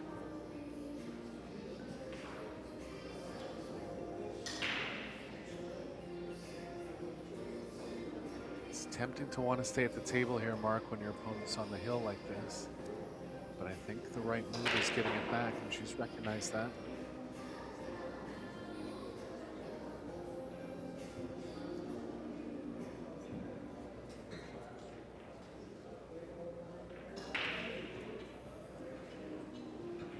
I wonder if Allison spotted that the one's going off the 4 into the corner here. She tried it. 2 ways as well. Don't know if she's left it or not. Hard to tell from her body language there.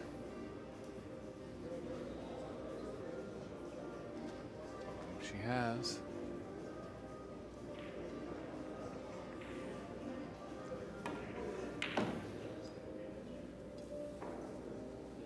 Well, Torvin's on a pretty open table now to force a shootout. Bit of cue ball movement from 3 to 4 and 4 to 5. Cued that one ball beautifully, really did. Didn't hold the cue ball, Eric, here. Well, she's come past it. Perhaps that's the way she played it. I thought she's holding for the centre. She's okay here. Yeah, gonna have to stun out of this, but not too much speed involved. Comfortable speed, really.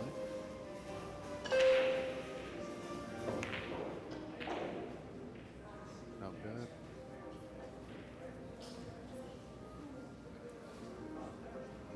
Allison back at the table with a chance to still win it outright instead of, or at least to get control of the table again.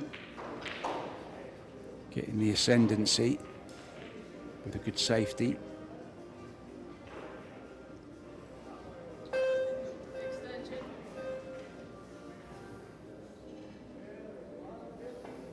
Could come off the thin left side as we look. Yeah, I like that, and trying to cut the 3 into the 5 and play the cue ball into the 7.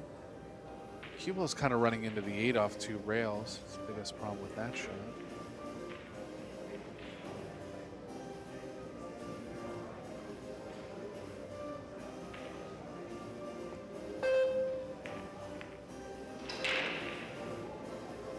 Oh no. Oof. Got away with it. Never expected to go in off there. Almost did. That was actually a really creative shot. He was trying to run into the 5 in a way that it could become a blocker.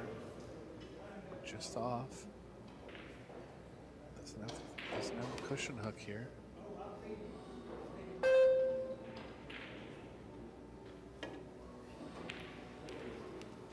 Oh, she must have caught the point on the way through it, Mark. Yeah, they're always so difficult, aren't they, to judge whether you are actually hooked by the point or not, Eric. I call it point blindness. Can't quite make a judgment on it. Yeah, got her there. No way she would have missed the whole ball without catching the point on the way through. But after a long grind here, Fisher with ball in hand to take down the match. Has to avoid the 8 coming back. Oh, Allison. Well,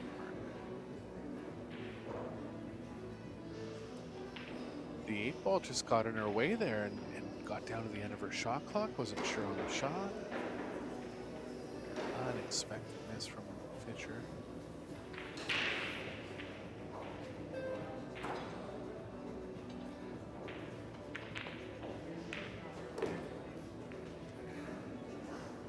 More trouble now for Torvin. Didn't want to run into the 9. Aggressive safe is behind the 7. Defensive safe is behind the 4 up with the 8.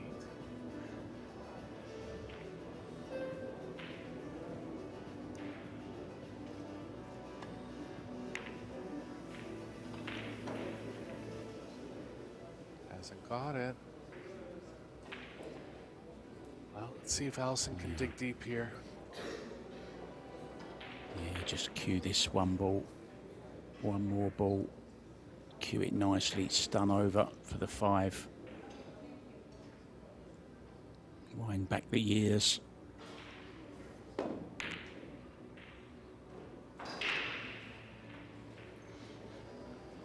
So the 7's going to block the top right. You can actually get in behind the 7 if she wants. Can thin it as well. Bring the cue ball back down this end. Behind the 8.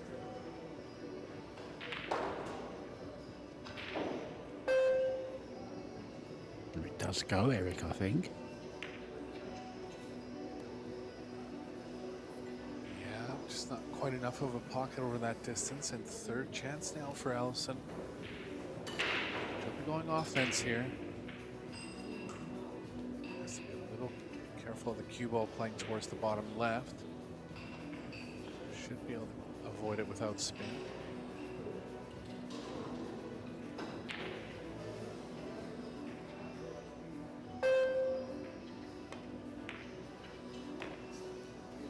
She's got it this time. We're gonna come too far below it though. Bounce. It's not over yet. Can run into the 9 though, Eric. To hold for the 7. It's cuttable.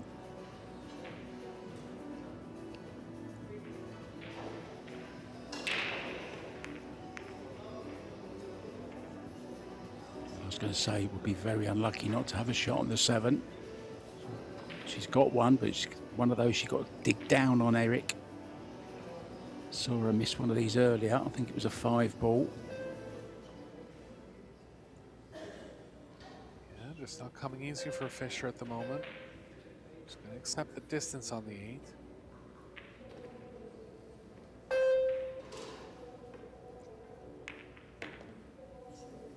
Yeah, decided not to risk getting closer to her work. So this 8 ball can just hold the cue ball. Doesn't have to do anything with it.